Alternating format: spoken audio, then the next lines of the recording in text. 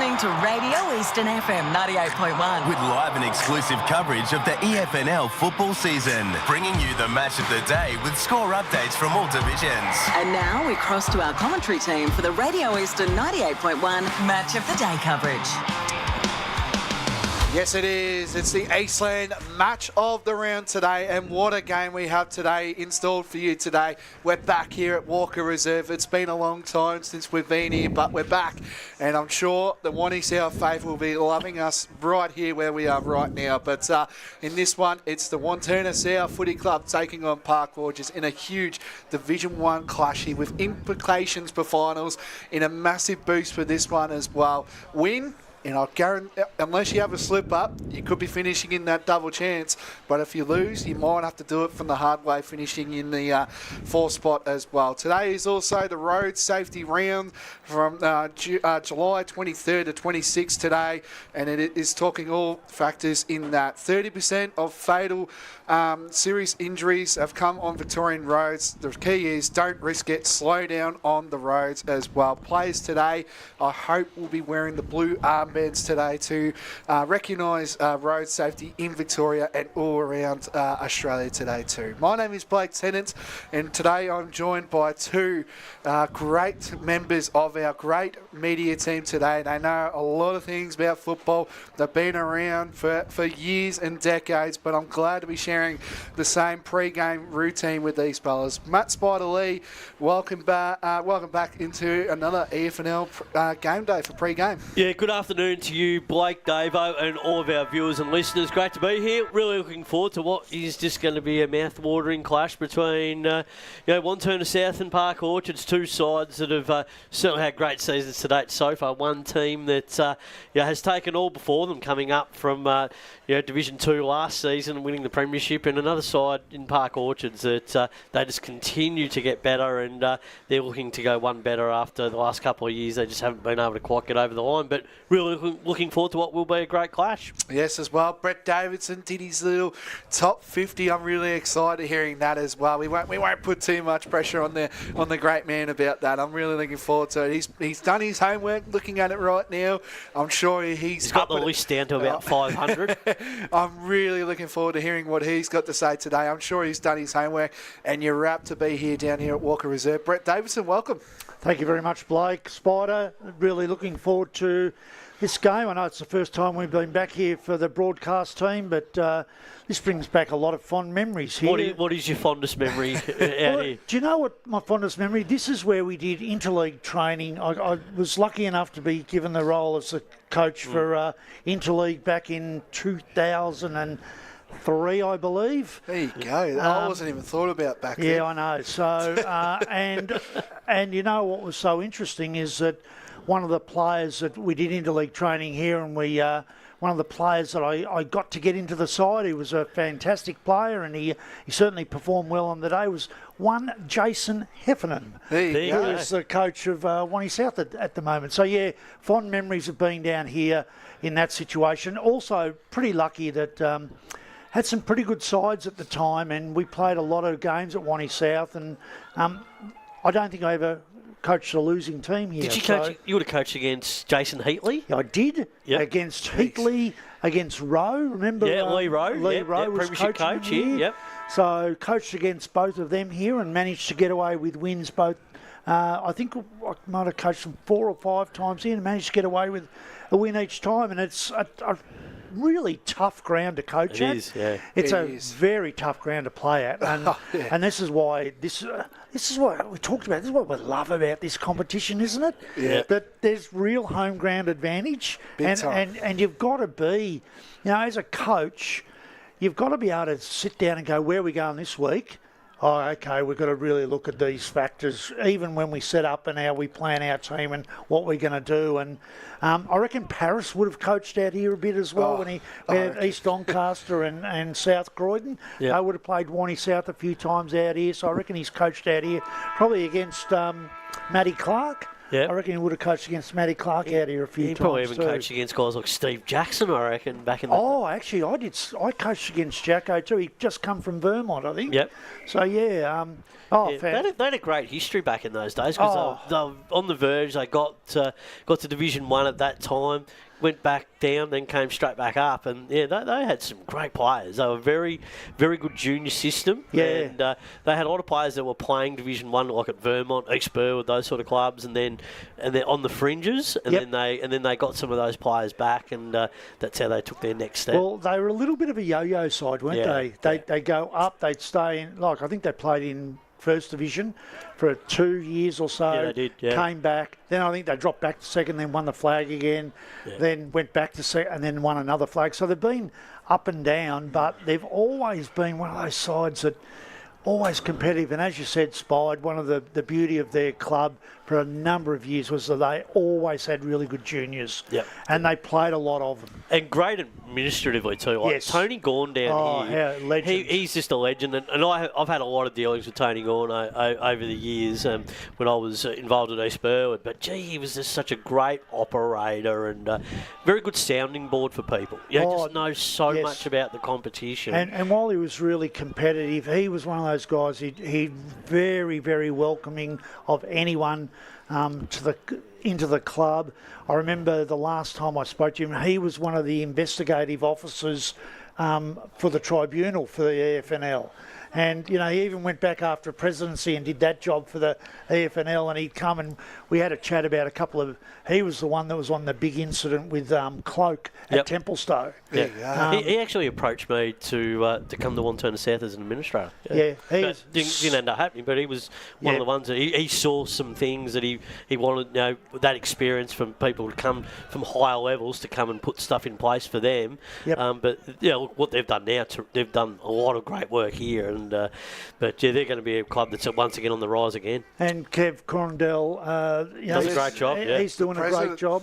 Junior president as well down at Wantirna South too, so he's covered all faces at this great club. And I think it's like anything, when clubs that are in this sort of area, division, all those sorts of things, you look at what are the best clubs doing. Yeah. And you look at, one of the things that people criticise the Vermonts of this world, but what they've done really well is they've been able to bring their junior presidents through into the senior club, and they often become senior presidents.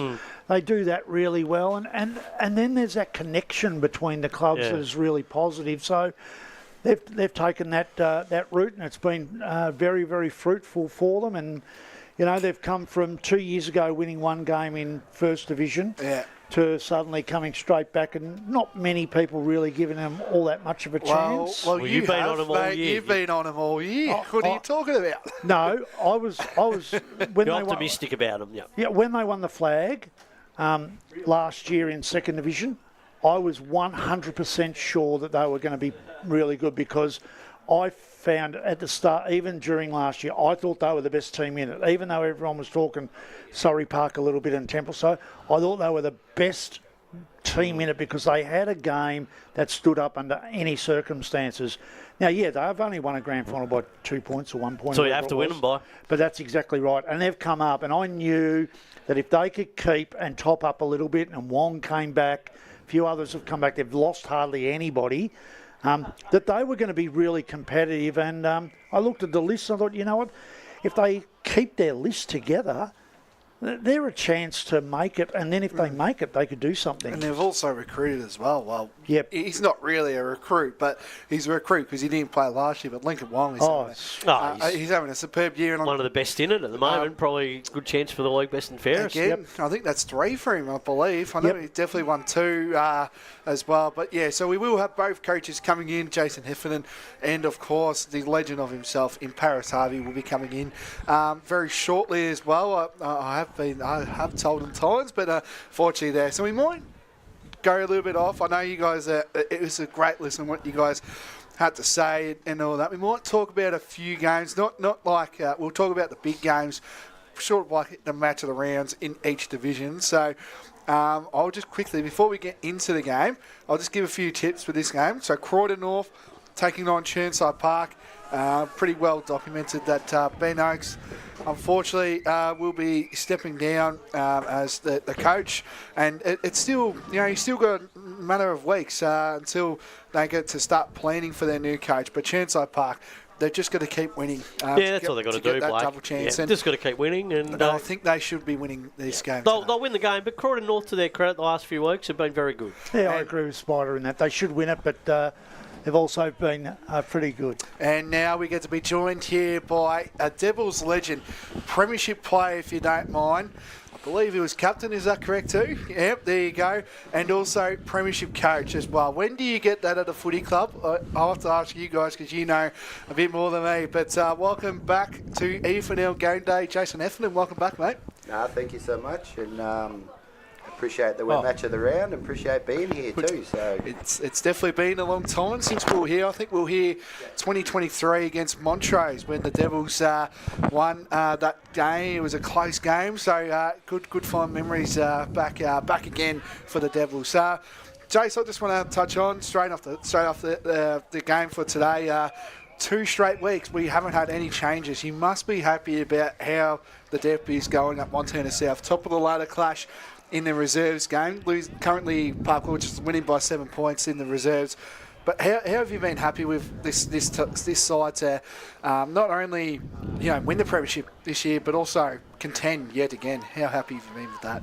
look, you couldn't have been more happy, to be truthful, and the fact that we've made no change 2 weeks in a row is kind of shows where we're at.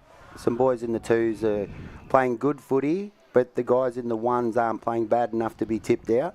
So that holds us in really good stead. These guys out here, they're calling me Monday, Tuesday, Wednesday, what's going on? And you go, well, who's playing poor enough to tip out? And our attitude is good towards, really pushing for your spot and earning your spot. And for the senior boys, they've sort of come to realise that playing just good enough isn't going to cut it. So the whole year has been amazing, the way the boys have conducted themselves, the way we've worked hard. The VFL boys have really helped us, not hindered us, and the Coates League boys, when they've been available, they've really added to our side. So the year has been nice. It's been a pleasure. Yes, as well. I just want to touch on as well, if you look through this Wantirna South lineup, there's obviously Jake Denez, Nathan Denez, Lincoln Wong coming back into the side. But I want to know who else has been performing up to the level, because obviously this is our first look of Wantirna South, and we're only 15 rounds in, unfortunately, and we finally get to come here. But who's been lifting this Wantirna South side to where it is now, sitting third on the ladder?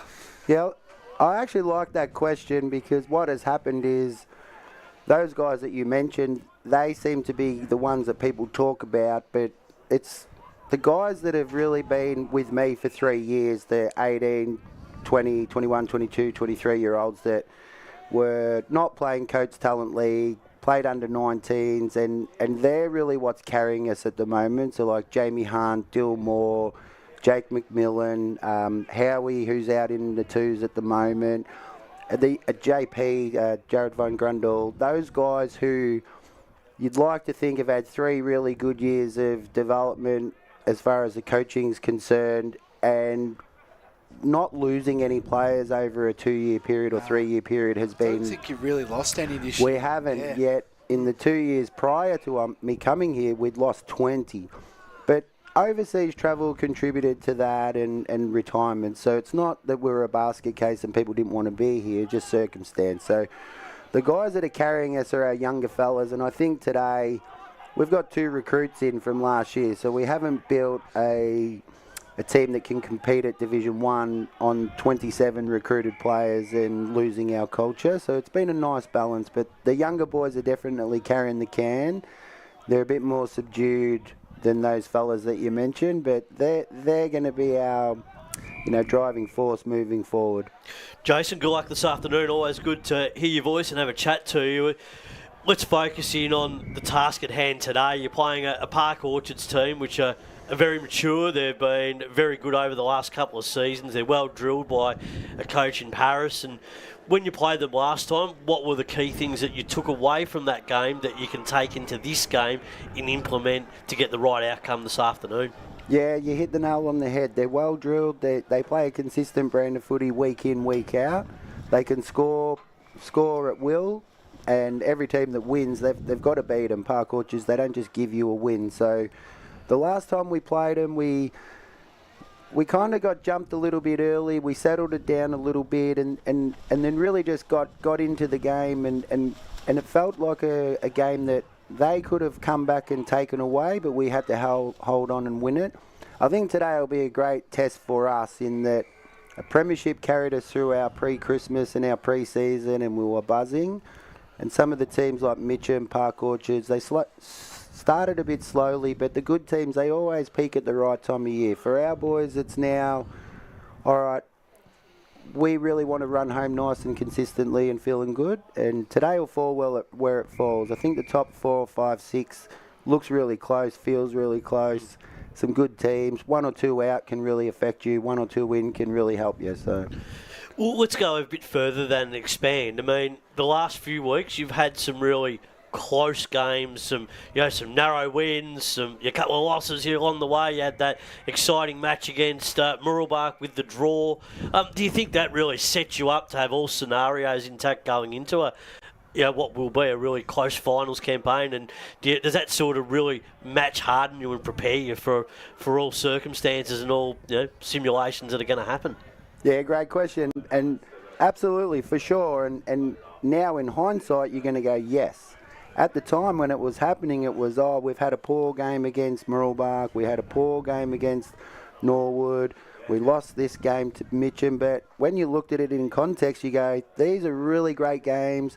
All those teams that ran us or got close were playing for something, whether it was Norwood to avoid relegation, Murrelbach still had a chance to win a final. Beaky, that game here, they win that, there was still a chance.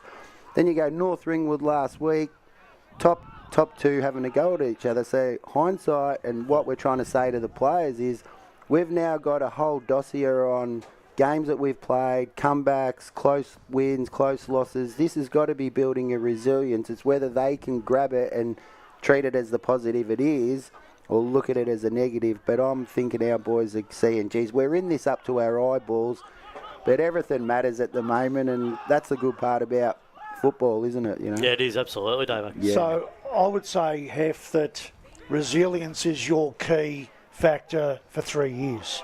If you think about the club, for the last 3 years, it's all been resilience. 1-17 in 24. The bottom didn't drop out. Didn't drop out. Could have easily, but it didn't. Last year, really, everyone talked about Surrey Park and Templestowe. You were kind of like an afterthought. And then, as I said to you, I think halfway through the year, you're the best team in it. And you were going the way that was really good. And then you built up resilience through finals because of the fact you were able to win games that at times you were out of, and then at times you got back into and you won them. And they were close finals. This year, yes, boys, I was the one that jumped on the Wantirna South bandwagon and said you'll make finals. Have you been listening to that, Hef? But I had you there as well. The reality is, as far as I'm concerned, it's because I look through the team, the balance in the team, you've got 7 players who have played over 100 games. But you've also now got a group of about 8 or 9 that have played between 45 and 70. You've now got that beautiful balance. You've had consistency within your group, apart from Hewitt, who hasn't been there a lot this year. You've suddenly built up a real a goal-scoring group that are hard to shut down because they all play differently. You've always had a good midfield, and you've now picked up Wong, who just complements it beautifully. And the area in your team, which I think people have completely underrated, has been your defence, where I think your ability to be able to transition the ball out of defence is as good as anyone I've seen. But when you look at it, resilience. Would you agree? Resilience is the key to all of that. The ability for this group never to feel like they're out of a contest. Yeah, look, and that is the thing. And the 1-17 year, you've got to give it a lot of credit now, later in the piece. At the time, it didn't feel like that, probably from even our committee, but from the coaching group, it was like, we get through this and we just show the boys what it takes to have resilience, number one, but a change of game plan, game of style, structure. And I was trying to bring some stuff that I'd learnt at my time in VFL and TAC Cup coaching, and to grab these boys, that's where I see that they've just gone, geez, we like it. All right, we're not winning, but we can see a glimpse. And then last year, not to lose any players was our greatest strength, I thought. Recruit a couple. And then this year, we don't lose, we add. And then the people that come into the club, they see that we're replicating what it is that they're seeing on telly. Or if they've played Coates or VFL, they go, oh, training's very similar. So that development phase has been perfect. This year, the key is we've never been out of a game, even though mentally or physically you go, oh, they're done. The comebacks have been great. Getting yourselves into that position isn't the best, but, mate, last week North Ringwood put 8 on us, and we look like a Z-grade MO footy team, and then we put 7 on them. So, you know, when you got your momentum, it's really cool. But the resilience of the boys has been fantastic. I'm really proud to coach them, but I know that they're not the finished product yet. And, you know, it's the mental side of things that I keep looking at and thinking, how do we work on it without being overwhelming to a 20-year-old who, he goes to work on a shovel, he just wants to play footy on a Saturday, and I'm trying to get deep and meaningful about the afterlife and spirituality. It just doesn't work. So, yeah.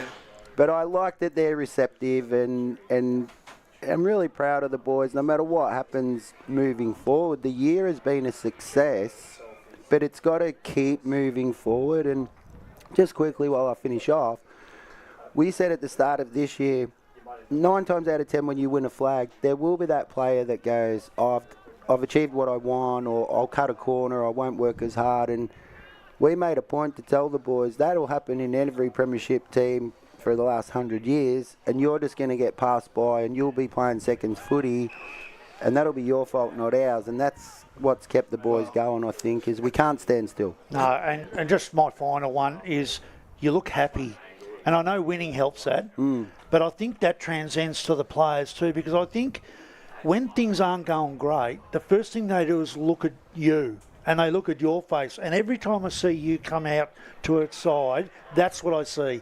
I see that smile, even though deep down you're probably going, I'm ready to give these guys a belt. But you know, you stand there and go, you're a naturally happy bloke too, aren't you? Yeah, look, I am. And it probably bleeds into, you know, where I'm at in my life. I work in the mental health space. I've done some stuff with Corrections Victoria. Now I do some stuff with community housing. So the mental health side is really important to me. It's really funny because I know some of these boys think that I'm a complete nutcase because I can have these stressful moments, but I'm so much calmer than I was when I first started coaching, and I'm very internal, and unfortunately we don't have a coach's box where you can sit up there and lose your nana and no one knows. I've had some moments where the players are like, whoa, Hef's really intense. But when I speak to them, I'm really calm. So they struggle to connect. How can you be like that and then like this? But I've even had the boys on Tuesdays and Thursdays go, mate, why are you always so happy? But this place gives me so much. Like, not as in Wantirna South, football. You go back to them, of course. Yeah, football. But it's the fact that you care so much, not about them, but you're so invested. Oh, yeah, for sure. But then I also look at what footy gives me in my life. It gives me a place to be, brotherhood, structure, routine. And I'm a person, you know, I like a pat on the back like everybody else. So what footy gives to me is huge. And then I kind of look at, well, how can I give back and enjoy what I'm doing, but have them enjoy what they're doing? I still get quite paranoid about, do the boys enjoy training, and are they feeling good? Are they getting better? And, you know, not that I worry what they say, but I do worry that they're not getting out of it what they want to get out of it. Do you vary up training sometimes? Yeah, we can, but again, we try and be a little bit like an AFL and VFL and have a routine, and then sometimes the boys don't like that. So we train at different venues quite often. You know, a change is as good as a holiday, and we have a fitness staff. So our training is very set, routine-ish, but to the point where it's like the players, they seem to be able to enjoy it. Yeah. And lastly, the only thing you lose, mate, is the colour of your hair as you get older and coach, isn't it? Have a look at me and you. Hey, who would have thought that 25 years ago we would have had dark hair and you would have had a heap more of it? Mate, I still feel pretty proud of my hairline. My old man was bald at 25 and I'm 51 and just hanging in there. But and he told us about your interleague linkage. We're going to wrap things up, unfortunately. He's got a big game to coach. I know we could sit here for hours talking with Jason Heffernan, but I just want to wish you all the best today. Good luck. If you win today, potentially double chance goes with the Devils this year. So good luck, and we hope you get the 4 points today. Thanks so much, guys. I really appreciate it. Go get him. No worries. Jason Heffernan, senior coach of the Wantirna South Footy Club. Geez, it was a great interview. Good to talk to the great man. Insight. Great insight. As well. So wonderful. Very good. And I think we've got Paris Harvey. He's not too far away. Just saw him before walking around. But yeah, that was a great insight on what it is down here at the Devils. And speaking of, Paris Harvey is walking into the coach's box. He's just here. He is coming through at the moment. Paris Harvey, welcome aboard. Welcome again. Brent, to EFNL Game Day. Got you over the line, didn't I, after our brief chat? How you going? I'm good, mate. Yourself? Yeah, good. Just made the one change today. Manny Haythorne coming into the side for Josh Gelsian's playing Box Hill today as well. But I just want to talk about Park Orchard's back-to-back grand final losses. Always tough. We'll flip that one away. But I feel like ever since that Montrose game at Montrose, you have really put this season to where we all know where Park Orchards will be. Do you sort of agree with that question? Do you think you've really hit the right side of the season right now? I still think there's a long way to go in the season. We've got a tough game today. Obviously, Wantirna South is very challenging. I think we've gone okay. We've lost 4 games now, and the biggest margin in those 4 games is 12 points. So we've lost 2 by 12 points, 1 by 10, 1 by 8. Last week, to be honest, Mitcham should have probably put us to the sword and won by 6 or 7 goals. But we come back in late in a bit of junk time last week. But that's a positive. We've lost 4 games by 40 points. I think that's a good thing. So. And does it come down? Do you work it on at training during the week, or how do you balance it out? Because obviously the 4 games you've lost have come under what you just mentioned. So do you implement that at training as well to hopefully it doesn't happen? Because Wanty South have been in those close games, but they've been winning and just lost last week. Do you implement that at training too? Yeah, just about being better in the moments. A couple of those games we weren't better in the moments, and it's not through lack of trying. It's not like the players aren't trying to be better, but it just sometimes it goes your way, sometimes it doesn't. And we just keep putting ourselves in those positions. Hopefully, sooner or later it turns, and sometimes it turns a bit into your favour with the personnel you put out in the park as well. We're slowly getting a few players back, which is good for us. We've got Matty Haythorne back today. It's his first game since last year's first qualifying final. And also Team of the Year as well, I believe, too. So that's a... He's a fantastic player, and this is his first game for us today all year. Yeah. Like he played last week in our reserves. It's a pretty handy pickup. It is. Absolutely. Paris, good luck this afternoon. Looking forward to the contest. I asked Jason a similar question, and I'll put it to you. You play a team like Wantirna South. The first time you met, what were some of the key takeaways, and what are some of the key things you want to implement here this afternoon when you come to a ground like this? What are some of the things that you consider? It's a very tough ground to play at. You've been here so many times as a coach, and so you obviously understand on how you need to play the ground and the conditions. But Wantirna South as a whole, when you first played them early in the year, what were some of the key things that you really learnt going into this sort of contest in the rematch? I think they're very good at their contested work, which is evident in the players they have in the middle of the ground. They've got some big bulls in the middle of the ground, which work the ball forward for them, which is a credit to them. So we've got to get better in the contested work, and we just got to get, once again, I keep saying it, we've got to get better in the moments. If I'd be really, really, really worried if we were getting hidings and floggings, and then I go, well, what we're producing out in the park isn't working. Whereas the reality is we've been in all those games, bar probably last week for 3 quarters, and then all of a sudden we showed a little bit in the last quarter, but not much. So I think we're in a lot of the games that we got done in. not going to throw the baby out with the bathwater. We just got to keep persisting and hopefully it turns and changes. A lot of people have said that we've probably underestimated Park Orchards in terms of so far this season. I mean, obviously, you've played in the last 2 grand finals. You've been thereabouts and could have gone either way in both grand finals. But this group seems like they are a very resilient group and they are determined to keep pressing and get back to Premier. They seem like a group that are just eager to learn and keep growing together. And you being able to bring different players in to give different looks to better this team. Yeah, we've got one recruit this year was Liam Taylor, which is a homegrown player. We come from North England, who's a 1-pointer. So yep. we trust in our junior program coming through, and we're pretty, we're hoping like hell we get 19s again next year because that's what the basis of our club. We bring all the kids through as we can. So we played last week with 21 pointers, 21 Amazing. Pointers. And we'll play today. We'll play today with 21 pointers. So it tells you where the club and the direction they want to take is always on the back of homegrown players. So that's what we'll keep driving for, and we want to get our 19s up next year and the year after that, and give every kid that plays on our list an opportunity. To go play high. Like Josh went this week to play at Box Hill. I went out and watched him before I come in. How'd he go? At 10, yeah, good. He's a young man making his journey. So, yeah. And then, we're rapt that he gets that opportunity. And we've got a few others at VFL level that we're rapt that they get their opportunity. And if we can be a part of their journey or the travel through our football club, we'll give it the best we can. Makes it you get a good thrill out of it too, to see some of these young players progressing. Absolutely. And then you touched on it before. I was actually looked at, I got a message sent to me when you talk about underestimating us, the team. I noticed that all of you chose Wantirna South. No, I didn't.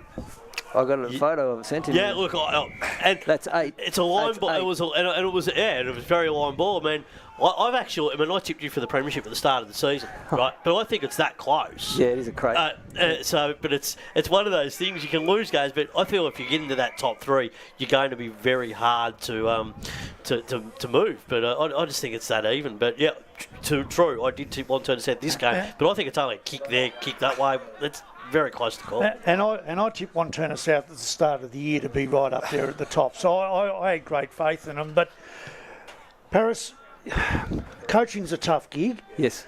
And rarely do you get plaudits. Rarely do you get plaudits. It's, if you don't win it, there's always been something you've done wrong. And I just want to say something, mate.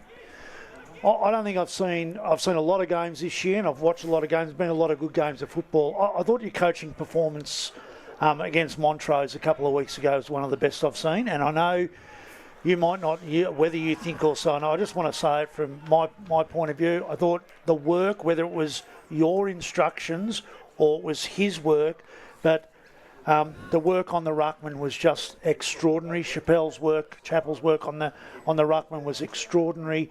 I thought your defensive structure was as good as I've seen you work for a long, long time. And then I thought your ability to run the right people through the right channels to get the ball forward was sensational. So take the credits. I know you don't like being spoken about much, but I'm going to give it to you. Today, I look at these two sides and they're kind of like a little bit identical in some ways. You're pretty well similar structured sides. Yep. Neither side's got that really big forward that's going to change. Neither side's got the electric midfield that's going to tear them apart with spread and run. But you're both good contests. You both got nice runners from half back. You're both well structured, and you both play the game to the end, which I think has been shown by, as you say, when you only lose games by a small amount, it means you're playing to the end. They're winning games that have been, decided in the last 10 minutes of 3 or 4 games this year. They play right to the end. As a coach, what's the message today about the way you play? Does it change, or is there anything special about the message today? No, our message hasn't changed. It's just the belief in our system and the way we play. So going back to the grand finals, yes, we lost heavily to Mitcham in that grand final. We tried our hard-outs last year in the grand final and got done by 2 points to a powerhouse team.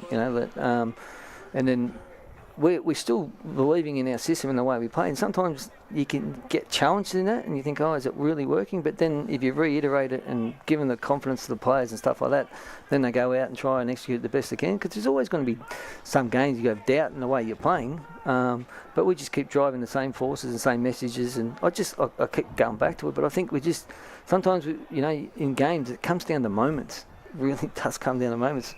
And if we can get better in those moments at those critical times in the games, then it makes a difference to the result that you're on that day. And then if you win those moments, then they're the things that you can continually reiterate back to the players.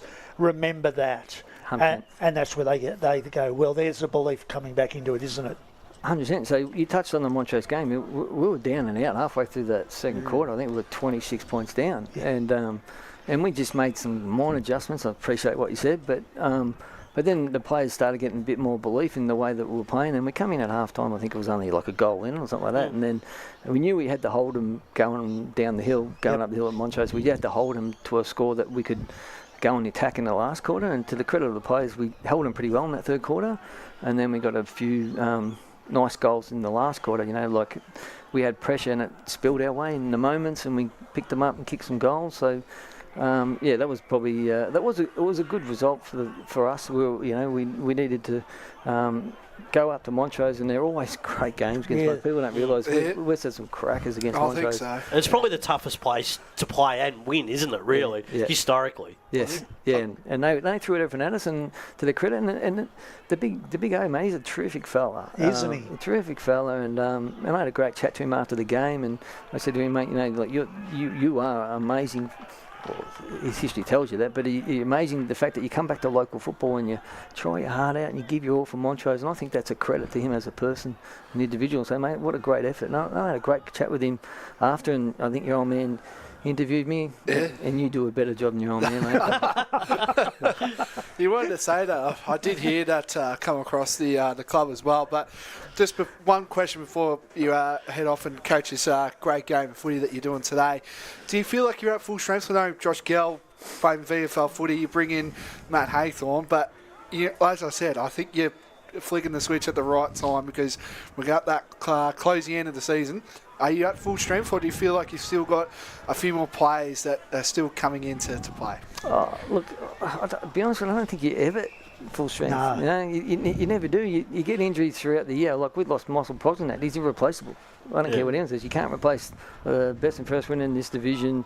One of our captains, over the years I've been at Park Orchards, and just an out-and-out terrific bloke, but a great footballer as well. And they're irreplaceable. So, and you get injuries. So, in this game today, unfortunately, someone might get injured, and okay, do you lose them for the year or something? We've lost a couple of players for the year.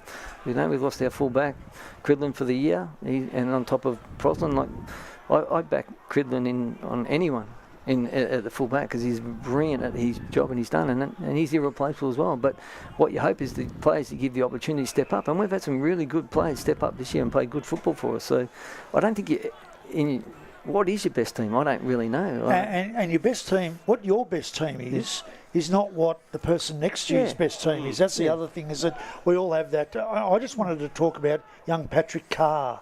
Can you just give me a little bit about him? 217. Yeah, so Paddy Carr is obviously Category B rookie for Richmond. Okay. And he's obviously signed on middle of this year. And Richmond, not reached out to us, but said, you're interested in playing Paddy, and we're more than happy to help Paddy once again along his journey. One day if he makes AFL football, we can say, well, we were part of it. You know what I mean?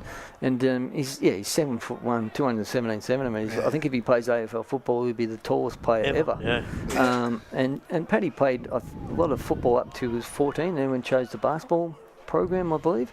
He spoke about that, come back from college. So, last week was his first game since he was 14. Yeah, I saw that. Oh, that's right. I didn't know anything about him. Yeah, and then it's amazing. So he's trained obviously Richmond, and then he comes down and trains with us on Thursday night and plays with us going forward. And then, like I said, his journey's a bit apart, we hope, of Park Orchards. And then in a year's time, 2 years' time, if he's run out in the G, how good would that be for us as a club? You got the little step ladder to go up, and when you're having a chat to him, to get eye to eye to him, mate. He's a big boy at 7'1". Oh, mate. when he first walked on the training track, I think a couple of weeks ago, and the boys have just gone, oh, wow. You know? And then when he jumps up and he gets his hands up there, it's massive. It's a long way up, isn't it? Yeah, and then he's going to make his way through this program and then into VFL program and AFL program. You know, that's Richmond's decision, and we support and help him in any way we can. As you know, Tim's involved with our football club, and Blair Hartley's involved with our junior program as well. So they're having great impact, those two. Yeah, well, we're happy for if they have trust in putting a player like that into our organisation. You know, you got to understand that as well. It's trust. They're not going to give a player willy-nilly to anyone. They're going to say, okay, let's make sure we get this right. We've got to get it right. Yeah. So. Yeah. Oh, they're in good hands, that's for sure. Yeah, they are indeed, and the Sharks are fine as well. And we hope Paris and his great team get over the line. I did tip Park Orchards. You can play. You can blame our media manager for that one too. I'll let him know too. But good luck today, Paris, and bring home the 4 points today. I've got one thing I've got to say on the radio. You bumped into me mate Timmy Pulse the other day. Yeah, I did. Oh, he's a ripper, isn't he? I said to him, I had breakfast with him on Friday. I said, I'll mention your name, mate. Okay. You'll love it. All right, thank you very much, gentlemen. Good stuff, Paris. Legend. Paris, cheers for that as well. So, big game as well. Okay, well, mate. Thanks, Paris. But yeah, Sharks in Wantirna South to come. We might take our first break here on the Eastland match of the round, and straight after this, we'll talk about some key games, and then after that, we'll have another break and bring in the call team. We'll be back shortly. Today at Eastland, Lucy's trying on jeans for a momentous occasion. Coffee with the ex. She needs jeans she can move in because she's definitely moved on. Jeans that get a second look, but don't give any second chances.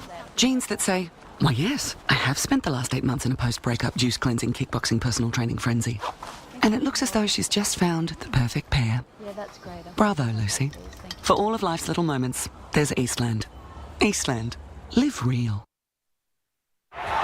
Sprained your ankle bursting through the banner? For bumps, breaks or bleeds, be seen sooner, close to home, at Knox Private 24/7 Emergency Department. You'll generally experience shorter wait times. Knox Private 24/7 Emergency, 262 Mountain Highway, Wantirna.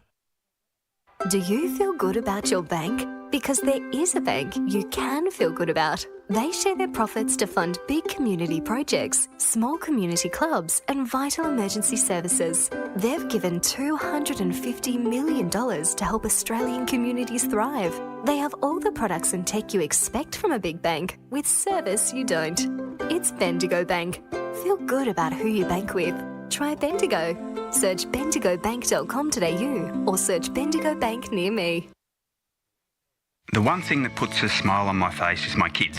The sun shining through the clouds even in winter absolutely puts the biggest smile on my face. Seeing delicious food on the table ready for me when I get home. One thing that always puts a smile on my face is seeing my family. The thing that puts a smile on my face every time is really good music. Just the simple pleasures in life. Be remembered for the greatest moments in your life. Find out more at tobinbrothers.com.au. Tobin Brothers Funerals, celebrating lives. There are only 3 things that should be flushed down your toilet: pee, poo and paper. Some wet wipes and antibacterial wipes say that you can flush them, but you can't. They clog up the toilet and pipes, causing expensive blockages. Save yourself a truckload of trouble. Put your wet wipes in the bin. To learn more, head to the Yarra Valley Water website, yvw.com.au/wet-wipes. Hi, Dylan Dow from the Baroni Football Netball Club here. When I need to grab a quick coffee or a bite to eat, I'm popping into Eastland. Eastland's more than a shopping centre. They support a range of community organisations and have been a major partner of the EFNL since 2018. Cheers, Eastland. You are listening to Radio Eastern FM 98.1. With live and exclusive coverage of the EFNL football season, bringing you the match of the day with score updates from all divisions. And now we cross to our commentary team for the Radio Eastern 98.1 Match of the Day coverage. Eastland match of the round today down here at Walker Reserve today on a fine winter's day today. The clouds are coming in, but I'm sure this game will be a blockbuster game down here at Walker Reserve between Park Orchards and Wantirna South. It's third v fourth, and it has massive implications for finals for both of these sides. If you just joined us and you want to know a win today, and if you don't have a slip up, probably be finishing in that double chance, but a lose today, unfortunately, you could be playing in an elimination final between Montrose and Boronia. Potentially, they play today, but we'll talk about that game very shortly. But we'll talk briefly about some of the games today. So I think we'll just give a tip for this one.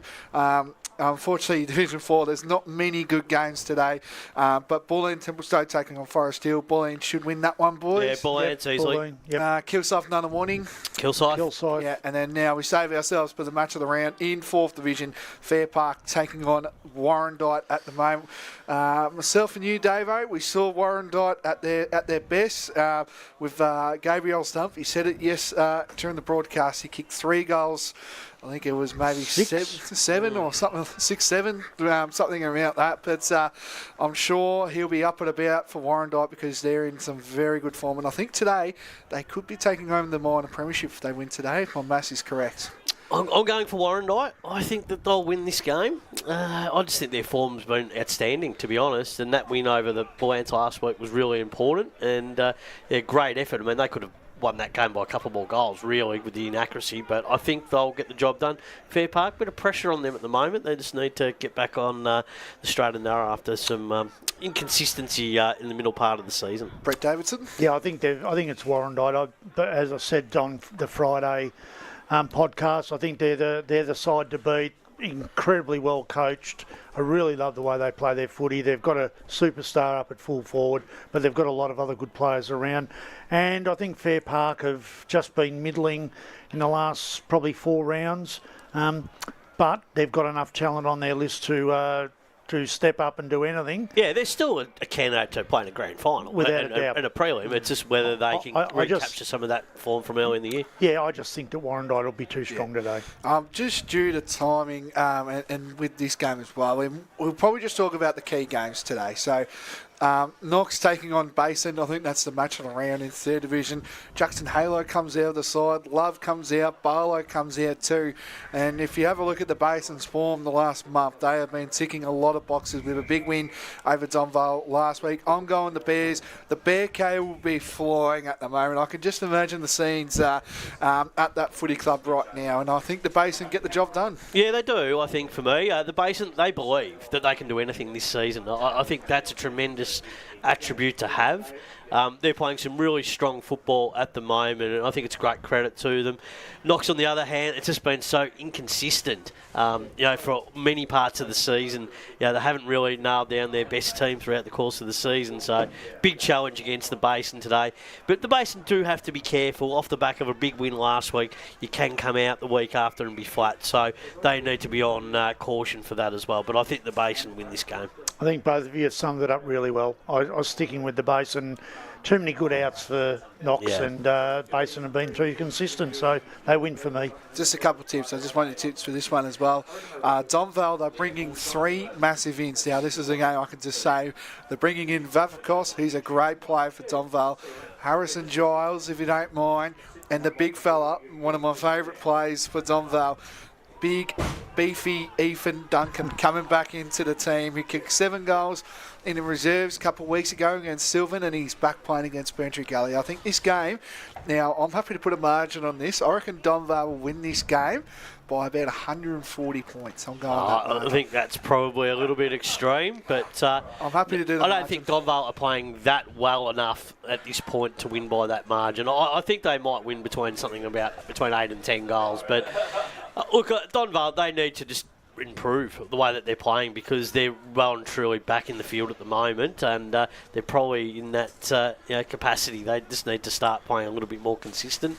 And Davo, their output's got to be a little bit better if they're going to be that contender like they've said they have been at the first part of the season. Yeah, the 3 ins are huge. Yeah, they are. And Ethan's massive, so in a lot of ways. So. I think that helps with them. They haven't been playing great, but they'll be too good for Ferntree Gully. And I think I don't know about 140. That's a Blake Tennant call. I'm happy to say it, and that's all right. And if it comes up, he'll be saying it a lot more. But in saying that, so that would mean that Ferntree Gully, the effort that they showed last week against Coldstream, just goes out the door. Well, the last time they played, Domvale scored 205 points against them. Yeah, and I think Domvale have been missing. Not just the 3 that have come in, but I think Rouser came back last week, and they've got a few others that have come back into the side. So they're going to be nearly back to full strength, and when they're at full strength and playing the best football, they're beating sides by 130. So whether they do it today, I'm not 100% sure, but I think they'll win it pretty easily. Yeah, they'll win. Unfortunately, we don't have enough time here to go over because there's only 45 seconds left in this reserves game here.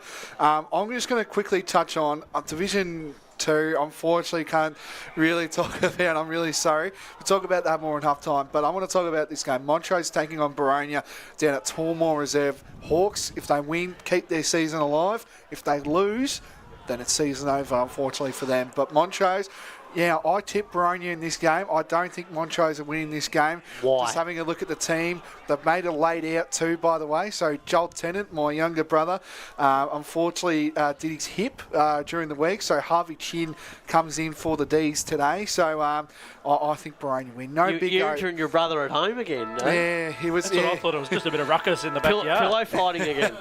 But I'm going Boronia. So, where you guys sit? No, Montrose win for me. I just think it's a big test on the big ground, but I just think that this is a big game for them. They need to illustrate and demonstrate that they're going to be a key player in this season. So, Boronia, big opportunity for them at home, but I do think that Montrose, it's all on the line for them today to secure that final spot. Boronia, they've just ebbed and flowed a bit through the year, but it's a massive challenge. If they can get it, well, good luck to them, but I just don't think they're going to be able to stop Montrose. I just think there's too much riding on this game. Too big a out for me. For Tennant out is a huge out. He has been in really ripping form this year. Holds that back line together. You're thinking of Bo, not Joel. Oh, sorry. So, there's that many Tennants around. Have you injured that one? I'm surprised that Nick hasn't listed himself down at full forward. But Harvey Chin coming in, playing his old side, will be interesting. Look, I'm going to go for Montrose, but only just. I think they're only just going to win because I think Boronia have been a little bit inconsistent. And we'll touch on more in detail, but Blackburn Roval, that's the match of the round in Premier. I think the Hawks, they're ticking a lot of big boxes here, and I think they get the job done. Yeah, Roval for me. Saw Blackburn live a couple of weeks ago. Their first half was okay, but after that, their pressure sort of eased off. East Ringwood really got hold of them in the second half. That was a polished performance for Blackburn. A couple of good ins today, but guys like Wood and Ainsworth back into the team, so that helps them. But I just think Roval, I just think their forward line going to have too much for that Blackburn defence at the moment that's lacking. Roval by 5 goals for me. I think they're too good. They're the very, very, very, very close second favourite to East Ringwood in the final, so they'll be too good. All right, well, that is the halftime show, and we're going to bring in the call That's team. That's not the halftime show, Blake. We'll see you at halftime. We'll see. It felt like we've gone to halftime of the seniors, doesn't it? It was a very long set of interviews, which actually, as a result, means we're not going to go to another So that will be it for the pre-game show. My apologies for that one, but straight after this, we're going to run straight through. We're going to get our call team in straight away. So, Jared Beelan, off to you. G'day, everyone. Thank you very much, Blake. That pre-game show was fantastic. I did have a listen to the interviews with Jason Heffernan and Paris Harvey. They gave a lot. I'm really keen for this game down here at Walker Reserve.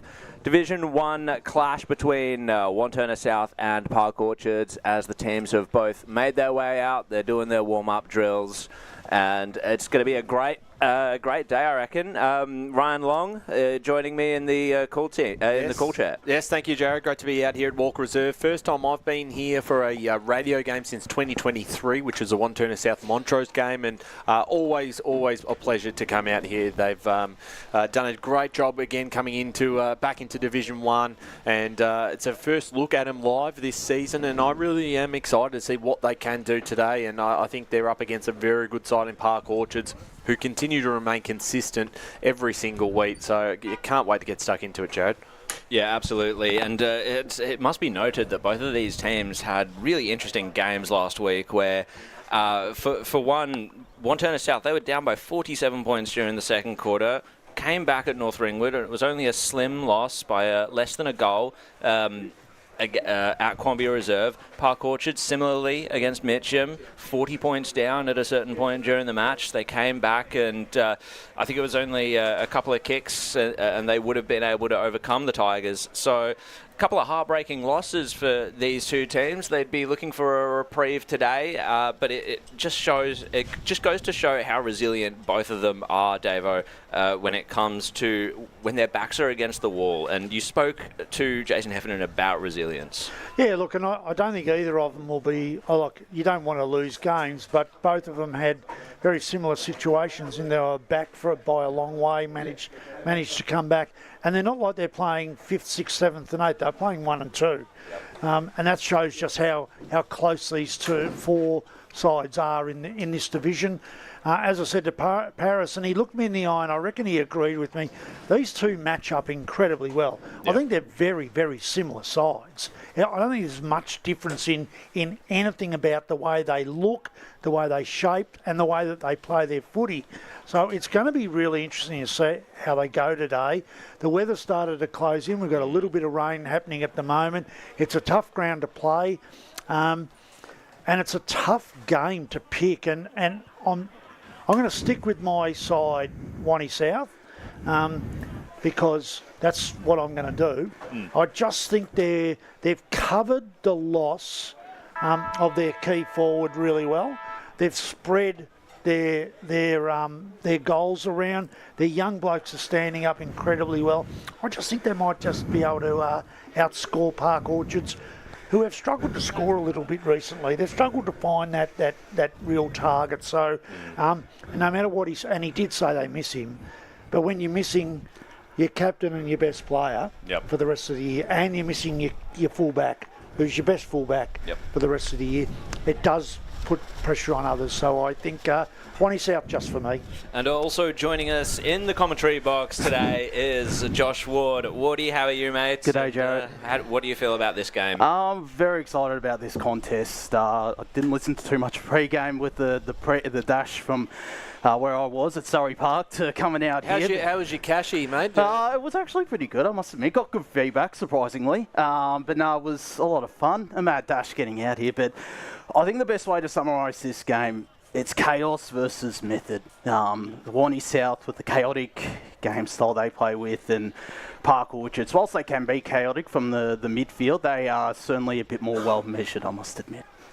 Yeah, absolutely. Looking forward to seeing how they both go head-to-head today. And, of course, earlier on in the season, it was the Devils in what I think at the time we thought was an upset out at Domini Reserve. I think they had a couple of key outs in that game as well, and found a way to win that game. So we'll see how it all plays out, obviously, this afternoon. We're also going to welcome back who's been on the pre-game hosting things today, Blake Tennant, who's on his way to the boundary at the moment. Blake, what's it like out there? You've probably just come out as soon as it started raining, but tell me about it.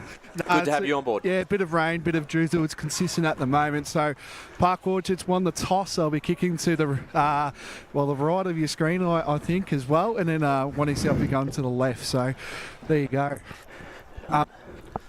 Our great media manager down as Wantirna South here, but I actually tipped Park Orchards for this game. So, supposedly, I don't know. We're falling apart with the tips and keeping track of that. That's why Blake's leading. And you know what will happen if it goes the other way. I'll say, it's in the book. It's in the book. 100%. I actually Just on a separate subject, I did catch a look. I think I remember you guys mentioning in the pre-game about Patrick Carr. He's a giant. Yeah, he's enormous. 7'1". Wow, and that's him. I don't know if we can sort of see him out the back there, number 48. He is a head and shoulders above everyone. Yeah. So. And unfortunately, with the weather it is at the moment, it's raining a lot more on him than everyone else because of his height. So maybe he could be a shield for the rest of the Park Orchard players on the bench. He's a big unit, isn't he? Well, if it starts to rain again, he's the first one to know. So we'll, of course, see how that all goes today as we're almost ready to go out here at Walker Reserve for the first bounce. It is 3rd v 4th, Wantirna South taking on Park Orchards. And it's Josh Chappell versus Jake Dinez to get us underway in the ruck contest. There's a free kick immediately. It's going to go the way of Lincoln Long. First opportunity to go forward. Goes to the wayside of Wantirna South. Spearing ball, nearly hit up a teammate. He led well, but Whitnish was there, front and centre. Magnano also for assistance. Wantirna South able to recover the ball. Kaika didn't quite get hands to it, and rebounding will be the Sharks through Taylor. Keeping it low, just over the head of Figamali. Champa, safe hands. He's going to look for the dash of Hickey, who sends it towards centre-half forward. Out comes Webb, trying to grab it at ground level. Wantirna South providing good pressure at the moment. Dinez laid his hands on it, and he was wrapped up. Tapped down by Jake Dinez, roving it, however, was Champa, high up and under into the forward line. Downey charged out, didn't quite make the effect, though. And it'll bounce its way over the boundary line. I'm loving seeing the two big bulls at it straight away, Dinez and Chappell. I reckon that's fantastic. It's going to be a great contest, this one. Oh, it's great. Both of them acquitted themselves very well against Oscar McInerney. So that is quite a feather in each of their caps. Dinez nearly just took it straight out of the ruck contest, but it's fallen for Wong. Sends it into the pocket for Wantirna South. Just a little too wide there for Will Clark, and it'll be over the line and back into play through hands of the umpire. Wonder how much attention Lincoln Wong will get as well in the Wanty South midfield. Jay Whitnish did trail him in that contest. I do wonder if he'll keep a close eye on him or some other Park Orchards player. After winning the flag and getting one of the best midfielders back in the side, he's a very handy inclusion this year, and he's playing quite well. Would be important again today if they're to get the win. Quick little handball there from Caney. Figamali, bouncing ball, almost worked out okay because Quinn Clark was out the back, but he'll sport across the line for a minor score. So first score of the afternoon got in the way of the Wantirna South side, one behind a Park Orchards no score. Thanks for joining us today on Radio Eastland 98.1 FM or our Facebook and YouTube streams. Short chip into the pocket for the Sharks. Sam Heron in the back pocket here. Looks to send it down the line on the far side of Walker Reserve. No mark taken. Ball hits the deck. At ground level there, Taylor doing well, got the handball off in time. And now they're going to go through Webb inside 50. The target was Downey. Couldn't quite get him, and now it's a 2-on-1 in favour of the Devils. Lewis Downey doing a great job, but not able to contend there as Dinez out of the back line. It's worked this okay. The handball from Jamie Hunt was cut off and across the line, so we'll get a boundary thrown right in front of us out here at Walker Reserve. How's the work rate of Jake Dinez? Yeah, pushing back, becoming that defender, not allowing Downey in a one-on-one. Back into play we go. The man we just mentioned, Jake Dinez, will take this ruck contest. Fell the wayside of Chappell. It's Whitnish getting the clearance. Downey charging out again, but first to it will be Heath Disney. Hands it over to Nathan Dinez. Just fumbled at the wrong moment. Downey tried to capitalise upon that. Tackles Disney as well. Brilliant aggression by Downey, and it's rewarded with a holding the ball. Free kick to him. That's what you want from your key forward. Excellent pressure on his part. That's not what you want from your key forward. Skews the ball off the side of his boot. It's Kaika in the end to try and rove it away. O'Keefe now. Not a great quality kick either. So Park Orchards just for a reprisal. Blakey sharing it around. Sending it forward will be McAuliffe. The defender didn't have his goal-kicking boots on today, and it trickles over the boundary line. I think you can see the effect already of just a little bit of drizzle. Yep. the ball's got wet quickly, and I think the last 5 kicks have all come off the side of the boot. Because that was a flat helicopter, that one, wasn't it? Yeah. And that'll suit Wantirna South today as well with their contest brand of footy they play. 4 minutes in, just one behind so far. That's gone the way of Wantirna South. Back into play it will be. Keppel got the tap down. He took front possession. Andrew, however, will rove it. Trying to find McMillan, but he had to topple Champa over the boundary line. We'll get another boundary throw in. So he's been handy already, Champa. He's been involved in 3 clearances, so he's been very valuable straight away. He's a good player. He's a good player. He kicks... he was the only multiple goal scorer for Park Orchard in their grand final, I believe. So deep inside, Park Orchard's forward 50. Legger got the handball off the Kaika, couldn't get off the boot and was stolen away by Taylor. Now looking for a target. Nathan Dinez comes and flies for that one, taking the mark in defence. Might be wrong on that. Such a key player for the Devils. Hits up his target in Dylan Moore. Who was best man on the ground in the grand final last year, wasn't he? Yes. Nathan Dinez. Yes, he was. Won the medal as Moore goes down the line himself and coming in to take the intercept mark. A great grab there by Spiteri, who's off straight away. Was looking to get the handball receive as they move this one down the line. Here's Price Inglis. Price Inglis towards their half-forward line. Came off hands by Moore. Blakey did well. Got the handball back to Jeffs, to Blakey. Blakey's kick centering and finds a target to Spiteri. They worked out that pretty well in a tough position in the ground. Spiteri inside 50, hits up a target in the pocket. Must have come off hands. Trying to claim the mark there was Whitnish.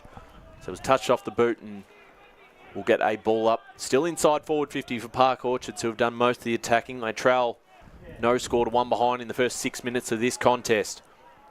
Fegan Marley at ground level is Wong. He's handball back, and now they try and escape. It's a 1-on-2. Getting hands to it was Clark, but Spiteri, he's handball cut off. Now a chance for Deng Andrew. Got a bit of time and space. Takes a bounce at the wrong time. Not pinged for holding the ball. Followed it up and tried to take his opposition down in Parsons, and this time he's rewarded himself. And Deng Andrew, in the middle of Walker Reserve, can send them forward. There's nothing presenting as of yet. He's taking his time just to find a target. That's a great kick, great hit up, but he dropped the mark. Unfortunately, there did Caney. Ball comes back out towards us on the broadcast side. Mark taken by Kane Keppel. Keppel's kick forward. It's going to work out okay there for Champa, who's across the boundary line. Is tackled by Nathan Dinez, going nowhere. He's found his way to the ball quite often there, Champa. So far. Also really liked that dash of Dang Andrew off the back line, showing good aggression. Probably should have been pinged for holding the ball, but good endeavour nevertheless. No tap in the ruck contest that time. Kaika will be fighting for it. There are other players around it too. Figamali, one of them. Champa in and under also. But it'll be a ball up. I mean, they're the coach killers. The Deng, he gets it, and he's running through the middle, and he bounces the ball, and you're sitting there going, oh, why would you do that? But then he worked it back well. Keppel got the tap down, but O'Keefe was there. Andrew, his kick was smothered, punched away by Magnano, scooped up by Figamali, bouncing ball down the ground. Good tackle by Schaefer, as Warner wasn't going anywhere. I've also really liked Zach Schaefer. He's come into the senior side halfway through last year and has not gone out of it since. Wong will get this kick inside forward 50 for the Devils. Punched out the back. Warner trying to hunt for it. It's an opportunity for him, but the free kick has been given away. And it'll be going the way of Livingston to rebound for Park Orchards. So Livingston out of defence. Hit up his target that time in Hickey. It was fantastic the last time we saw the Sharks in a radio game. Finds Downey. The mark's paid. So here on the wing for the Sharks, Lewis Downey having another good season for Park Orchards. Second guesses himself before sending a long kick down the line. Plenty of Devils numbers in that contest, and in front position, McMillan was able to take the mark. He's had a good season as well, Bryce.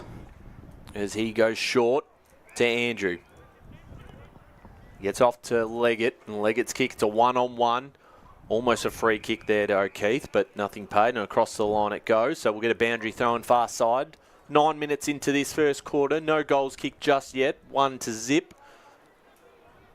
You'd be happy if you got Downey taking the ball up on the wing if you're Wantirna South, because he's not in a dangerous position there. So that's a good point for Wanty South to be able to take. Yeah, absolutely. Didn't have much ahead of him. There's Sam Heron, a high kick towards the wing. Keppel made a contest, couldn't take down the mark. There's Andrew, he's got his hands off to Kaika. Kaika goes back to Leggett, and they just fiddle around with it a little bit under a bit of pressure, but they've managed to work this out to Dinez, who drops the mark in the back line. Dangerous place to drop a mark, and it might be costly. Ball comes back over to Webb, getting past traffic, puts it on the boot towards goal, spoiled across the line, and lucky there for the Devils. Jake Dinez, he would usually mark that every day of the week, but just a minor score in the end, one behind each. Dang, Andrew is having some 5 minutes of game. He's had about 8 possessions. Dylan Moore stole the march on his Shark opponent, got the kick down, but it wasn't good enough for Jared Smith. Price Inglis was able to recover it. Blakey the target down the line, but it's all Devils here. Mark taken by Lockie Noy, sends it back the way it came, and a great punch by McAuliffe. Well, he's on a VFL list, this Deng Andrew, and him along that half-back line alongside guys like Taylor Leggett and Nathan Dinez are going to be crucial for that run and drive of Wantirna South from their defensive line. Something that has been such a feature of their game, especially in that premiership winning year in Division 2. Kaika just lost grip of it, and it'll be coming back the way of Park Orchard, however briefly, because Taylor was waiting out the back, gets the handball off, and Wantirna South will come forward again. Good lead up and a great spot up. This is Hunt. Jamie Hunt takes the space in front of him. The pack will form. No mark taken, but a free kick might have been picked out, and it's going to go the way of Warner. Push in the back, I would imagine. No, not Warner. It's out to give it up to Will Clark, I think. I think it was holding. It was a holding decision in the marking contest.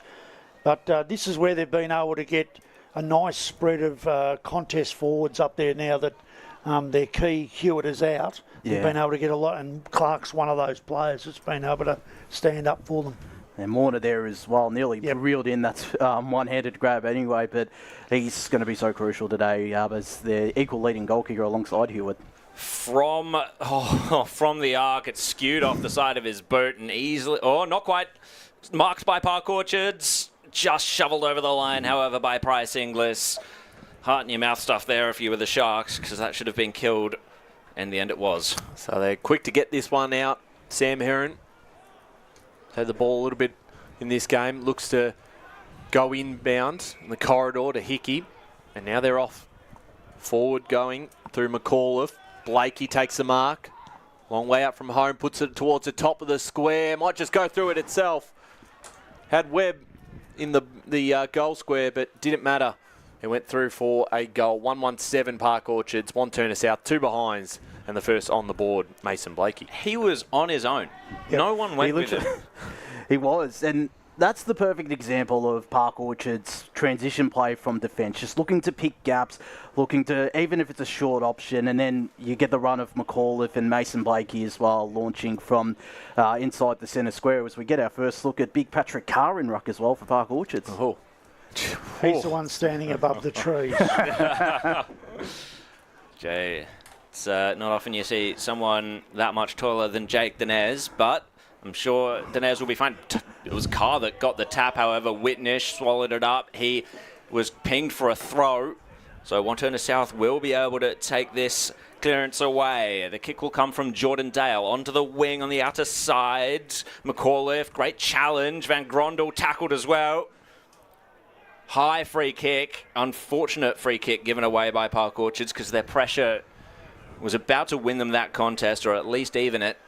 So Jared Van Grondel spots up Caney. Important player to come back in for Wantirna South recently. His kick was idle, however, and Park Orchards will be able to take advantage of that. It's come now to Taylor, and he's hit up Mason Blakey on his own once more. His kick was nearly smothered, skewed off the side of the boot in the end. Top of the goal square, Whitnish crashes in and was legged. No, he legged Deng Andrew by the looks of it. Oh, sorry, Jock Niop. No, it was Deng Andrew. And he's going to be brought back behind his line. Kicks it into the pocket. And trying to work this out through kicks. Oh, slipped through the hands. Downey nearly snapped it. It was smothered. Bounces back for Park Orchards. Hickey from the arc on the left boot. It's a flying shot at goal. Andrew put himself in the way. Blakey's there as well. Devils able to rebound, and it'll be Ethan Kiker. So Kiker's off. He gets a handball quickly, and they're going to move this forward as quick as they can inside 50. Ball comes back out to Caney. Caney off the left boot, inside 50, finds a target deep in the pocket here on the boundary line. And a chance here for Wantirna South trying to get their first of the day. Jared Smith, tough angle from here. That's the first time they've had an end-to-end transition. Wantirna South, they moved the ball quickly by hand, and beautiful kick from Caney.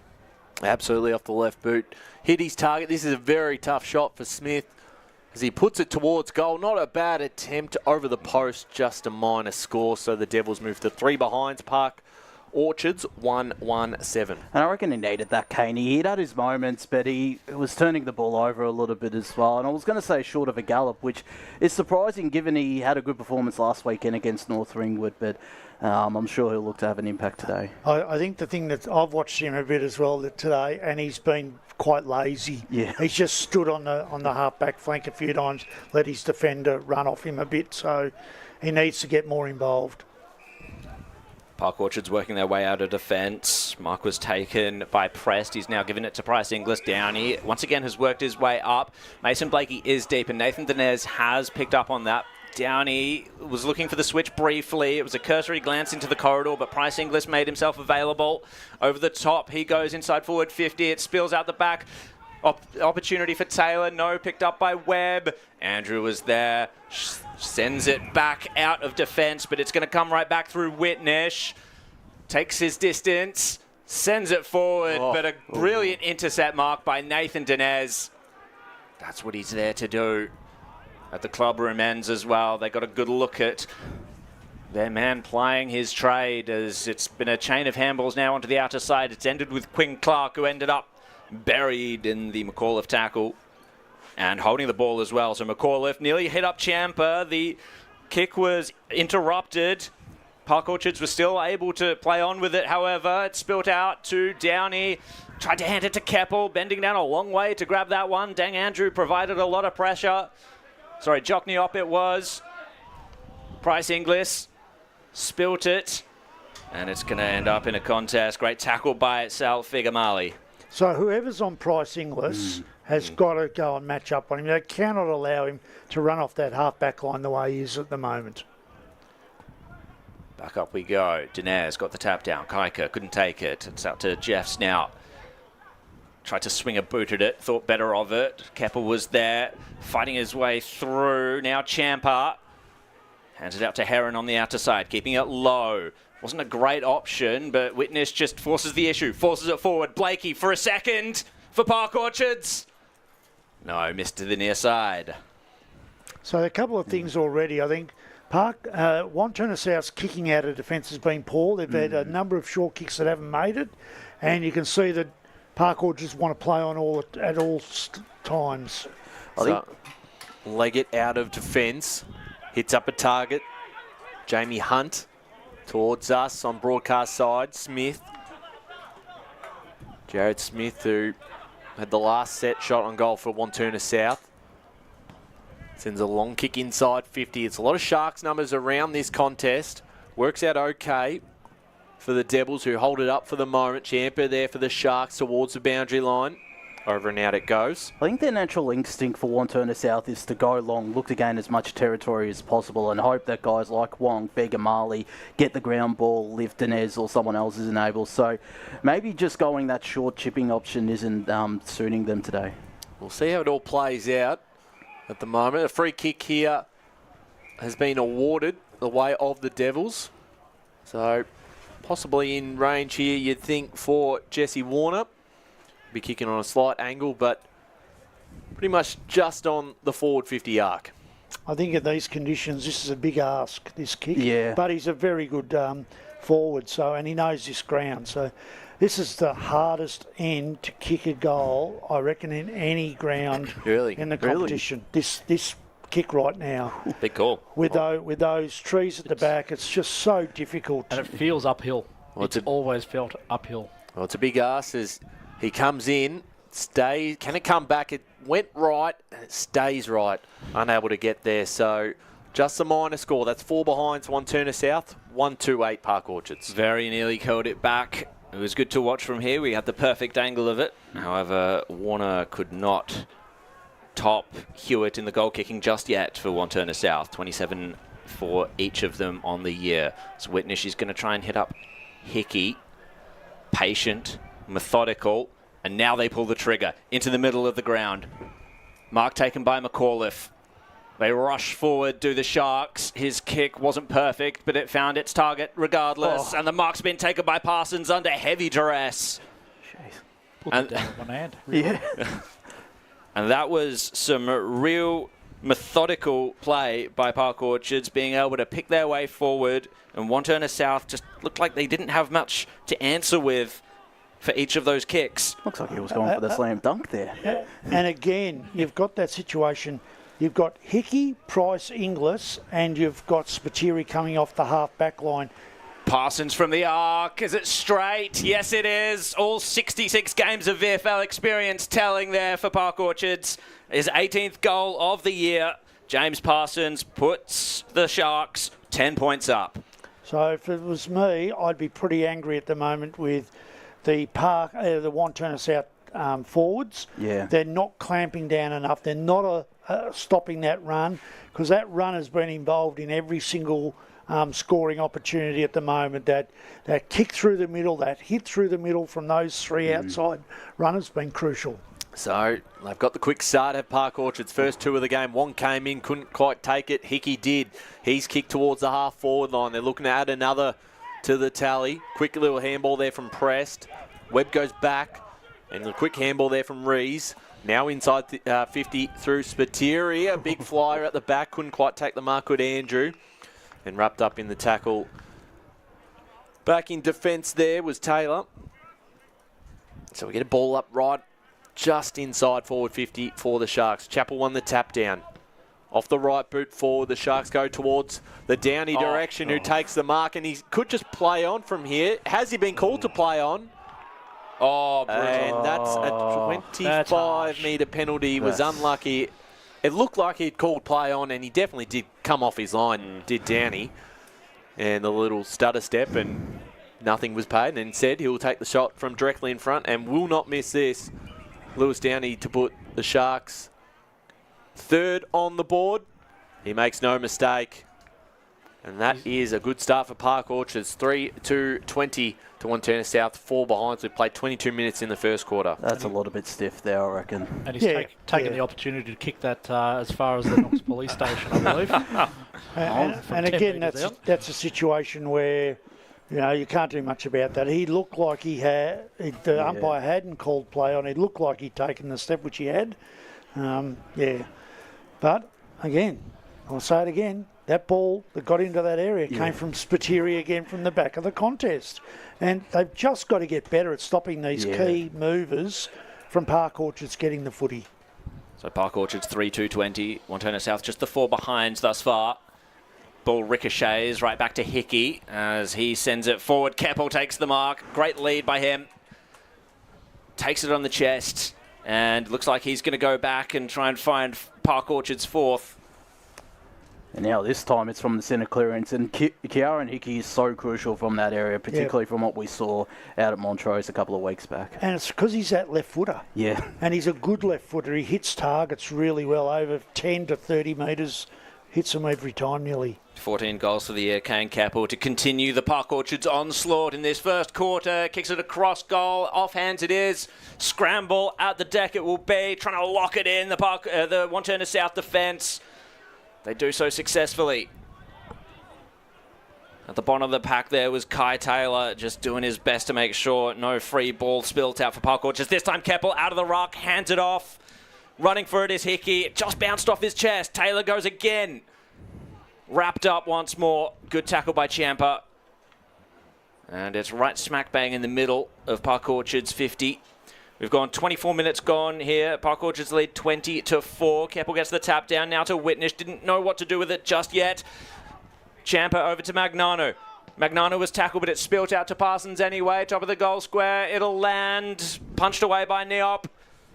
Handed off by Webb. Crashing in was Leggett. Andrews goes again. Tackled. Calls for a free kick. I think he's got it. I think he's going to give it to Park Orchard. Pulled it in, I think. He did drag it in, but then they did jump over the top of him. So he ended up with the footy. Yeah. So what's the call? That it was high? I think. No, I think it was holding the ball. Neop dragged it in. We've got called for dragging it in. Brutal. Oh, I don't know about that one. Yeah. Oh, I agree. I don't think that was a ball up. So coming in will be Sammy Prest. Oh, and 25, I think. Oh, 25-metre penalty. This I didn't agree with it either. Oh, no. This is not the start you want for Wantirna South. This is another certainty of a goal. Sammy Prest comes in, kicks it right into the signs. They didn't put anyone on the goal at all. No, not at all. And it's small things like that. Yeah. Which, like, apart from giving away the free kick, do the disciplined thing and go back and stand on the line. It's not going to stop the goal, don't get me wrong. But it's those little disciplined things that you've just got to get better at. And unfortunately, who was it? Neop wasn't able to do it. He's got to learn those things. So back in the middle, it suddenly jumped out to 22 points. Little handy lead for Park Orchards. 25.5 minutes gone first term. Out of the ruck, it's going to be another free kick going the way of the Sharks. And the big man there in Patrick Carr looks to pass on to Spiteri again, who goes inside 50. Downey's in the direction. Out the back. They've got all these numbers here. Trying to get to the contest. Dinez goes back and a long kick out from the op towards us on the broadcast side. Can they get a mark out of this? Came off hands through Jamie Hunt. Finger breaker. And that would certainly sting a little, but just very almost rattled at the moment. Yep. Wantirna South. And there's that run from behind again, and they've got no one on Spiteri at this stoppage as well, Wantirna South. You're spot on. He's on his own, and he's having a big first quarter. Had a lot of the football. Cross the line, the ball goes again by Hunt. That came off his foot. And I think that's Kaika. I think Kaika's the one to go to him because he's gone to Hickey at the moment. I reckon it's Hunt who's going to win. Yeah, he's gone out now. Parsons on his own. So Jake Dinez out of the ruck. Tries to get something going for the Devils. Ball didn't really work out for him. And now Jeffs, bit of time and space. It was sport by Leggett. Jeffs goes back again. And they link up on that far side. The mark is taken now by Reese. 27 minutes gone first term. 4-2 plays 4 behinds. Been a big start towards the Sharks as they go inside 50. Can they get a mark? It'll sport from behind by Neop. As the ball hits the deck and is in a very dangerous area for the Sharks. A free kick is going the way of the Devils and it'll be 25. But it won't matter because the siren sounds for quarter time and it is a big first quarter for the Sharks. They lead this game by 22 points. 4-2, 26-4 behind. The goal kickers from that quarter. Parsons 1, Downey, Prest and Blakey also with 1 each. We're going to take a quick break here and then on the other side we're going to hear from one of the coaches and then get stuck into the second quarter action out here at Walker Reserve. As Sarah opened her best friend Jackie's wedding invitation, she was overcome with a wave of emotion. While her 2 young boys wrestled on the floor, tears of happiness rolled down Sarah's cheeks as she saw the words she'd been longing to see. Please note, this wedding will be a child-free event. Well, Sarah, looks like we're off to Eastland for a new frock and some heels. Let's book in that babysitter. For all of life's little moments, there's Eastland. Eastland. Live real. Sprained your ankle, bursting through the banner? Broke a finger, high-fiving the ruckman? Or did you run into the goal post again? For bumps, breaks or bleeds, be seen sooner, close to home at Knox Private 24/7 Emergency Department. The preferred provider of emergency care to the Eastern Football Netball League, you'll generally experience shorter wait times. You don't need private health, but there is an out-of-pocket fee. Be seen sooner, close to home at Knox Private 24/7 Emergency Department, 262 Mountain Highway, Wantirna. Do you feel good about your bank? Because there is a bank you can feel good about. They share their profits to fund big community projects, small community clubs, and vital emergency services. They've given $250 million to help Australian communities thrive. They have all the products and tech you expect from a big bank, with service you don't. It's Bendigo Bank. Feel good about who you bank with. Try Bendigo. Search bendigobank.com.au or search Bendigo Bank near me. The one thing that puts a smile on my face is my kids. The sun shining through the clouds even in winter absolutely puts the biggest smile on my face. Seeing delicious food on the table ready for me when I get home. One thing that always puts a smile on my face is seeing my family. The thing that puts a smile on my face every time is really good music. Just the simple pleasures in life. Be remembered for the greatest moments in your life. Find out more at tobinbrothers.com.au. Tobin Brothers Funerals, celebrating lives. At Yarra Valley Water, we know reducing your shower time, or show time, to 4 minutes can save you an average of $200 a year on water and energy bills. Shower shorter. Save water. Authorised by the Victorian Government, 1 Treasury Place, Melbourne. Sprained your ankle bursting through the banner? For bumps, breaks or bleeds, be seen sooner, close to home, at Knox Private 24/7 Emergency Department. You'll generally experience shorter wait times. Knox Private 24/7 Emergency, 262 Mountain Highway, Wantirna. You are listening to Radio Eastern FM 98.1. With live and exclusive coverage of the EFNL football season. Bringing you the match of the day with score updates from all divisions. And now we cross to our commentary team for the Radio Eastern 98.1 Match of the Day coverage. Yes, welcome back to Walker Reserve, quarter time here, and the Devils fall behind Trail Park Orchards 4-26. Dominant first term from Park Orchards. We're going to hear from one of the coaches in just a moment, but Josh Ward in the special comments chair got some scores around the grounds. Josh, what's happening when you go local? Let's start off with Premier Division and out at Baldwin Park. It's South Belgrave 7 leading Baldwin 6. East Ringwood 25 lead Berwick 18. Vermont 31 lead Noble Park 13. Blackburn lead over Roval 19-13. And no update from Doncaster East and South Croydon. Into Division 1, Beaconsfield 12 lead Bayswater 8. Montrose hold the early advantage against Boronia 13-9. Mitcham 13 lead Mooroolbark 10 and North Ringwood 12 lead Norwood 6. Division 2, Waverley Blues off to a fast start out of Croydon Oval, 25-4 out there in a crucial contest as well between the two Blues. East Burwood 10 lead Ringwood 8. Mulgrave also off to a fast start. They lead 32-15 over Lilydale. Surrey Park 22 to Heathmont 15 and no update from Templestowe and Scoresby. Division 3 will drop down into Donvale 37 to Ferntree Gully 12. So on track to potentially win by 140 points according to Blake Tennant, which surprised me listening into that. The Basin 31 leading Knox 14. Coldstream 27 leading Sylvan 18 and Whitehorse Pioneers 20 trailing Upper Ferntree Gully 23 out there at Springfield Park. Division 4, Croydon North Emlock lead against Chirnside Park early, 25-22 at Hughes Park. Bulleen Templestowe 45 to Forest Hill 4. 25-1 between Kilsyth and Wadding. The Cougars leading and no update from Fair Park and Warrandyte. Thanks, Josh. Fired through them all. And as we are about to hear, I believe, our potentially our boundary rider, Blake Tennant. He might be out at the Wantirna South huddle, so we're going to hear from when him. You can, boys. Yes, we've got Blake Tennant. Got Jason. And really got on the pressure today. We all know how good the pressure is from Wantirna South all year. Is that the key message, or what was the other? Yeah, pressure is what known for, and you can visualize. So when you can't see it, you can feel it as well. The other part to it is we know how they're playing. They're very good on the outside. I feel like we're all getting sucked into the footy, but that's a smart footy team, and you've got to give Park good. It changes, or you're just going to keep it simple? Nothing. It's all on the boys. No worries, thank you. There you go. All on the boys. All on the boys. Well, the boys will need to fire up in this second quarter. 4-2-26 to 4 behinds. They are trailing to Park Orchards. But Davo, what's the absolute two or three things that they have to fix up this quarter? For me, it's got to be the half forwards of Wantirna South cannot allow Park Orchards' defensive area to run the way they are, and they've got to just be a little bit more secure with the football in their defensive area. Wantirna South, they gave up the ball too easily into Park Orchards forwards.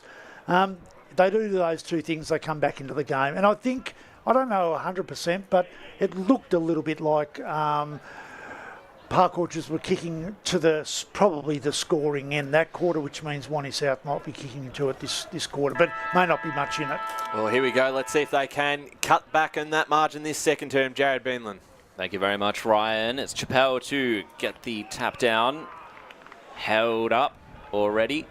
They would get up going towards this end, Wantirna South, with it being towards the club rooms. And a fair few supporters out there as well. Blakey just came to ground looking for the ball. Didn't come away with it. Another ball up. Looks like it's Jack O'Keefe who's gone to McLaren Spiteri.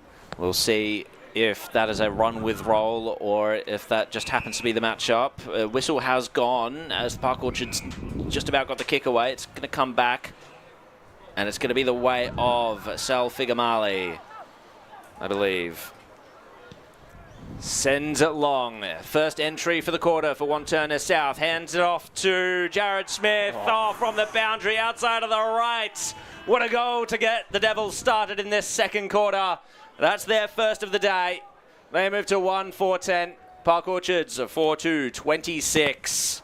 That's a Tobin Brothers goal of the day contender right there from Jared Smith. That's a brilliant finish. But great front and centre from Jamie Hunt to be able to get his hands off quickly then. It was an excellent piece of work. And that gives them the confidence straight away, get on the scoreboard, away they go. Just what the doctor ordered for Wantirna South. 1-4-10 to Park Orchards, 4-2-26. Marching back to 16 points, first minute and a half into this second term. Dinez in the ruck. He's won himself a free kick, so good opportunity for the Devils to go quickly back inside 50. That's exactly what they do. Who can mark this one?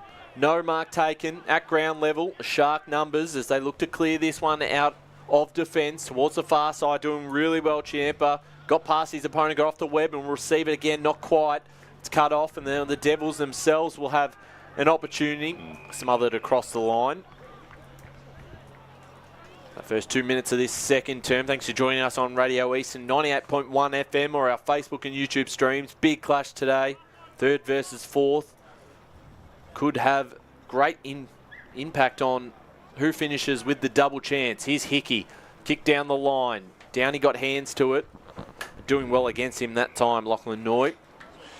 I just watched Hickey. His ability to be able to push off his opponent in the contest is really, really clever, and he just gets himself in the right spot. And even though he's a left footer, he's had a 45-metre kick on his right, and it's given him territory at the moment. He feels to me one of the more underrated midfielders in this division. Yeah. Yep.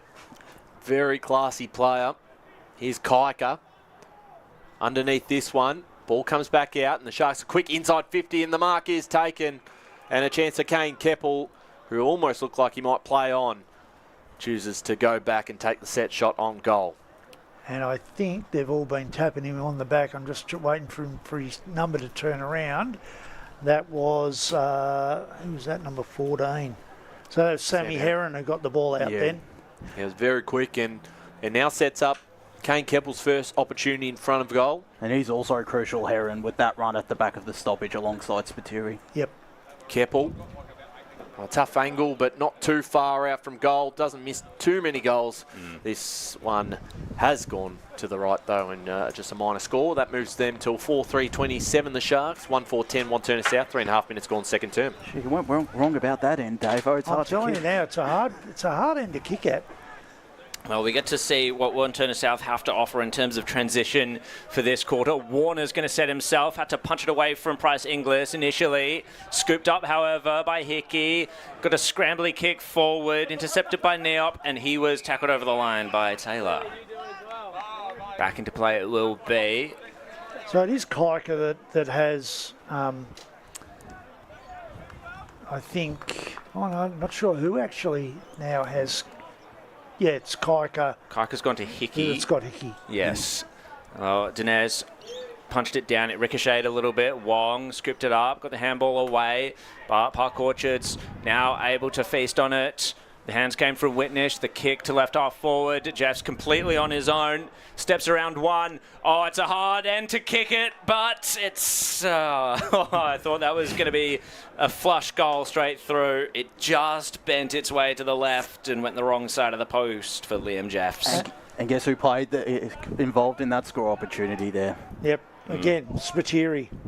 So Nathan Dinez to kick this one back in. So even 3-goal margin. Wong. He's handball towards the boundary side. Kaika getting involved. Price English chasing this one. And the ball's not coming out. So right in front of us, we'll get a stoppage. Broadcast side of the ground. 1-4-10, Wantirna South. Park Orchards 4-4-28. They kicked all 4 goals in that first term. Dinez giving away the free kick, or a block, sorry. He'll be getting the free kick. Chappell getting his way that time. So Jake Dinez inside 50. Looking towards the hot spot. At ground level, they get a quick handball. Forward they go. But through Moore. Just to the left, so a minor score. That moves Wantirna South 1-5-11. Park Orchards 4-4-28. That was one he shouldn't have missed. No, not a player of his ability. He should not have missed that. No, absolutely. One of the raft of goal scorers that Wantirna South have been able to develop over the past couple of years. It's been an excellent set of forwards that they've managed to get a hold of. As Heron hands it off to Spiteri, kept it low. Mark's been taken on the outer side there by Parsons. Says he's going to go long, does so. Setting themselves will be Downey. Just off his hands. Taylor's there. Dinez fighting for it at ground level. Downey aggressively as always. It'll be held in and a ball up in Park Orchard's forward pocket. 6.5 minutes gone. Park Orchard still continue to lead by 17 points. Chappell wildly swinging at it. Didn't make connection. Kaika was there to clean up the mess, and it's Neop out of defence for Wantirna South, but another turnover coming out of defence for the Devils as McAuliffe takes the intercept mark, will send the Sharks back into attack. Nearly a mark taken by Keppel, comes to ground. Wong is there just to try and hold it in desperately. It's spilt out to Downey. Trying to crash his way through was Kaika. And Hickey said, "You're not going anywhere." Another ball up. Opportunity for the Sharks. If they can get this goal from stoppage, it will really set the pain on the Devils. Squeezing a kick out the other way was Keppel. Tackling the Devils' defence. Able to hold it up yet again. Who's going to be around this stoppage? Coming in was Dinez, but it was his opposing ruckman that got it. Aggressive tackle by Nathan Dinez on Champa.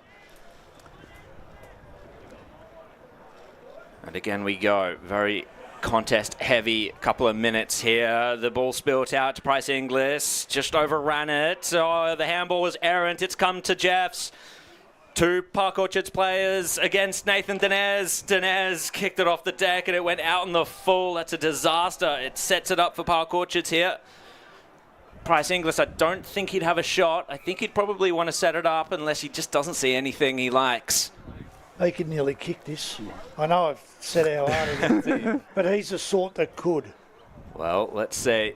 Jacob Price Inglis. Oh, you might not be wrong, Davo. Oh, it just comes to the goal line off hands, and the one behind to Park Orchards. They move to 29 to Wantirna South 11. Look good off the boot as Nathan Dinez brings this one back in. The mark taken by Kaika at the half-back line as the handball off to Leggett, who goes in towards the middle of the ground. Big grab from behind. O'Keefe had to climb over Spiteri. As O'Keefe now goes inside 50. Good ball from behind. Comes towards the boundary line. Smith is wrapped up by 2 Sharks. I would have liked a runner to go past O'Keefe then. He didn't have any runners. He's had to go back, stop, and allowed Park Orchards just to drop back and another defender. So still inside their forward 50 at the moment. Smith, the tackle on Price Inglis. Needed a guy like Ding Andrew running from behind as well with his penetration and off that thumping right boot of his.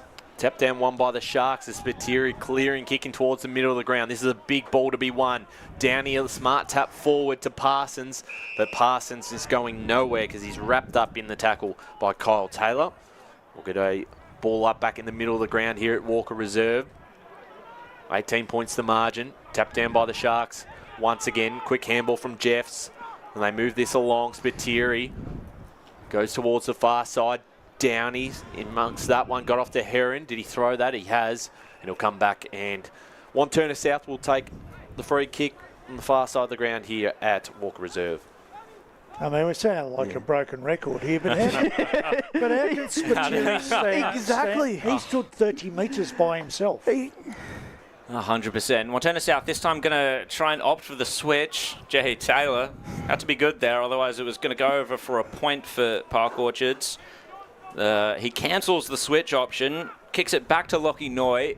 He sends it out of defence on the outer side. Mark taken by Kaika. Elects to play on, who was forced to, not sure. Handed it to Leggett. Noy again. It's a high one towards centre half forward for the Devils.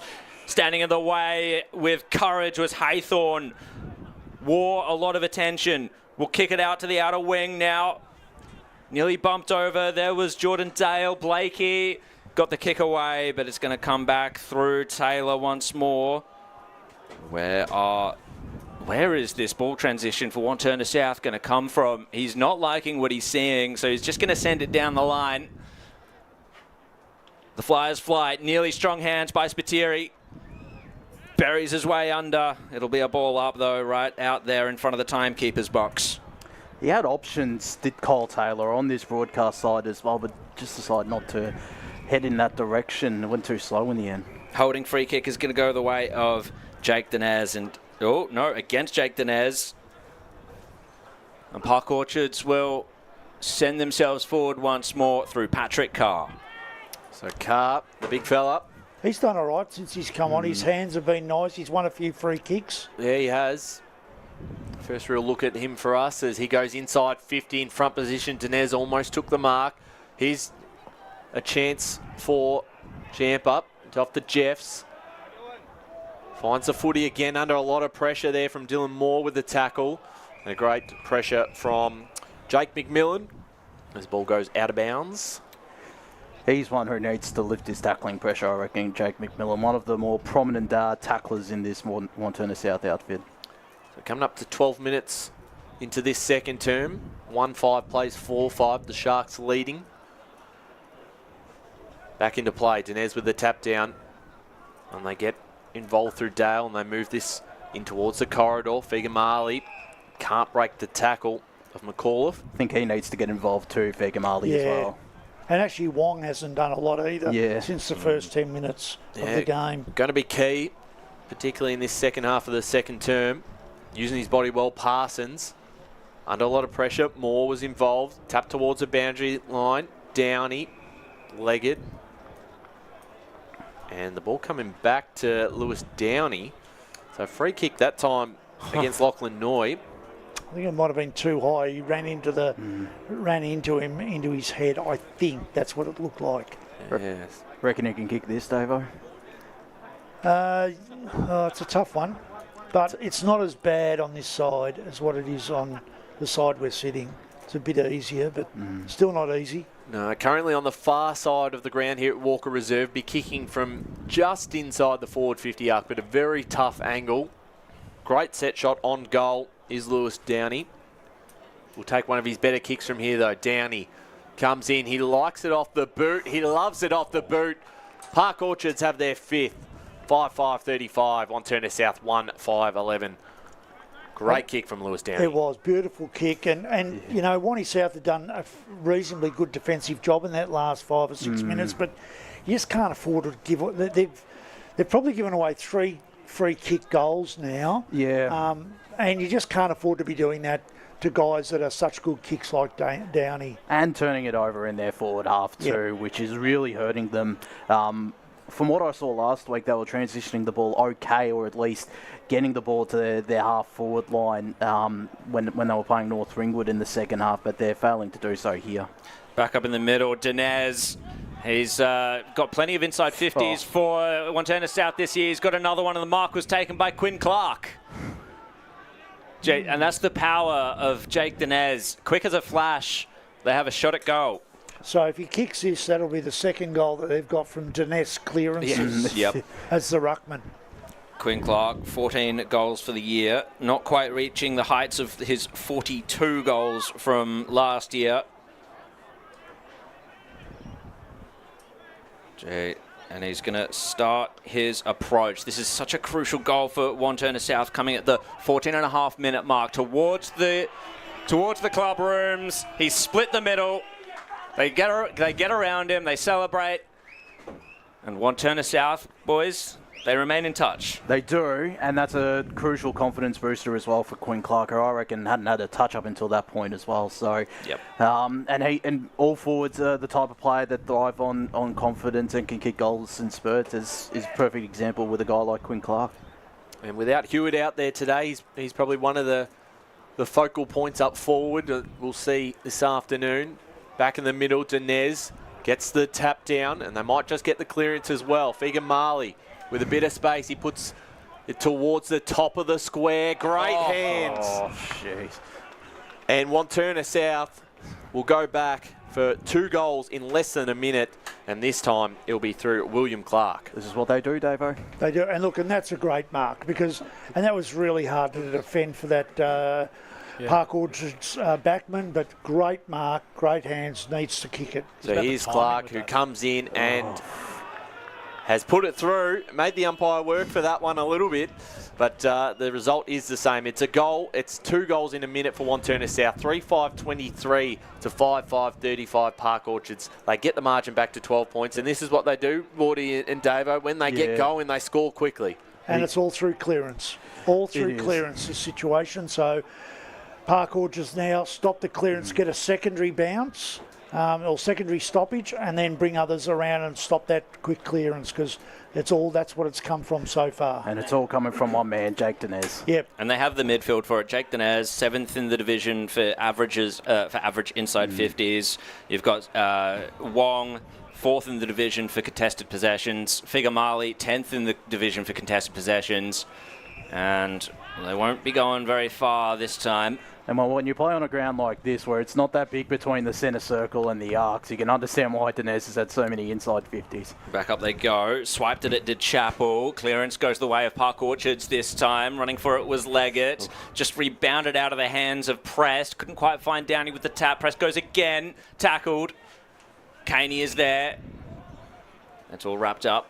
And this is the dangerous spot now for Wanty South. They can't allow anyone from the back half to run on Wanty South here. They've got to defend really strongly. No contest in the ruck there. Third man up was a thing just for a second. Jared Smith went hard, tackled. Reese goes at it as well. He tracked it in, holding the ball. And Wantirna South's defensive work just beginning to pay off a little bit also.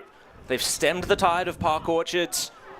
Goals as Jock Neop is going to send it forward. Setting himself was Clark over the back. The punch from Livingston. It's going to come the way of Caney. Tackled. Just got the handball away. Not in time, says the umpire, holding the ball. It's going to come to Whitnish, who won that free kick. Kick and a half from goal. Park Orchards threaten. 35-23 at this point. High kick. It's all Devils. Oh, it spilled out to Champa. He didn't complete the mark, did Andrew, and Champa takes the opportunity. Oh, not quite across the face of goals it went, and McMillan took the grab. Exiting defence now through Noy. Keeping it low. That was a terrible kick out of the defence then. He had all the time in the world, got lazy with a little kick around the corner, and they had 3 players out going. So disappointing way of defending then. And Jamie Hunt in particular almost had a paddock in front of him. Yeah, absolutely. Dinez once again with the clearance. Didn't take long for the tap to get to boot, but it was straight out in the full. Mike Tennant was nearly in play there. Park Orchards will take it through. Alex Magnano. Yeah, so Magnano to bring it back into play here for Park Orchards. Currently leading this game by 12 points. Looks to work it down the field, finds Keppel. Kane Keppel, a long way out from home. Sends it inbound, finding Haythorn. Haythorn inside 50. Can they get a mark out of this? Got hands to it, but couldn't quite bring it down.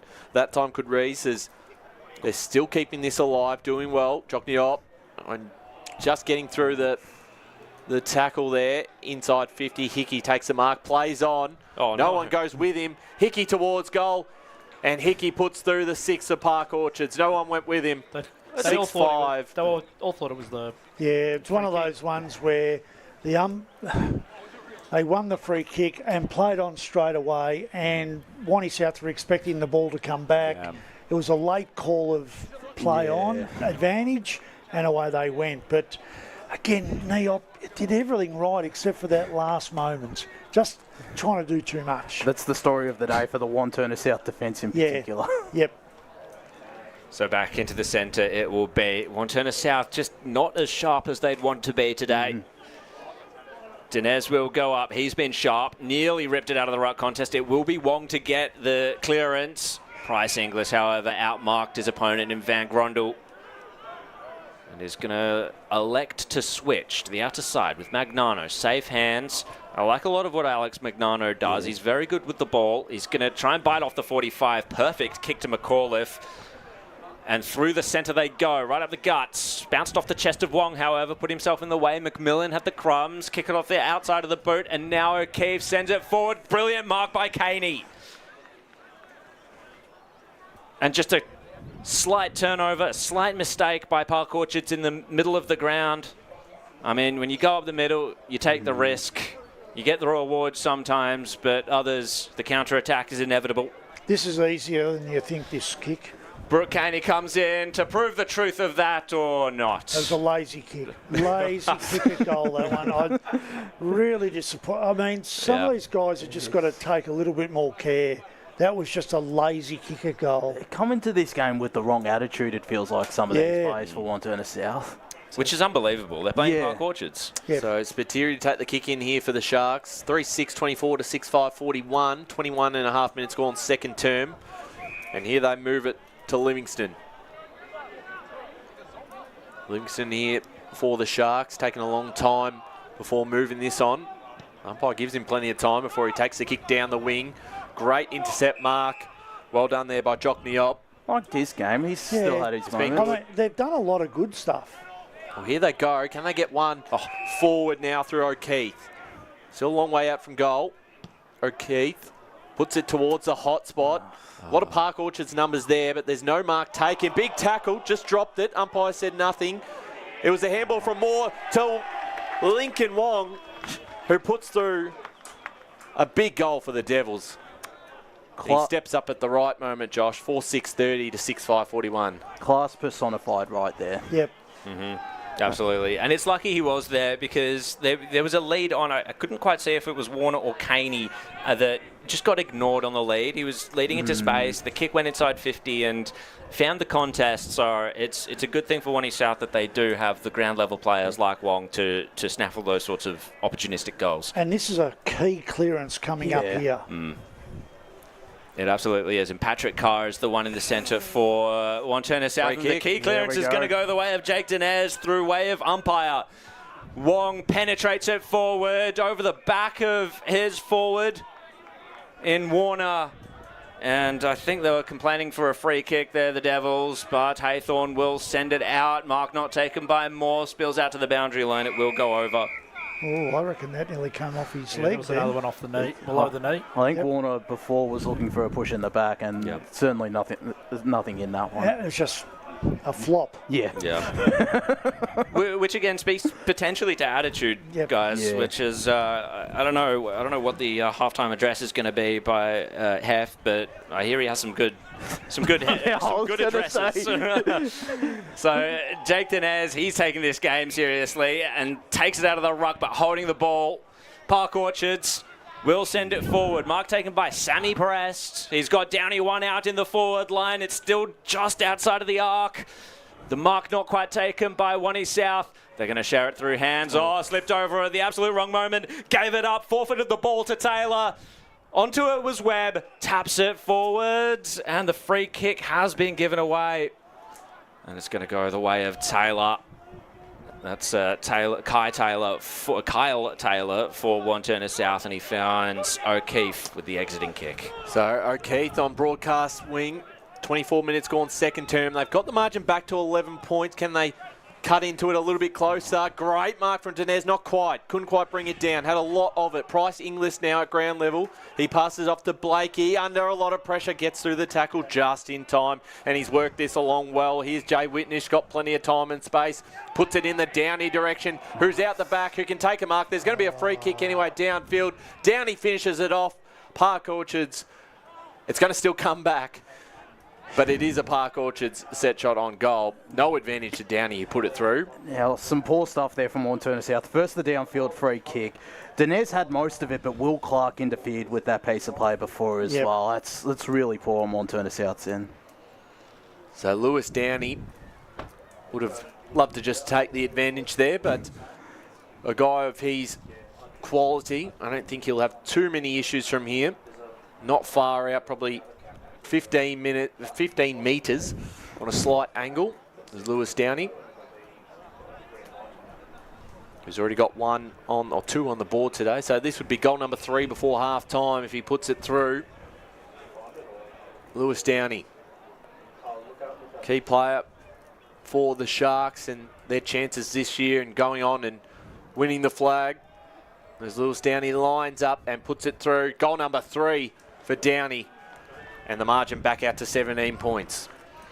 That hurts. Yeah. That hurts. They've worked pretty hard to get it back, and then they give away, a number of free kicks. I know it's a free kick, but I'm not 100% sure. Dinez has taken the ball out of the ruck, and it's been held to him. I didn't think that was a free kick.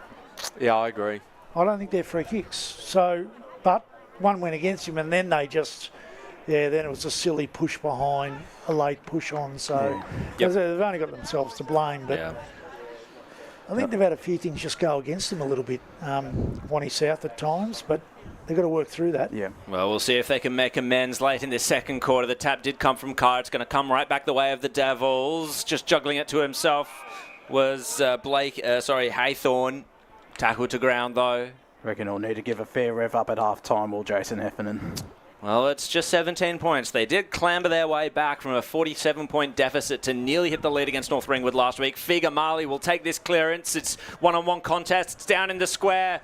Will Clark couldn't chase it over the line. It was spilt over by the Park Orchards defender.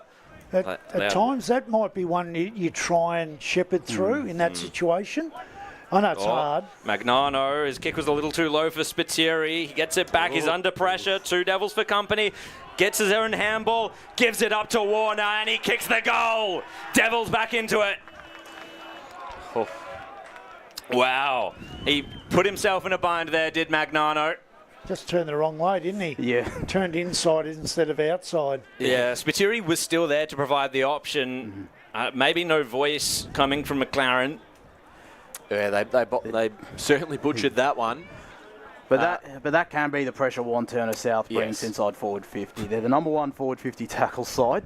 And they didn't get a forward 50 tackle there, but they did apply some good pressure. Once you don't hit a target in your back half, you put yourself under risk. And now the middle this time, Hickey for the Sharks. Getting hands to it was Webb, and he might have just won himself a free kick. There was a hold on the jumper. So he's a fair way out from goal, Liam Webb, but going to back himself, and he'd be kicking from outside the arc. Inside the centre square he'd be kicking from. I think it's maybe to run a bit of time down. They lead this game by 10 points. This is a big kick. Yeah. Liam Webb. The wind has died down a little bit as he comes in. He'll be kicking from about 60 metres out. It's a long kick. It's tall. It's long, and it's there. Webb puts through a potential Tobin Brothers goal today, 8-5-53 to 5-7-37. Big kick from Webb. Backed himself in, Davo, and that's nearly gone through post height. If we look at this on the replay now, if you look at that has nearly gone through post height. Way over post height. Yeah. So that's a 60-metre kick from there. That's a tremendous kick of the football. That one. Well, I didn't know quite the cannon that Liam Webb had attached to him, to himself, but now we do know. He certainly was confident about it, so we've got to trust him, don't we? Absolutely. So, yet again, Park Orchards just take the lead out to that 16-point margin. Dinez, tumbling ball inside forward 50. Yet another clearance goes the way of the Devils. Can they capitalise? Schaefer doesn't want to let that happen. Gets it to Chappelle, and now McAuliffe. Very able defence by Park Orchards. Coming across was Dinez, spilt it to ground, is on hands and knees, trying to extract it himself. And we'll see what the umpire's seen. Front on contact. Unfortunate, and it's Christian Champa. Did well in that contest, Champa, up against the bigger opponent. Indeed. He's tenacious. I've really liked watching Champa play, not just in the grand final last year, in the game against Montrose earlier this year, and today as well. He's been very busy. But it has been turned over. Wantirna South will be coming back the other way. No, Chappelle gets it to Champa, and Magnano with a hack kick just to try and clear their lines. McMillan spilt it in the end, was wrapped up, held up.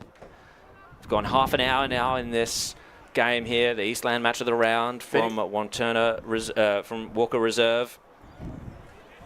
No clear winner just yet from this clearance. Kaika tried to come up with it. No, Park Orchards now just about to escape. No, Figamali got himself in the way. It's been turned over about 2 or 3 times. Oh, smother off the kick of Parsons.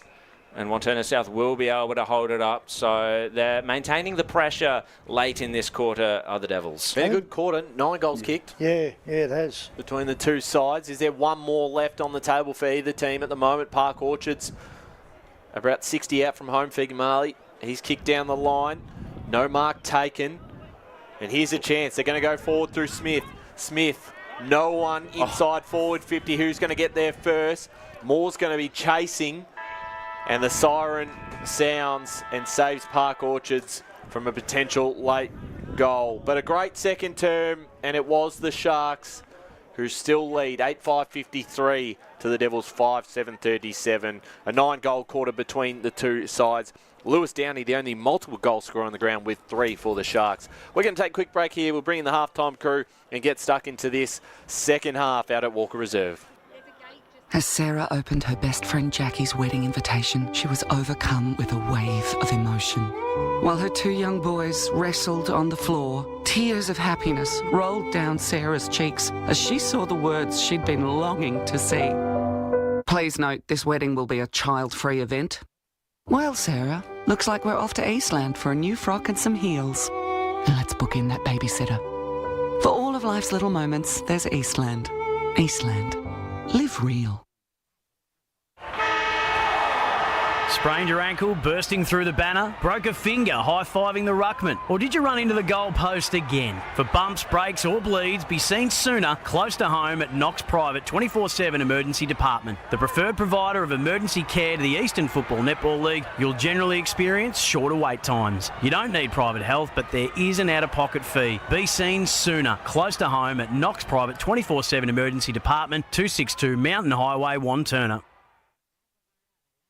Do you feel good about your bank? Because there is a bank you can feel good about. They share their profits to fund big community projects, small community clubs, and vital emergency services. They've given $250 million to help Australian communities thrive. They have all the products and tech you expect from a big bank, with service you don't. It's Bendigo Bank. Feel good about who you bank with. Try Bendigo. Search bendigobank.com.au or search Bendigo Bank near me. The superpower I'd love for a day is to fly. If I could have a superpower for a day, it would be to time travel so I could go back and see how life was when my parents were young and stuff like that. Be mind reading. It's always good to know what other people are thinking. At Tobin Brothers Funerals, their superpower is always providing compassionate care to families at their absolute time of need. Get to know the team at tobinbrothers.com.au. Tobin Brothers Funerals, celebrating lives. Do you want to study at the #1 sports science school worldwide? Study sport at Deakin and benefit from the most advanced sports facilities available, from running tracks to biomechanics labs, and decked out gyms to a climate chamber. Deakin have what you need to graduate ahead of the pack. Discover endless opportunities in sports science by visiting deakin.edu.au/sport. Deakin, proud sponsors of the EFNL. You are listening to Radio Eastern FM 98.1. With live and exclusive coverage of the EFNL football season, bringing you the match of the day with score updates from all divisions. And now we cross to our commentary team for the Radio Eastern 98.1 Match of the Day coverage. Yes, welcome back to Walker Reserve for today's Eastland match of the round between Wantirna South and Park Orchards at the moment. It's the Sharks with a 16-point lead at the moment, 8-5-53 to Wantirna South, 5-7-37. This is the halftime crew. My name's Blake Tennant, joined here by Matt Spider-Lee and Josh Ward. I'll start with you, Spider. Park Orchards, they controlled that first quarter. The pressure that they were bringing was elite, and you know if we've all been following Wantirna South, their pressure is elite, and unfortunately it's not working today. They got it back. They kicked 5 goals to 4 in that second quarter, and Park Orchards of course take the lead. But what's your key takeaways at the half? Yeah. Probably need my mic to it. Yeah, we're right to go. So, yeah, look, the first quarter in particular, look, I thought Park Orchards definitely controlled the game. I thought it was their ability to transition the ball from their back half, which created score. So they were fantastic in that regard. Also, I thought their contest and clearance work especially was really good. Wantirna South, there was a bit of an inability, with their ball movement. Look, they had some chances which they squandered up forward, and they could have easily kicked a couple of those goals and been in the game. There was just some little key moments within the first quarter where they just didn't do a couple of things right. I'm just listening to Jason Hefferman at quarter time. He just reinforced getting back to some of those basic fundamentals that they do so well. There was some discipline issues, within the first half, giving away a couple of those, down the ground free kicks, a couple of 25-metre penalties. Just got to be a little bit more aware. But then in the second half of that second part of the second quarter, I thought they looked probably the better side. Like they had their contest and clearance work was better. They started to create a lot more score. Guys like Lincoln Wong started to become more involved in the game and started to really get their hands on the ball. Warner's been very busy up forward. Both Jake Denise and his brother and Nathan are certainly playing roles. So I think that the Devils that are in the game, they just have to tidy up some key issues at the moment. But Park Orchard's looking really good at the moment. Guys like Blakey, I think Downey's been tremendous so far. 3 goals. He's looking really dangerous. So there's some things that they're going to have to really watch. Josh Ward, what's your key takeaways from this first half? Couldn't agree more with Spider. I think it's an attitude thing with Wantirna South. I don't get why they would have expected to enter this game thinking they were going to run over the top of Park Orchards, and maybe it's a similar case for most weeks. But do you feel like it's a undisciplined sort of attitude? It's a poor attitude. Like guys like Brooke Haney and Davo mentioned it on the call, just how lazy they're being in the game as well. And it's hard to disagree with him because he's had next to no impact, and we know what kind of a player he is through that midfield and that forward line. He really needs to step it up. Guys like Vegamali and Monga still trying hard. Went out of the game when Park Orchard started to get on top, and as you mentioned, Spider started to work their way into the contest with their work in the contest as well, alongside Jake Denez, who's probably been Wantirna South's one of their better players at least. He's as reliable as ever. Yeah, and I think with Park Orchards too, just some of their mids, they just go to work, don't they? Yeah, Hickey's been really good. He's been really good, and they're getting some really good looks when they go into their forward line and trying to stretch that Devils defence. I think Patrick Carr, he's having an okay game, I think, as well. I know it's his second game for Park Orchards. I saw a couple of times he got on top of Jake, but obviously we all know how good Jake well, you just want him to compete. I mean, he's only in that very early stages of his development, so it's all about competing at this early point, and I think he's being managed quite well by Paris at this point in time. You can see the promise with him because there were a couple of times where he tapped it forward and straight down the throats of his teammates. Well, all I'm saying is I am a Richmond supporter. Yeah. I didn't know that. I just hope he's doing okay. So he's a very tall fella. And of course. Hickey's been good too. Yeah, Hickey he and loves Blakey. the match of the round, He doesn't he? does. Well, the last time and this time around, and I think he's stepped up as that inside midfielder as well. Yeah. With some players out of the lineup, he sees that opportunity and has done really well. And when they get the ball onto that outside, that is when they look really dangerous, don't they? Yeah, they do.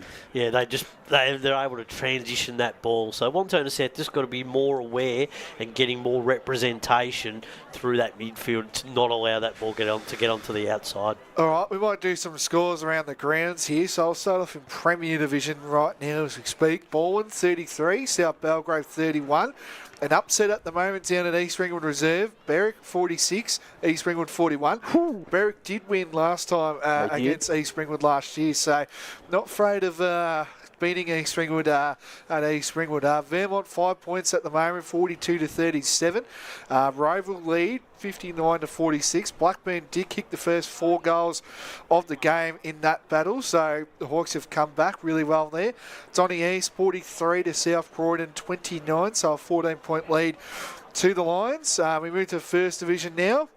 Beaconsfield 48 to Bayswater 8. Baronia a 20-point lead over Montrose, 36-16. Mitcham 39, Muralbach 30, North Ringwood 29, Norwood 8. Of course, you know the score for our game that we're doing for the Radio Eastern match of the round, I hope. Now, this is a massive upset, I'm telling you right now. The Waverley Blues have decided to come out and play here. 51 to Croydon 18. In the Eastfield Ringwood game, Eastfield 42, Ringwood 19. So Rams are doing quite well there. Mulgrave 40, Liddell 33.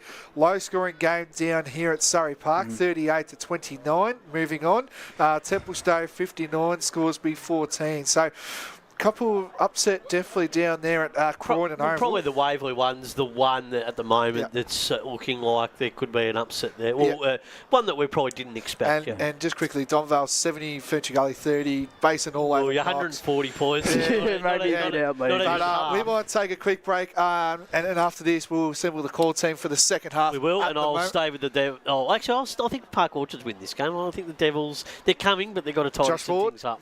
Wantirna South, I'll still stick with. So at the moment, Park Orchards lead by 16 points. After this, we'll get the call team, and they'll call the second half for this Eastland match of the round. Today at Eastland, Lucy's trying on jeans for a momentous occasion. Coffee with the ex. She needs jeans she can move in, because she's definitely moved on. Jeans that get a second look, but don't give any second chances. Jeans that say, why yes, I have spent the last 8 months in a post-breakup juice cleansing, kickboxing, personal training frenzy. And it looks as though she's just found the perfect pair. Yeah, that's great. Bravo, Lucy. For all of life's little moments, there's Eastland. Eastland. Live real.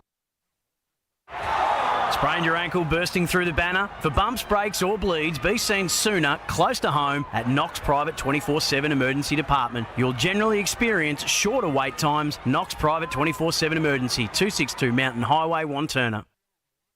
Do you feel good about your bank? Because there is a bank you can feel good about. They share their profits to fund big community projects, small community clubs and vital emergency services. They've given $250 million to help Australian communities thrive. They have all the products and tech you expect from a big bank, with service you don't. It's Bendigo Bank. Feel good about who you bank with. Try Bendigo. Search bendigobank.com.au or search Bendigo Bank near me. The one thing that puts a smile on my face is my kids. The sun shining through the clouds even in winter absolutely puts the biggest smile on my face. Seeing delicious food on the table ready for me when I get home. One thing that always puts a smile on my face is seeing my family. The thing that puts a smile on my face every time is really good music. Just the simple pleasures in life. Be remembered for the greatest moments in your life. Find out more at tobinbrothers.com.au. Tobin Brothers Funerals, celebrating lives. There are only 3 things that should be flushed down your toilet. Pee, poo and paper. Some wet wipes and antibacterial wipes say that you can flush them, but you can't. They clog up the toilet and pipes, causing expensive blockages. Save yourself a truckload of trouble. Put your wet wipes in the bin. To learn more, head to the Yarra Valley Water website. yvw.com.au/wet-wipes. Hi, Dylan Dow from the Baroni Football Netball Club here. When I need to grab a quick coffee or a bite to eat, I'm popping into Eastland. Eastland's more than a shopping centre. They support a range of community organisations and have been a major partner of the EFNL since 2018. Cheers, Eastland. Listening to Radio Eastern FM 98.1 with live and exclusive coverage of the EFNL football season, bringing you the match of the day with score updates from all divisions. And now we cross to our commentary team for the Radio Eastern 98.1 match of the day coverage. Welcome back to Walker Reserve. Third quarter about to get underway out here. And it is the Park Orchards, the visitors, leading at the moment, 8-5-53 to 5-7-37, Wantirna South. And we're ready to go for this second half. Blake Tennant on the boundary. How are the conditions out there in the second half? A little bit breezy coming towards my end, so the scoreboard end.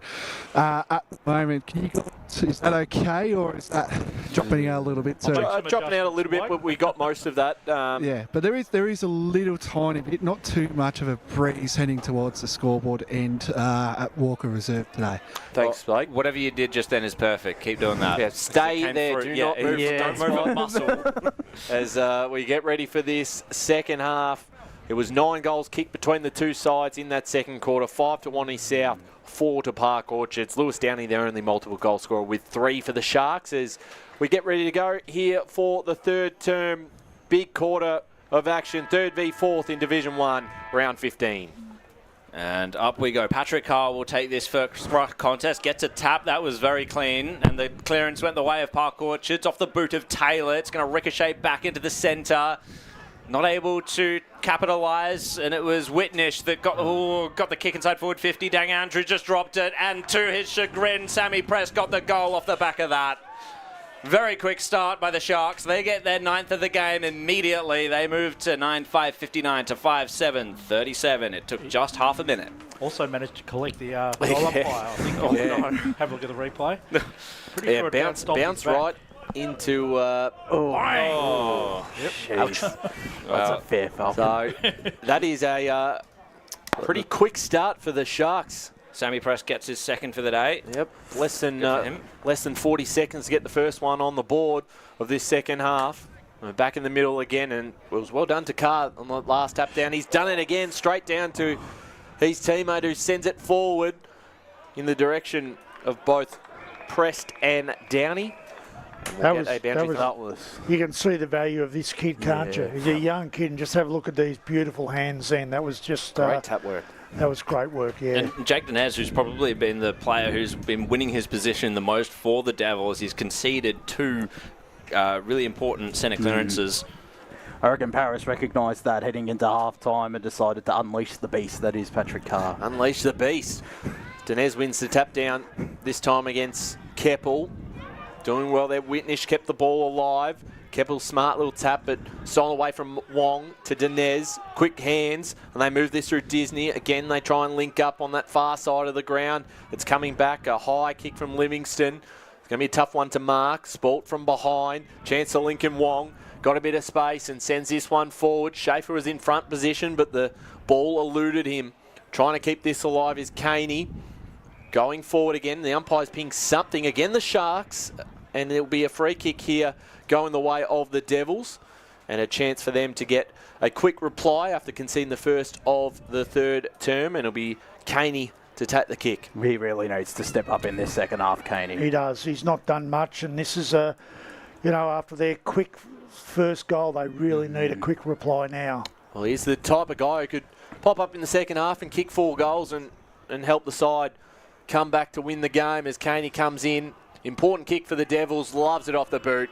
No mistake from Caney. He gets his first, and Wantirna South get back 6-7-43 to Park Orchards 9-5-59. And again, looking back at that grand final, it was that second half really where he started to stand up. So, and he needs to, if Wantirna South are to get into the contest, maybe throw him into midfield just to get that little bit of confidence as well, alongside guys like Lincoln Wong and Ethan Kiker in there. They can rotate a few players in and out of the midfield, Wantirna South. They do have the capacity to do so. Brooke Caney kicking the goal there, 4 goals in last year's grand final. So trying to regain that form. This time Patrick Carr didn't quite have the same effect, but it will be a clearance for the Sharks. Price Inglis on the end of that. Leg it over the top. That was ambitious. And it's going to be a push in the back going the way of the Sharks. Taylor will be the recipient. You can see Downey, or I can see Downey in a wrestle down there with Lockie Noy. Noy trying to stop him from getting on the lead, and it's Keppel floating into the goal square. Andrew with the fist. Bounces into the pocket. Who's going to be there? Oh, Champa tried to kick it off the deck and got a Wantirna South player in the ribs there by the looks of it. Shocked it wasn't kicking in danger as Dang Andrew gets up a little gingerly, but none worse for the wear. I don't think he had his hands on the ball as he went to kick it, but it looked pretty close. Dinez got the tap down. Hickey was there to read it in the mud there as the ground's looking a little chopped up in that specific spot, but it will be another ball up. Sharks lead by 16. We're nearly 4.5 minutes gone in this second quarter. Park Orchard's kicking to the clubroom ends, and it's Dylan Moore to get a bouncing ball, a clearing kick outside of the 50, scooped up by Will Clark. His kick didn't go very far. He had to end up tackling Price Inglis, brought him down. What's the umpire going to say about that? He's going to say, give it to me. Oh, yeah. Interesting.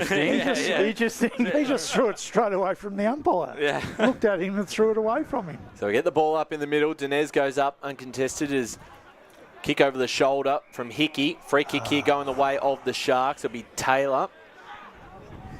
Then Taylor looks to pass it off straight away. And going forward, Hickey. Long kick in the Downey direction. Got hands to it. Noy did well to compete with him that time. And we'll get a ball up. Going to continue sounding like a broken record. Again, look who created that opportunity. Yeah, it was Sabatieri in the right place, right time once more. Tap down one again. It was Wong. And Kaika. And a clearing kick now. Turned over Price Inglis for the Sharks. They lead this game by 16 points in the third quarter. Inside 50. Downey flies out the back. At ground level, staying on the ground to kick the goal. There's Sammy Prest. He loved it. Who has goal number 3. And that's what at the moment Wanty South don't have. They don't have that forward that's able to take absolute every opportunity they get. Prest has had 3 chances to kick goals and kicked them all well. The discipline again, though, to stay on the ground. Yep. Like there's already 3 or 4 guys jumping. Stay on the ground, and he did. And for Wantirna South, that comes down to guys, again, like Caney, but also Jamie Hunt, who's a very lively presence on the ground in their forward 50. Yeah, and hasn't done much today. Maybe you get more down there potentially. He's gotten into the game at least. Carr just tried to wrestle out of the ruck contest that time. Kaika had to tackle. It's not going to go very far. Park Orchard's now up by 22 points as Wantirna South. They're going to have to light a fire under it to get it going, and Carr got the tap down once more. Read this time by Dinez, just juggled it to himself, trying to break through the Carr tackle. Patrick Carr brought him to ground. Still no whistle as Park Orchards, they escaped. Champa just delayed it almost to his detriment, but he got the kick away anyway, and it was Downey charging out on the lead to take it on his chest. Yeah, I've liked this game, Champa. That was exceptional play there. But not only the fact then that he got the ball, he was being pressured and he took that extra half second to judge it and hit a beautiful pass on a target where he was under pressure, Downey. So composure shown on all parts by Park Orchards. They've got 2 goals for the quarter, 7.5 minutes in. Both of those to Sammy Prest. Lewis Downey will add to his tally here. It could be a 4th goal for him, and yes it is. Splits the middle, and it's starting to become a Park Orchards avalanche. Just probably one of the most reliable kicks in this division is Lewis Downey. You just back him in every time. So there's 7 goals from 2 of their forwards. Yep. Just haven't had that from Wantirna South yet, all single goal kickers, I believe. Yep. So the challenge will be there for him now. It's back out to 28 points. Just watch out here as well for witness to the trainers, in the hands of the trainers. So he's been a bit ginger. So Thanks there, Blake. Witnessing the hands of the trainers. Socket off the ground by Parsons. Doing well again, backed it up, and they've had a really good quarter so far. And they're pushing forward again. Champa got that one moving, pressed, the handball off towards goal. Another chance, this time a minor score, so let off there for the Devils. They move to 11-6-72 Park Orchards, 6-7-43 Wantirna South as Leggett will take the kick in.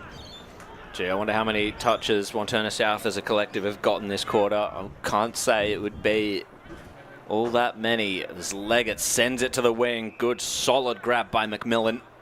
So they will be able to transition at least some part of the ground. He looks to go inboard, back to Leggett. And that says to me that Park Orchards have them locked up. Defensively sound as well as aggressively attacking this quarter. The kick does go into the wing. Good slips catch.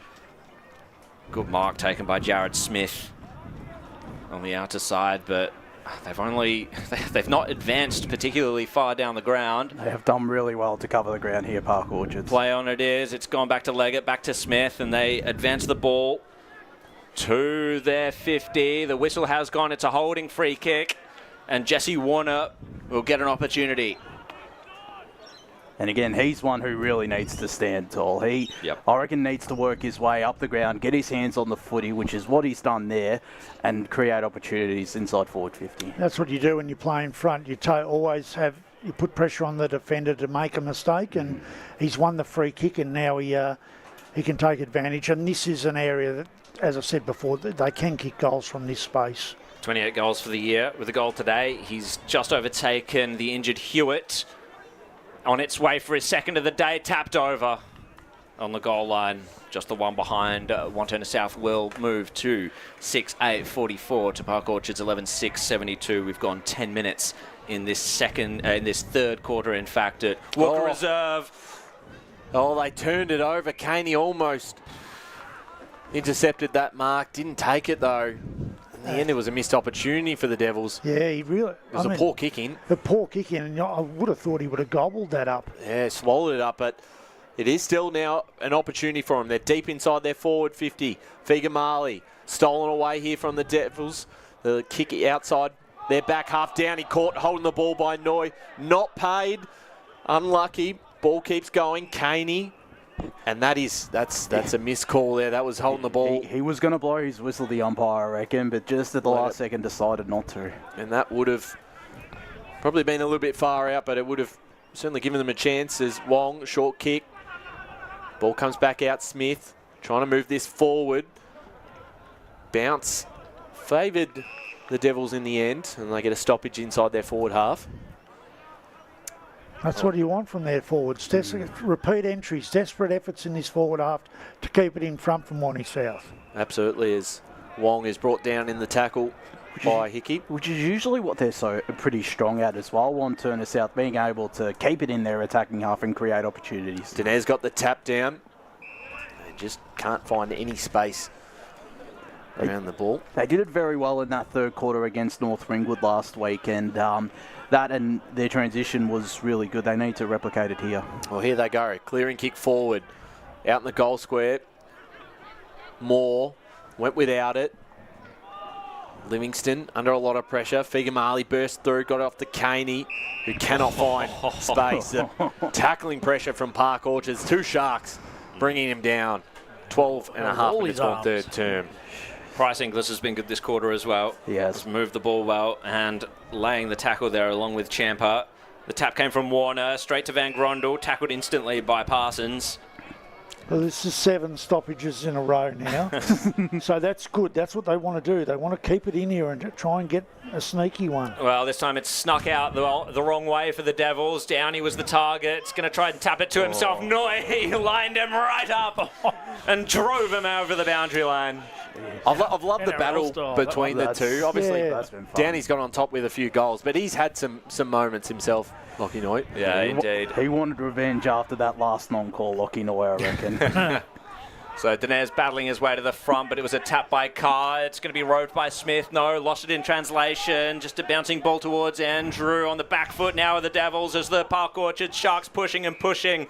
Taylor ended up with it, and Champa with the clamps. Just needed to release that handball a little bit earlier, did Andrew, otherwise. It's nearly that been their day. It's that little fumble at the end, isn't it? And Park Orchards have gained territory through just sheer will this past minute or so.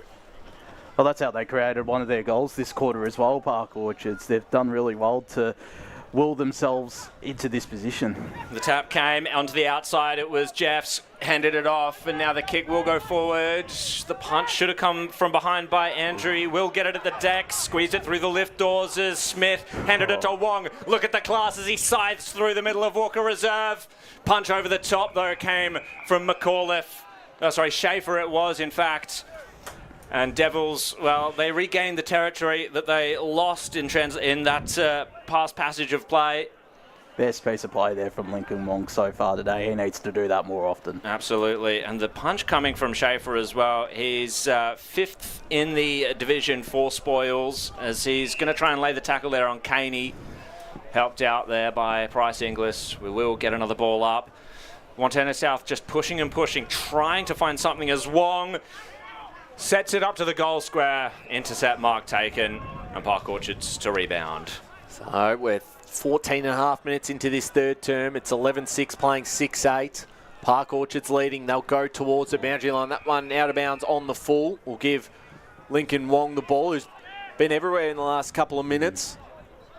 Breathing some life into this Devils side. He puts it towards the hot spot. Can they get a mark out? It was spoiled from behind. A chance to keep this in is Hunt. Hunt! No. Minor score. 6-9-45. Wantirna South 11-6-72. Park Orchards. 15 minutes gone third term. And it's Spiteri to bring it back in. That's what we were talking about before, Davo, with Prest's goals. Hunt is the sort of player that should be able to do that. There was a whistle on the play as Park Orchards failed to exit defensive 50 as Dang Andrew will bring it back in. They all flew. It spills to ground. Quinn Clark trying to burst his way through. Figamali's there as well. This time Caney. Oh, it's a shocking kick for what should have been a great opportunity for Brooke Caney. Well, it was clean hands from Figamali and just didn't straighten up. Yeah, I think at the end he kicked it as straight as he wanted it. He was just looking at the wrong post. Oh, maybe. He might actually have that right. I think he had a little bit more time. Yeah, I was just thinking that. It's just about pulling the head up and going, okay, it's here, not there. 11-6-72 Park Orchard, 6-10-46 Wantirna South. Ball back out of their defensive half. Great mark by Kane Keppel. We can set something up here off the half-back line for the Sharks. Down the line, who's going to be able to grab this one? Big fly, no mark taken. Wong at ground level, did well, but he's wrapped up in the tackle this time by Prest and caught for holding the ball. And Sammy Prest will take possession here, centre wing, broadcast side of the ground. Goes a dribbling kick into the middle, works out okay because they've got time. Here's Hickey. Takes his time before sending a kick in the Downey direction. One grab, two grabs. And Lewis Downey is going to line up for goal number 5. So that was Price Inglis by himself to Hickey by himself. Yep. Perfect spot into the dangerous area. So, again, their keys have just been really creative at the right times. So, 4 goals for the day at Lewis Downey. How did you say, if he kicks a goal, he's kicked 5. But Noyer's actually played okay. Yeah, he hasn't. He certainly hasn't been poor. But Lewis Downey is just. He's kicking everything. He's marking everything. And this one for goal number 5. He makes no mistake. Oh no! He does make a mistake, according to the goal umpire. Apparently, it looked like he signalled the goal. Are they going to ask us to look at it? Well, I don't know if you guys got a good look at it. We've got the replay there, very hard to probably see. So we'll judge what the umpire says here is the right call. He's got the Wantirna South faithful behind him, so that will have any impact on bit of encouragement, perhaps, on the decision when we've got all 4. It's a full conflab now. I think discussing this one. 11-6 to 6-10. We're waiting to see if Lewis Downey has goal number 5 or not. He does not. He has a behind next to his name. So and there are 5 or 6 $50 bills coming out of the back of the wallets of the... Very good. 11-7 to 6-10. Well, it's Taylor Leggett to bring it back in. Great mark by McMillan. Just saves it from going over the boundary line. Gee, that would have been the story. Such a typical thing to happen, though, to have Wantirna South have all the play and then the first inside 50 for Park Orchards be a goal. Great, strong mark by Jake Dinez on the left boot. Oh, he doesn't like that kick. Oh, out in the full it was as Smith was the target. But why lead there? Why lead into that pocket, which is really difficult? Just watch this magnet change as well, boys. Jake Dinez is now playing as a key forward, swapping the ruck. It looks like William Clark will be in the ruck now. Thank you very much for that, Blake. It's a really interesting one to keep an eye on. Blakey kicks it onto the wing. It's now in the hands of Webb, sending it forward once more for the Sharks. Great grab, though. The intercept taken by Leggett. He's got a bit of time and space to fashion a kick over to this side of the ground. Mark taken by Jared Smith. There's overlap options that he ignores in the end. Both Neop and then Andrew came across, but he's going to send it across the ground. Nathan Dinez takes the grab. Eyes light up as he sees an option on the outer side. It's Disney. Keeps it low. No mark taken. Bit of pressure now for Taylor to contend with. Over the boundary line it goes. I reckon they need to get Taylor Leggett more involved. His penetration into the middle of the ground or anywhere he kicks it to is quite crucial for Wantirna South. Yeah, absolutely. As we are ticking very close to time on in this third quarter, Wantirna South 6-10-46, Park Orchards 11-7-73. Ball will be thrown back in. Will Clark takes front position in the ruck contest and the clearance as well. Tackled, however, by Hickey. Just took a little too long to get rid of it, and Kieran Hickey will be the recipient of that free kick. And he's got Spiteri right next to him, who's quick to get the handball and move this down the line. Whitnish passes it off, and they've moved this very quickly. Dinez got a spoil, but it works out okay for Park Orchards. They go in the Downey direction. Sport from behind, well done there from Neop, who got it off to Leggett. Leggett's handball forward. When they link up now through Nathan Dinez. Dinez moves this down the line. This is better from the Devils. Going forward, Quinn Clark. He's got a target out wide. It's Smith.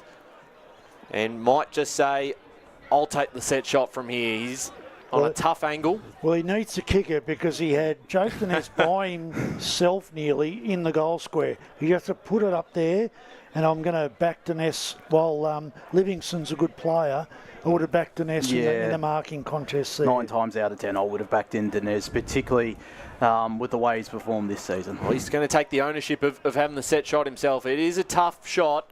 Jared Smith's kick is beautiful. Back yourself in, Smith. Good fantastic. And that's the one the Devils need. 7-10-52 to 11-7-73. And that's what happens when you move the ball a bit quicker.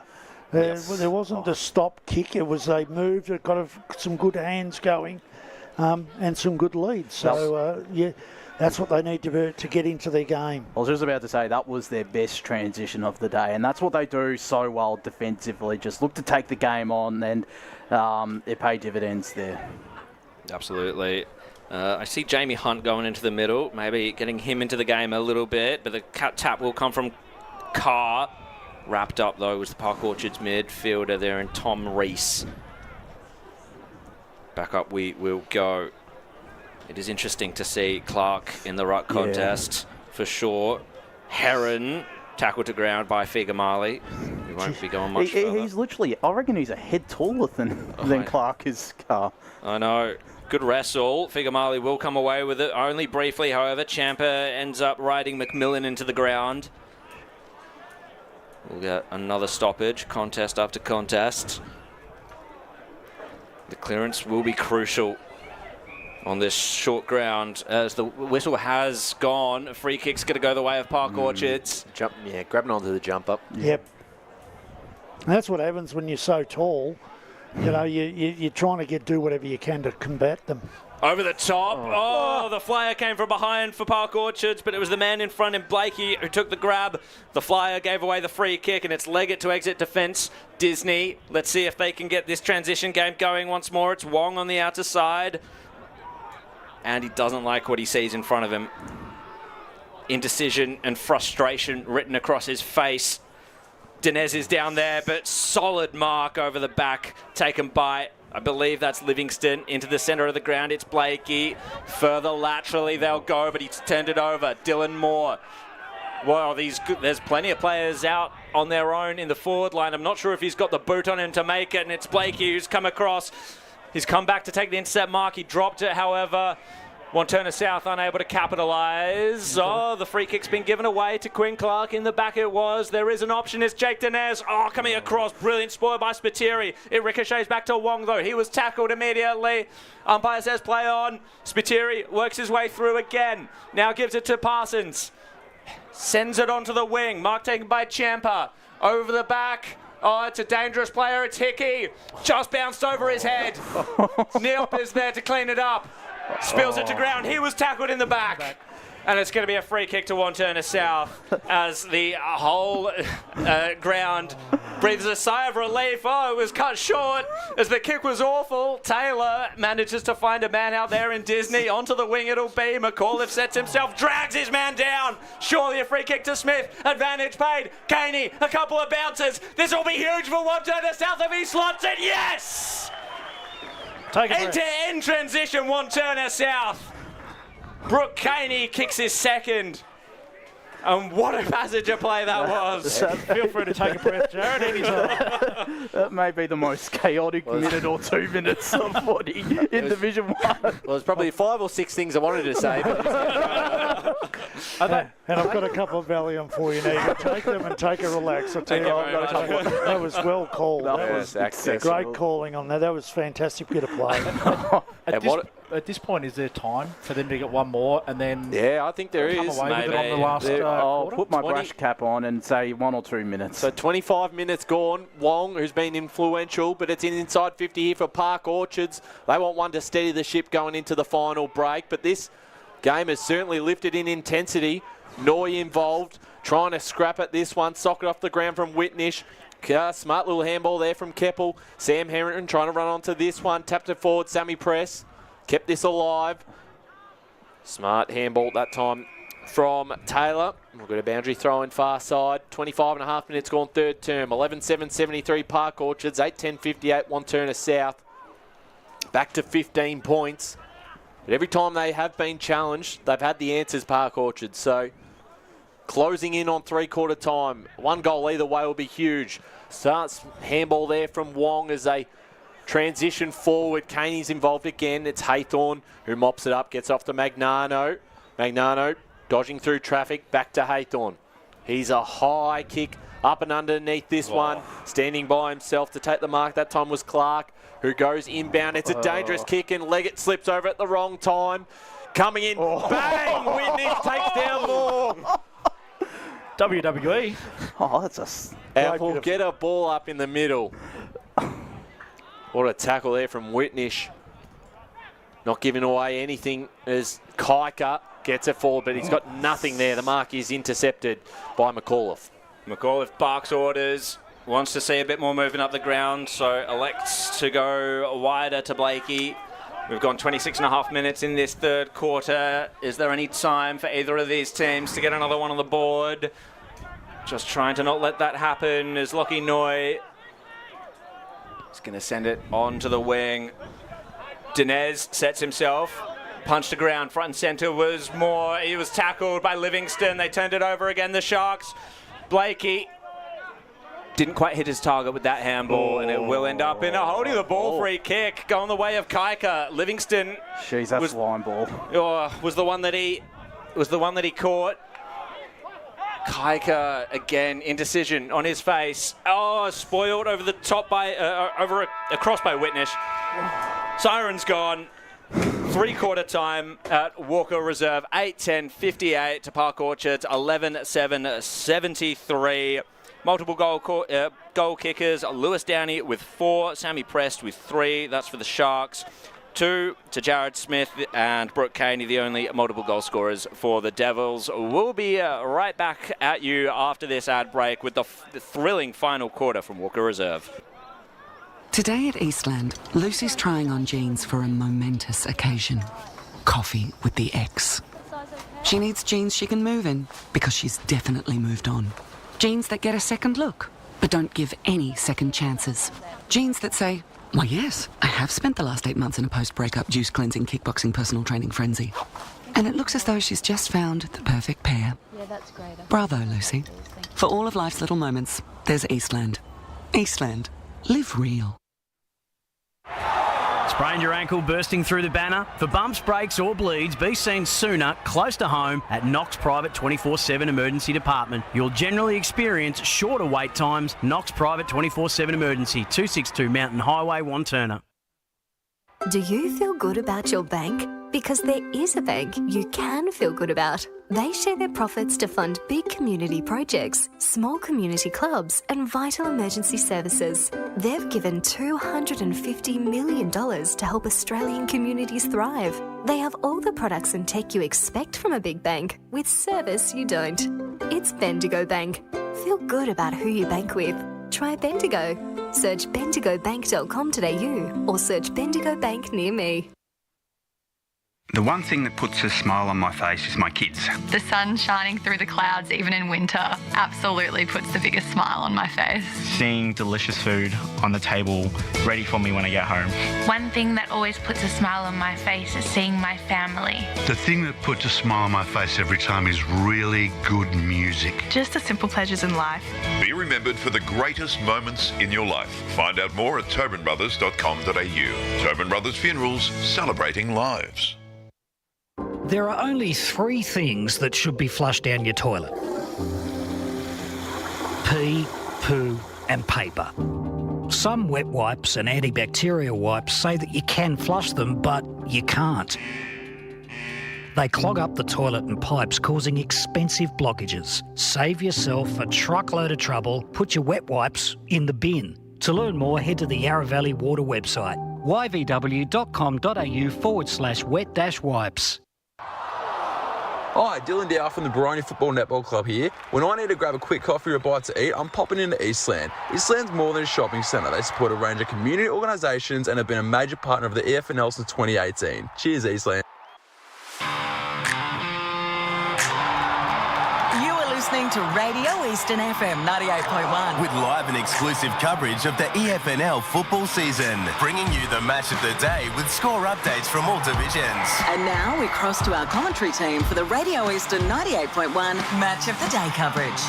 Welcome back to Walker Reserve. It is 3-quarter time. We've got 1 quarter to play, and the Sharks currently lead by 15 points. 11-7-73 to 8-10-58 Wantirna South. Before we get the scores around the grounds, there was a moment where Lewis Downey had a set shot for goal number 5. That would have really put it, I think, past the 5-goal margin. 2 late goals to the Devils has brought this game back to a 15-point margin, and potentially a very tight finish. Josh, you've got some scores around the grounds. What do we got in Premier Division? Yeah, Bourne leads 64-39 over South Belgrave. East Ringwood have hit the front against Berwick, 72-54.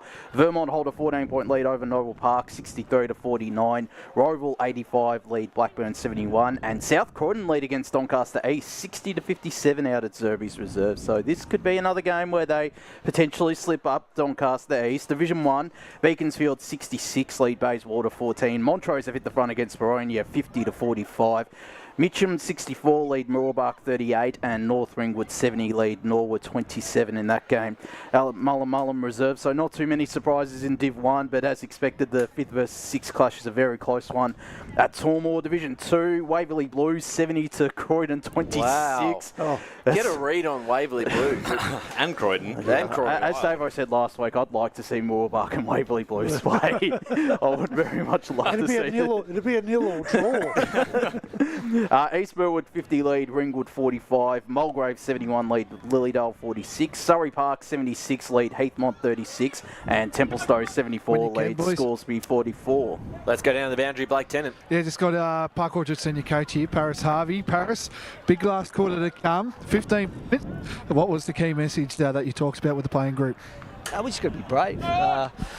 Sometimes in that quarter we were brave, and other times we weren't brave. And when we weren't brave, we kind of turned the ball over a bit. So we just got to try and get the ball in our front half and lock it in, and try and have repeat shots on goal.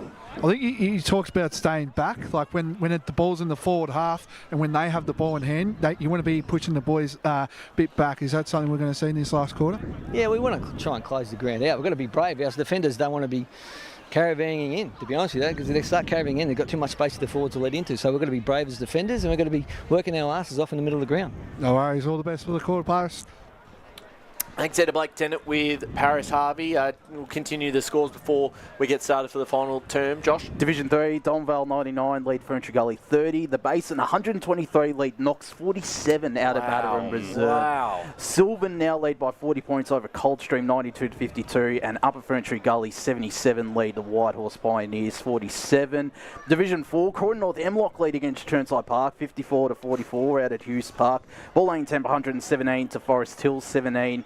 Kilside 100 to Nuttawatting 26, and Fair Park lead Warrandyte 30-18 in that game out at Fair Park Reserve. There was a little bit of a delay as well due to a severe injury, I believe, to Dale Bent. So there you go. We wish him a speedy recovery. Well, here we go. Final term. It's 15 points in it. Park Orchard's leading. A spot in the top 3 up for grabs today for the winner of this game. Massive final quarter. Park Orchard's not only are they going to have to beat the Devils, they're going to have to beat the home crowd, who I'm sure will be up and about in this final quarter trying to cheer their side home. I was going to say, how much of a factor does that become in this last quarter? Well, if they get a sniff, we'll certainly hear as we're ready to go. Final term. Up it goes in the centre. Rushing onto it is Jamie Hunt. Just loses it for a second. Able to turn tackler. Holding the ball. Wantirna South advance. Inside forward 50, bounces out of the hands of Haythorne into those of Warner. Caney steps around one. Is it a repeat of the goal he kicked in the previous quarter? Yes, it is. And he opens the scoring for Wantirna South with his third. He did that with ease, Caney, there in the end. Well, we said, David, he had his first set on shot on goal. He hadn't kicked a goal at that stage in the third quarter. He suddenly got 3. Yep. He has. He's got 3. He becomes their key small. I mean, it was a reverse helicopter that went into the forward line. That was the kick, but they managed to kick a goal, and now they're right in it. Game on. 9-10 to 11-7. Back to 9 points. They haven't been 9 points behind since early in the second quarter, as we're going to get another stoppage in the middle of the ground here. Perfect start for the Devils in this final quarter. So the tap down, chance of Dinez to try and break through the tackle. He's not going anywhere, wrapped up by Hickey. He's had a big afternoon for the Sharks. We'll do it all again. Carr up against Dinez. Dinez wins out this time, showing his experience. Moore got a fist to it against Haythorne. Kept it alive for the Devils. Bryce Inglis wrapped up in the tackle. And that was the thing that's been a little bit better in the Wantirna South game, is their defensive pressure in their forward line has been a little bit better. Absolutely. Clark won the tap down. Sam Heron, very short kick. Champa wasn't 15.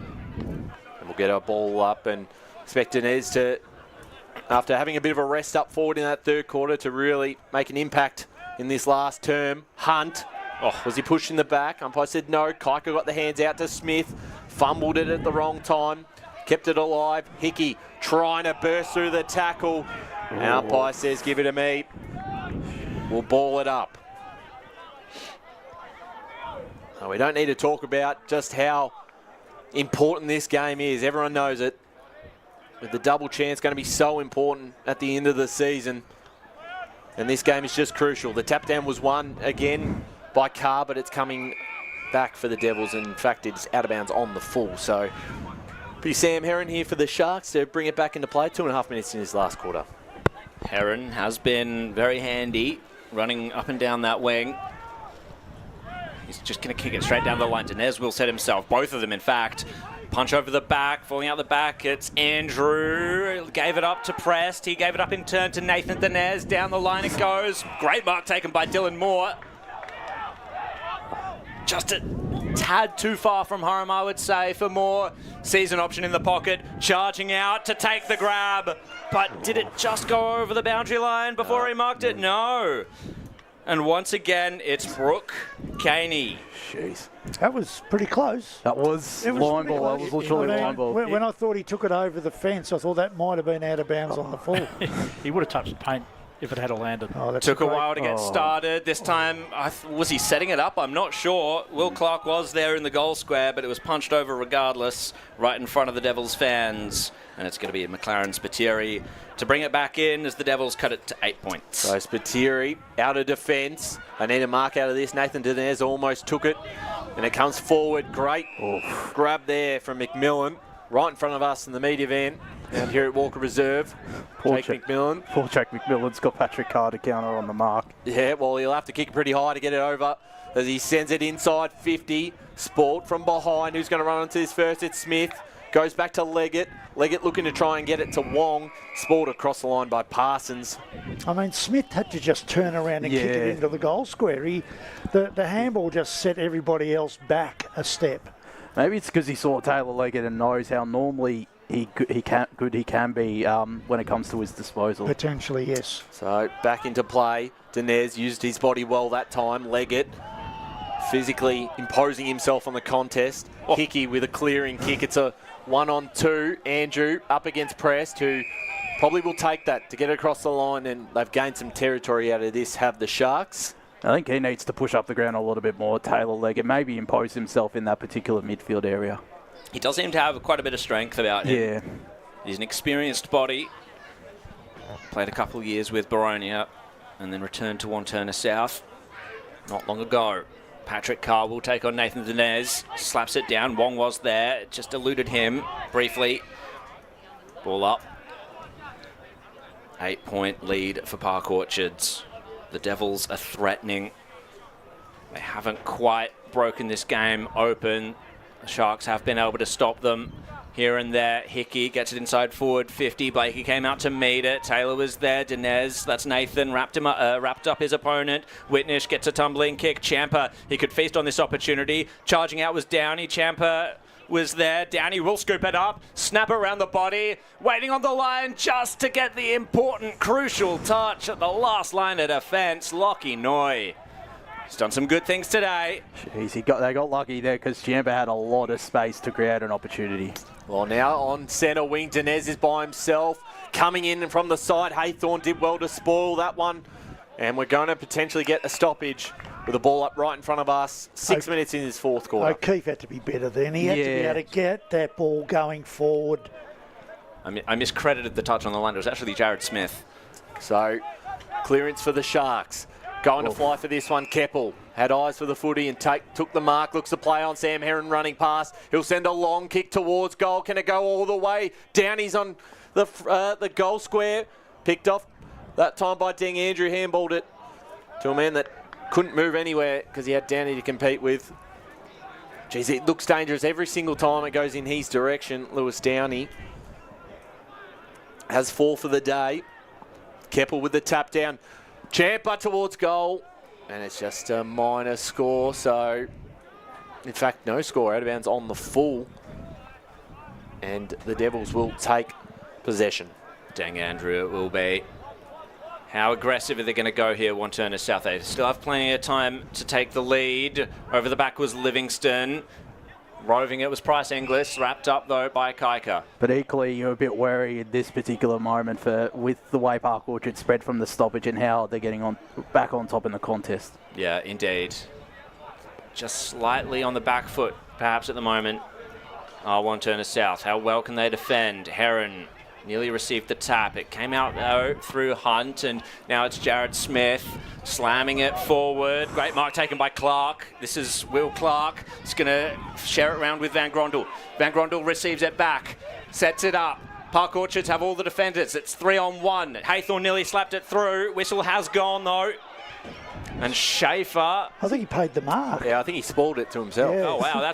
I missed that completely. Schaefer handed it off, and now Park Orchards to try and exit defence. Over the back. O'Keefe nearly. Blakey's hurt after that. Wantirna South will reprise their entry. Livingston was there, ripped out of his hands. O'Keefe goes again, sets it up. Dinez is looking for the mark. Didn't quite take it. O'Keefe again. Price Inglis rides him to the ground. Brilliant defensive efforts there by Jacob Price Inglis. That was good umpiring to let all that go. I think that was important. There's nothing really clear in any of that. O'Keefe really trying to get himself into this game as Parsons received the tap down, tackled immediately by Jordan Dale. My God, this game has gone up a notch, another notch after that third quarter. 8.5 minutes gone in this final quarter. When we're inside forward 50 for Wantirna South, who trail this game by 9 points. Clearing kick out of defence of the Sharks. Might come back. He'll sock it off the ground from the op. And now Figa Marley gets his hands off in time. Smith was on the outside. A high kick. Is it out of bounds on the full? It is. And Park Orchards will take possession in their defensive half of the ground. Most of the attacking in this last quarter done by the Devils. 9 minutes into this final term.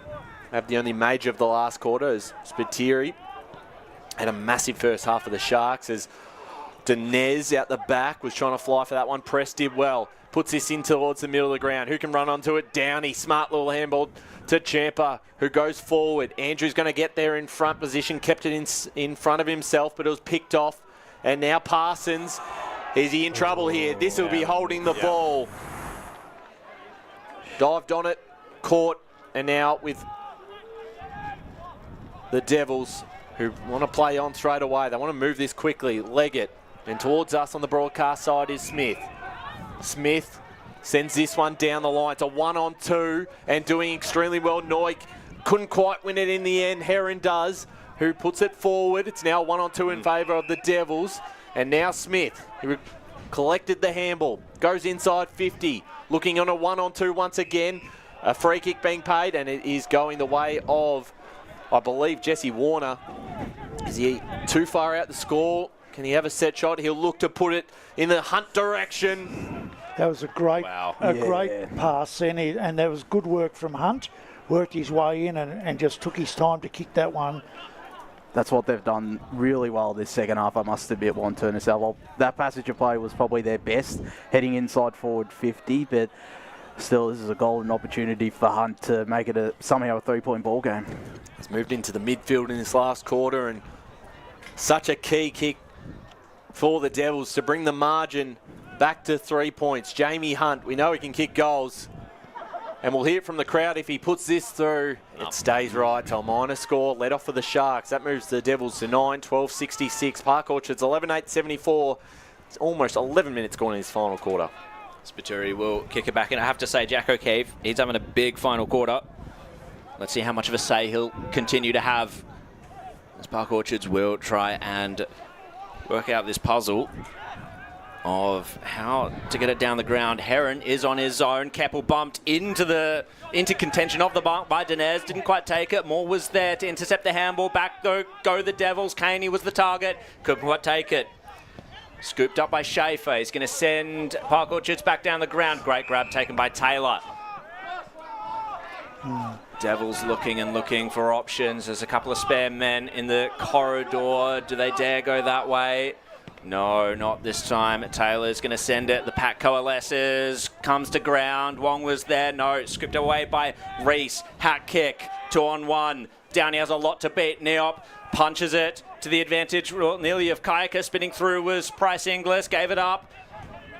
Devils go back the other way. Briefly, though. It's going to come through McAuliffe. They share it round.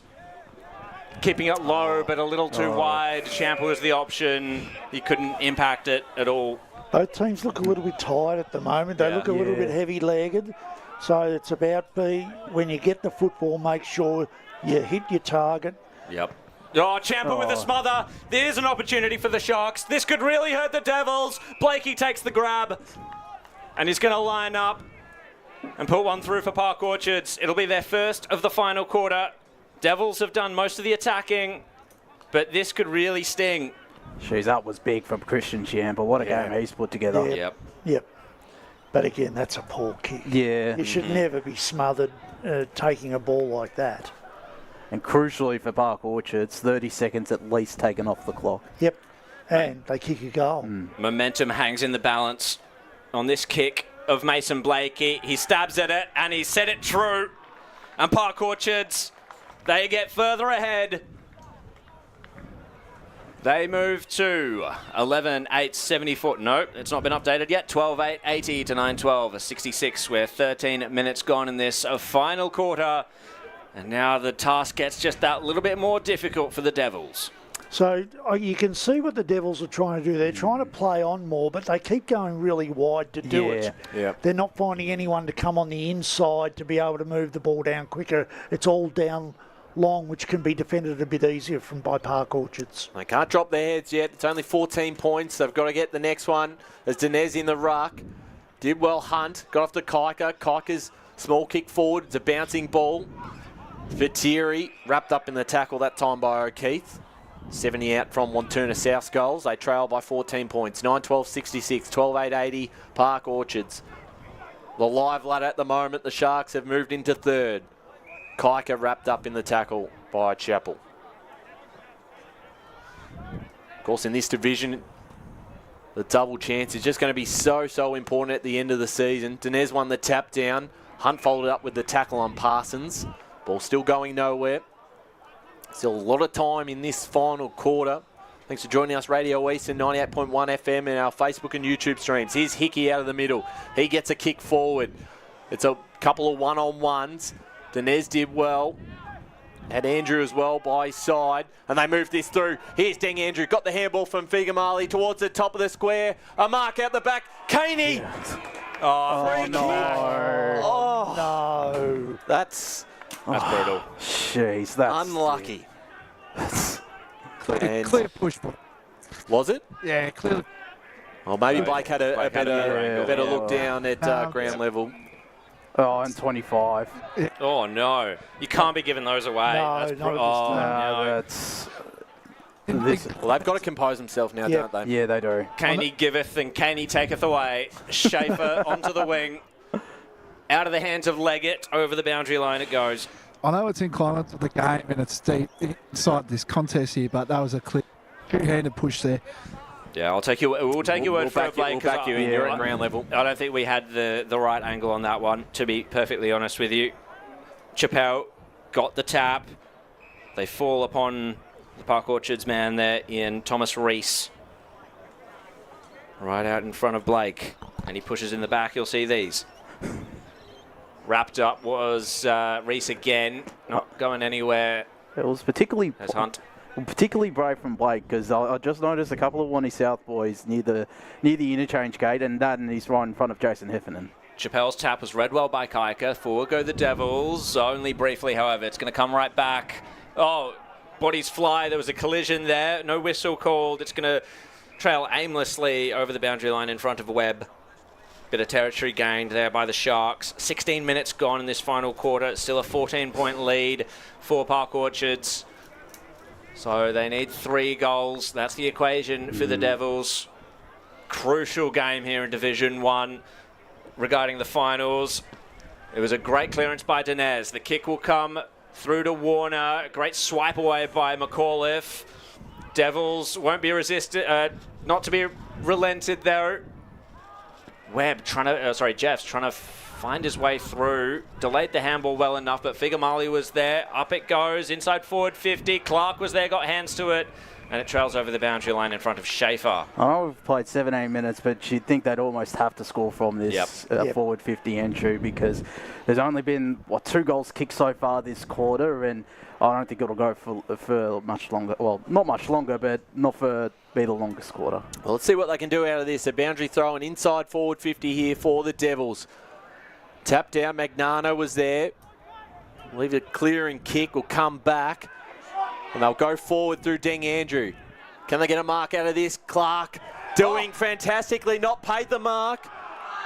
I thought he had it.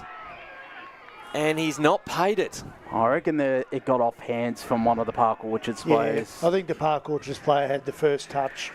So a ball up deep inside. Wantirna South forward 50. 17.5 minutes gone. They need a goal. They've given away a free kick here. And it is going Wantirna South's way. William Clark.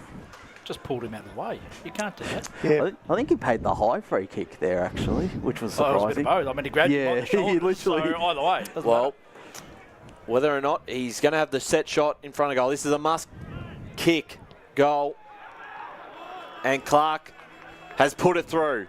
And it's back to 8 points. Game on, 18 minutes final quarter. Clark does what he has to do. He's got 2, and the Devils stay alive. And now it comes down to Lincoln Wong and Jake Dinez in midfield, Dave. It comes down to this midfield contest now. They really need to get a quick clearance, get it down, put pressure, try and separate, get one-on-ones and see how they go. And looks like Park Orchards have got some of their bigger guns in there. Chapel, Kiara Hickey, Kane Keppel's gone into there as well as James Parsons. This is a massive centre clearance. Wantirna South have made steady inroads in this final quarter. They still need to burst this game wide open, though. Dinez gets the tap down. They're buried underneath it was Figa Marley. Witness was fighting hard for it. Spills out to Wong, trying to keep it in front of himself. Heavy pressure from Keppel. Wong's handball was errant. It's going to come now for a Park Orchards player right in front of us. It's Spiteri. Gets the handball back to Blakey. Bit of composure, but too much. Laissez-faire attitude by him. He was caught holding the ball. Charging out. Taking a great grab was Haythorne. No, spilled out of his hands. Over to Magnano. Finds an option on the outer side. It's Taylor. Park Orchards to advance this one down the ground. Setting himself was Webb. Brilliant contest, though. That was by Taylor. Downey just gave them the step. Pressed. No, he was the option. It was spoiled away from him. He's going to go again. Brilliant endeavour, but they collapse on top of him. Oh, it's in the back. And it's going to be a shot at goal for Sammy Prest. He's kicked 3 already today. He's taken his opportunities when they've presented. Jeez. And this one is going to be an all-important kick. High tackle it was. I think for that contest, maybe a little bit of a duck. I'm not sure, but definitely a high tackle. It's Hickey. Hickey. No. He was trying to claim. Just cleaning the ball for him. Yep. Hickey, he's your mate there has kicked 3 goals for the day. I think I would trust him. So Sammy Prest will come in, and this will be a showstopper here at Walker Reserve. This to put Park Orchards back to a 3-kick lead. He's got it. He's split the middle, and it's going to be a hard road for the Devils now. Sammy Prest gets his 4th. What a game he's had. This is a breakout game for Sammy Prest. I think it's been one of his better performances. And he's only played the 9 senior games as well. There's plenty of talent. This has been it's been a real finals feeling to it. The pressure and intensity from both sides. And every time Wantirna South have put the challenge to Park Orchards, they've been able to respond. 20 and almost 21 minutes gone in this final quarter. Still 14 points. If they can get a quick clearance and get one back, you never know. They do score quickly, but they're going to have to be pretty quick from here, the Devils. There's Wong trying to fight through this one. This is a really mature performance. We saw it a couple of weeks ago against Montrose, and their mature heads are starting to rise at Park Orchards. Yeah, they just stand up when they need to. Hickey, who's been fantastic himself, wrapped up in the tackle. This is what they've done well in this last 10 minutes. They've really shut the game down a little bit. So here's a chance. A Hunt gets a handball forward. Smith inside 50. No mark taken at ground level. Tapped across the line. Good head boundary throwing. And I understand he went for the short pass, but he had a metre. Yeah. He needed to have a go.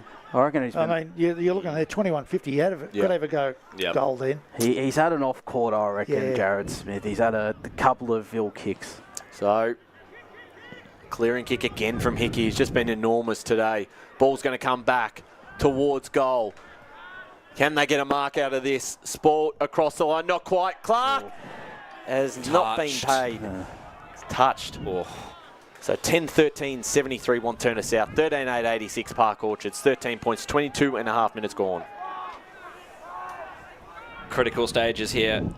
It's going to be Jeffs to bring it back in for Park Orchards. They set themselves. Bodies fly. Blakey to feast on that opportunity. Tackled by McMillan. Over the line it goes. Hands on heads at the Wantirna South dugout. It'll be a throw in. And we've gone nearly 23 minutes in this last quarter. Time ticking away. Hopes draining away for the Devils. Chappelle gets the tap back towards the boundary line. Park Orchard's able to escape with this one. Downey coming out, takes the grab. Sorry, that's not Downey, that's Bryce Inglis. It was on a lead worthy of Lewis Downey.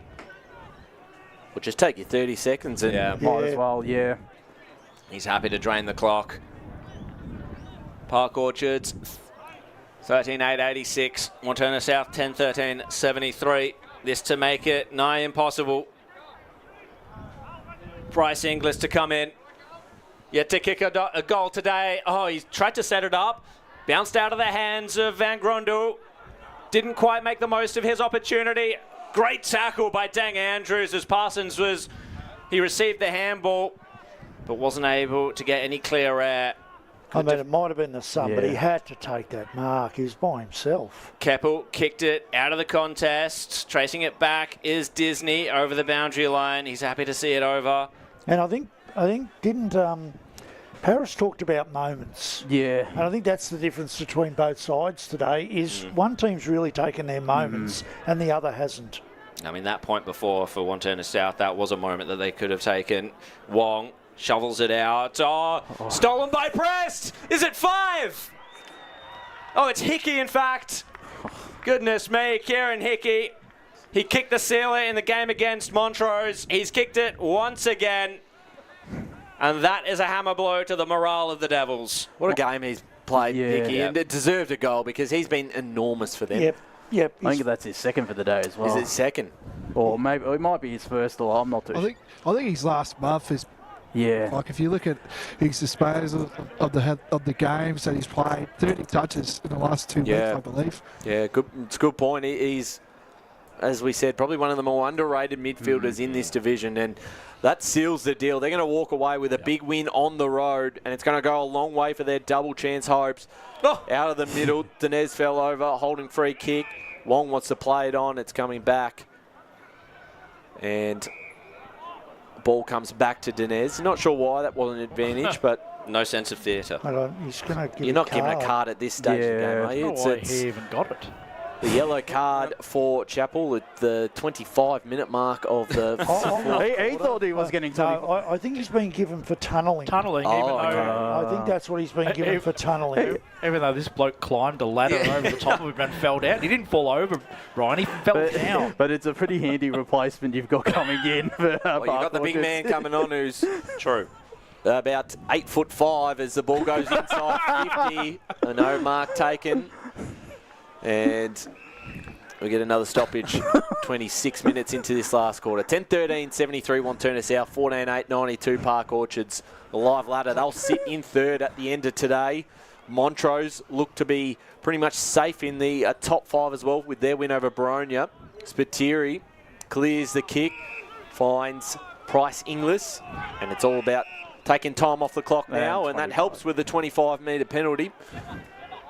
And looking to try and take the most of the advantage was Jess, but he'll come back to Bryce Inglis. Been good again today. Yep. Done his role well off the Jeffs. Him and Spiteri's run and disposal of a half-back flank has been exceptional. Especially early. I think early they really set him up. Magnano. He's been good in the last half, hasn't he, Magnano? I think. He has. Well, he's recovered well after the slip-up in the second quarter where he gave away a goal. After that, he's been quite reliable as Jeffs. And it's all about now just running the clock down. Jeffs kick towards the Keppel direction. Nathan Des flying in for that one. Keppel, his handball cut off. McMillan kicks down the line. It's a one-on-one.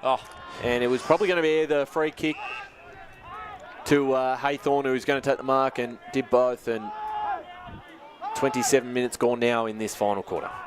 So the 15-point lead at three-quarter time has been grown to 19 points. Haythorne, his kick found the back of the pack. McMillan was there. It's been thumped over the line. Nathan Dinez helps up his bandaged teammate. I must admit, while he hasn't been super, the fact that Haythorne's been able to get through today after it being his second game in over 12 months is a fair effort. Magnificent. It'd be good for him. It's a very important player come the finals. Trying to rip this one away was Lincoln Wong. Still had some good moments today, and you can see why he made the team of the year last year in defence. Yep. Definitely. Carr is there. Brilliant tap work once more. We definitely saw that the start of the third quarter. Hickey roved it high up and under. Good hands by Kyle Taylor. He exits defence. Oh, Heron, brilliant challenge. front-on contact or something along those lines. He's also shown some promise as well. I think he's been good, Heron. I've really liked him. Might have spoke too soon about the game at all. Back to 3 points. Here we go. 28 and a half minutes gone. Jeez. Heath Disney perhaps hasn't quite had the impact on the game that he would have wanted. You checking the scores down there, bloke?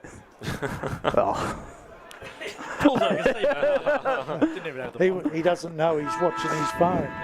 The siren's gone. Park Orchards with a critical victory at Walker Reserve, defeating the Devils by 19 points. 14-8, 92 to 10-13, 73. And it's a massive step in the direction of a double chance for the Sharks come the finals, as Division 1 is heating up at the back end of 2026. Yeah, well, I think they'll take a lot out of this game, Park Orchards. I think the thing that really stands out for me is that if they can keep this young kid Carr playing for them, he can be a little bit of X factor, especially if they're going to play finals where maybe you've got the Big O in there, maybe you've got someone who's going to go maybe to North Ringwood. Yes. And run. Braden Pruce. Yeah, Braden Pruce. If Begg comes back. If Begg comes back for North. So I think he becomes a real advantage for them because, I thought he rucked quite nicely, moved defensively quite well, but they were just too good around the contest, I think, for the whole day. I think they were just... I thought Parsons, he didn't get a lot of it. When ready, boys. He's very good. Let's go down to Blake Tennant, who has Lewis Downey with him, and Sammy Press as well. Boys, congratulations as well. I believe it was 9 goals between both of you two. So I'll start for you, Sammy. It's been a long time, hasn't it? I've known you at the Rangers, of course, and you played at Oakley as well. And you've been injured a lot this year, and you've come back in a really good time because you're playing some pretty good footy. Talk about that game. Oh yeah, it was pretty contested. We knew Wantirna South were going to come out hard and just play a real scrappy game. So just had to get more numbers around the ball than what we did the first time we played them. And yeah, we just able to put a big score on them, 14 goals. So yeah, pretty good offensively. And just about your game as well, coming back from injury, you've been getting in the best a bit too. So you're happy playing consistent footy and also playing good footy at the same time? Yeah, I'm pretty happy. Just trying to focus on my pressure and just trying to help out the team as much as possible with my tackling and stuff. And the goals will come. We expect all the commentators that picked Wantirna South to buy us a slab and one. Very good. Speaking about your coach, what does he mean to this group as well? Because he doesn't really give you much. He gave us a smile today, which is very rare. But talk about that. How good is he at this club? Yeah, he's good. Yeah, he doesn't give us much, but we've come runners up the last couple of years, and it meant a lot to win it for him this year. So yeah, hopefully we can get it done. Yeah. Lewis, move over to you. Luke goal sneaker as well. Had a fine day out for the Sharks today. 8-point game really today if you think about it, because if you win today, you probably got the double chance unless you have the slip up. But talk about that. Oh, mate, it was huge today, and we knew that today. We knew it was an 8-point game, and they put the heat on. They got us early on in the year at our home deck, so we knew we owed them one. As Presty said before, we just had to really get numbers to the contest and lock that ball inside our forward 50. That was really, really important for us today, and mate, absolutely right, we came away with the win. And also just as well, do you feel like there's been a few people that have just been saying Park Orchards is just going? Do you feel like you've turned the switch ever since that Montrose game? Do you feel like you're playing the footy we all know Park Orchards can play? Absolutely. I think we sort of fly under the radar a little bit. I think teams underestimate us a little bit and almost don't give us the respect we deserve. We've been in the grand final 2 years running, and we plan to take it out this year. Hopefully we come in good at the right time. No worries. Enjoy it. Sing the song, boys. Thank you, mate. Appreciate it. Oh, I like that statement right there. Yeah, it's a bit down here. Chip on the shoulder there. They've got something to prove. That they are the back-to-back grand finalists in this division.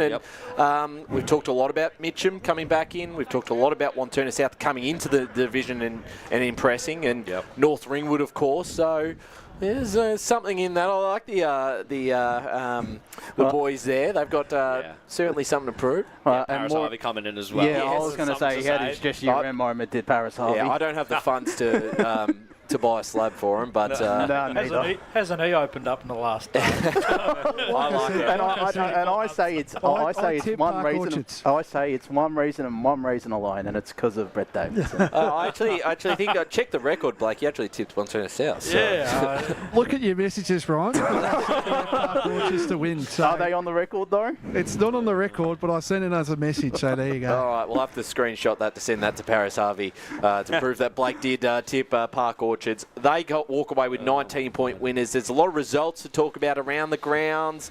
Your D's, Blake. They hold. What's happened? You can breathe. Yeah, he's just seen the score. 2 points. They hold on. So that's your top 5 in Division 1. Yep. The D's will finish in the top 5 from here. What's not over? Oh, the game's still going. Is it still what? Yeah, don't forget, Ryan. We started 10 minutes earlier than every other game. No, but according to Play HQ says final score. No, correct. Full time. Full time.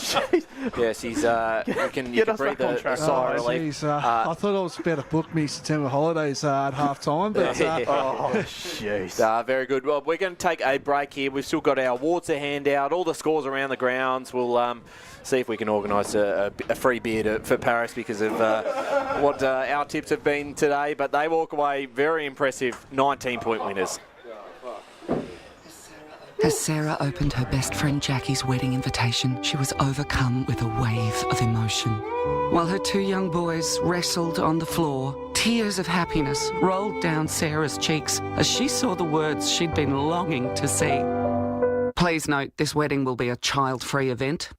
Well, Sarah, looks like we're off to Eastland for a new frock and some heels. Let's book in that babysitter. For all of life's little moments, there's Eastland. Eastland. Live real. At Yarra Valley Water, we know reducing your shower time, or show time, to 4 minutes can save you an average of $200 a year on water and energy bills. Shower shorter. Save water. Authorised by the Victorian Government, 1 Treasury Place, Melbourne.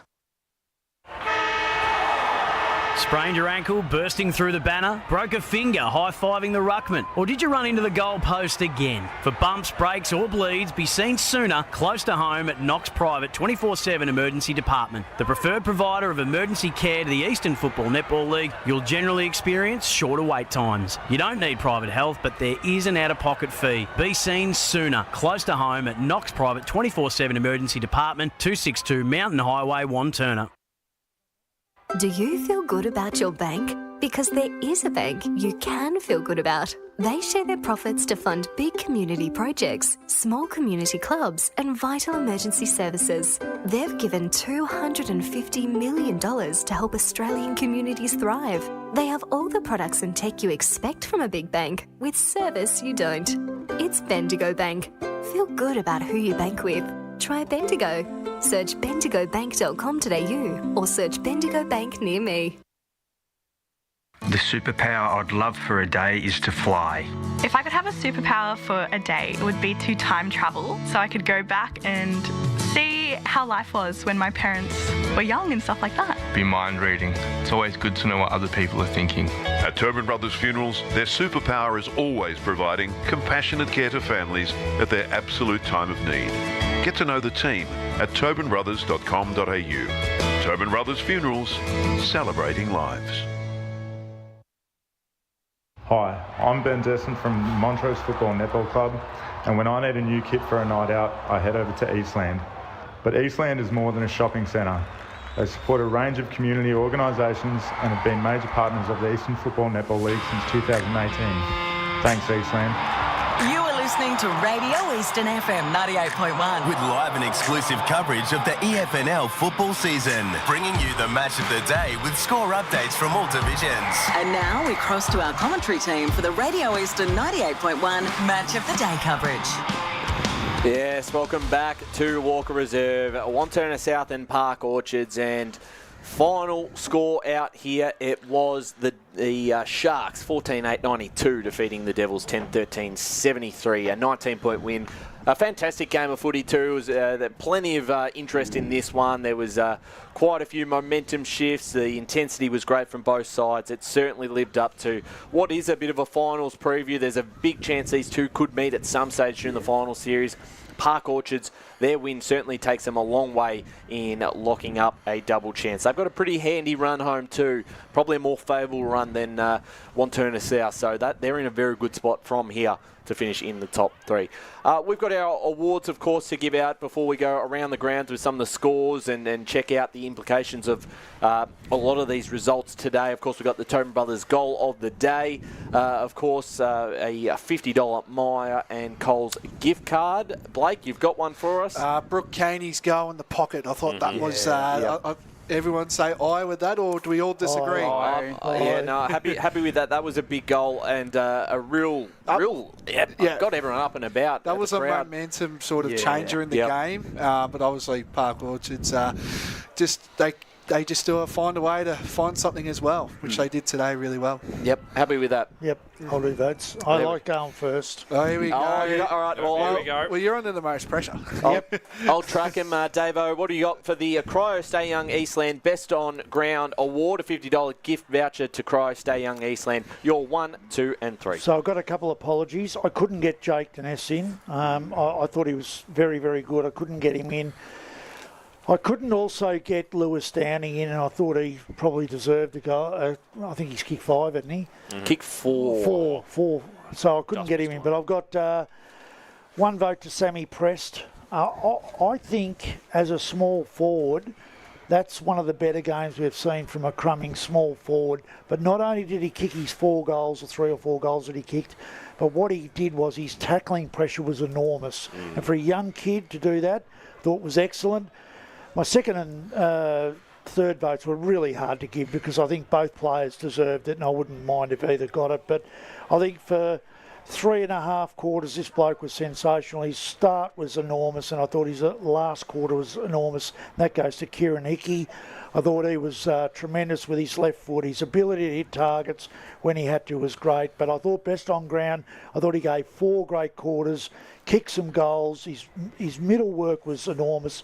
Goes to Chiampa. I think he was really good. And when I looked at my markings, I didn't have many markings for Wantirna South, to be quite honest. They were all North Ringwood, Park Orchard. So, I think they deserve the win, and they've certainly played some good football today.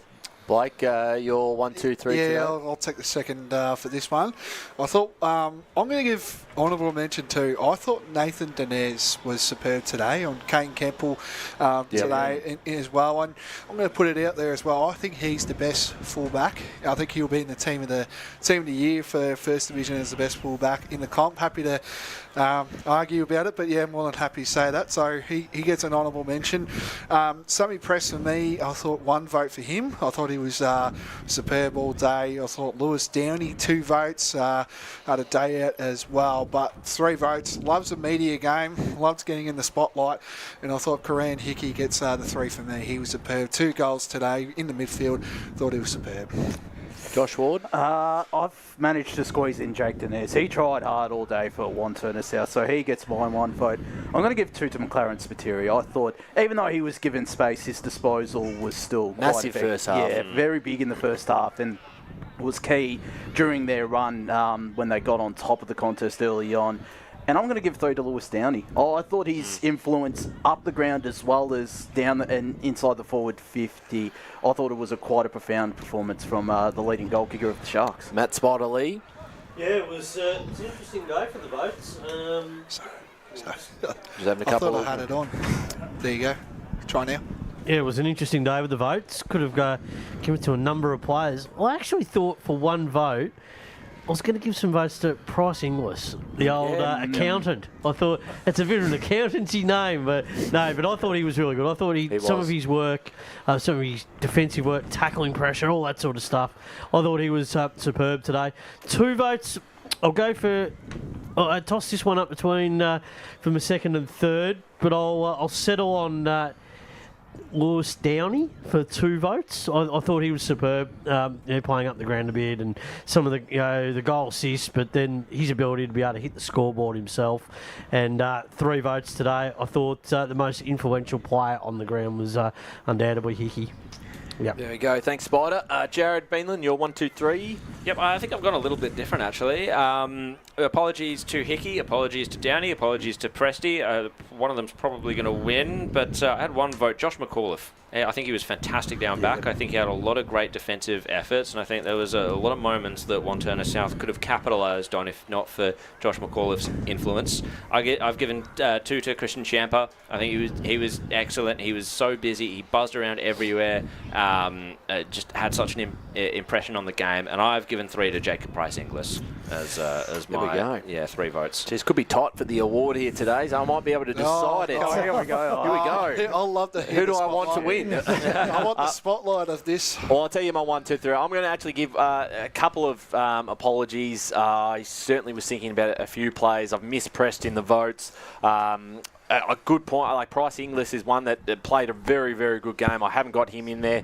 Haven't got Spiteri or Chiampa. I'm going to give 1 to Lincoln Wong because I think when Wantirna South, every single play that worked well for him going forward, I think he was involved, and I think for their success in finals, he's going to have a really big final series for them to go on and make an impact. So I'm giving him the 1 vote.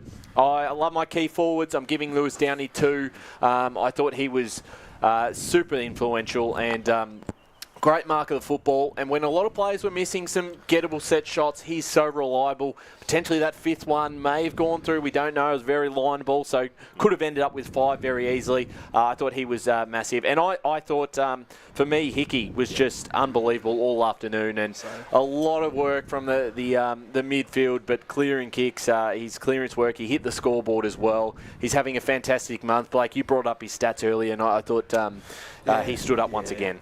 I think we've got to start putting him in calculations. I think for team of the year. Like, I know it's tough. I know he's probably had a good month, but we don't know about his last previous games. But he's really lifting for the Sharks side. I know Prosenac, we talked, me, Davo and Spider, we talked about Prosenac being out of the team, and he is irreplaceable.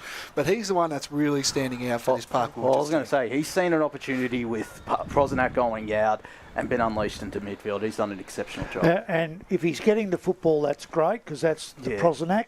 But now he's kicking goals, because that's what Prosenac's value is, that he's so good in the midfield, but he kicks goals as well. So if Hickey's able to do that, then there's, well, as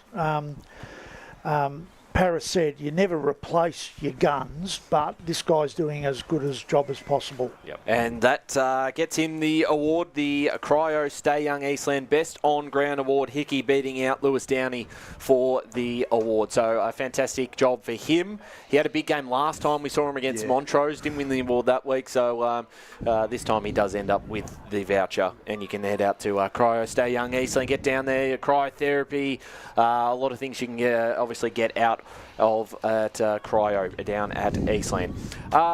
Should we get stuck into some of those scores around the grounds? I know there's a few games going on still at the moment. We are a little bit earlier, so you know what? Park the conversation, keep the suspense. There's a couple more final scores coming through, but we'll keep them coming through because there's some big results coming and a couple of games still alive that we'll talk about in the moment. But let's touch on this game in particular first and talk about. We had a bit of fun there. Paris Harvey, bit of fun out there on the ground after the game.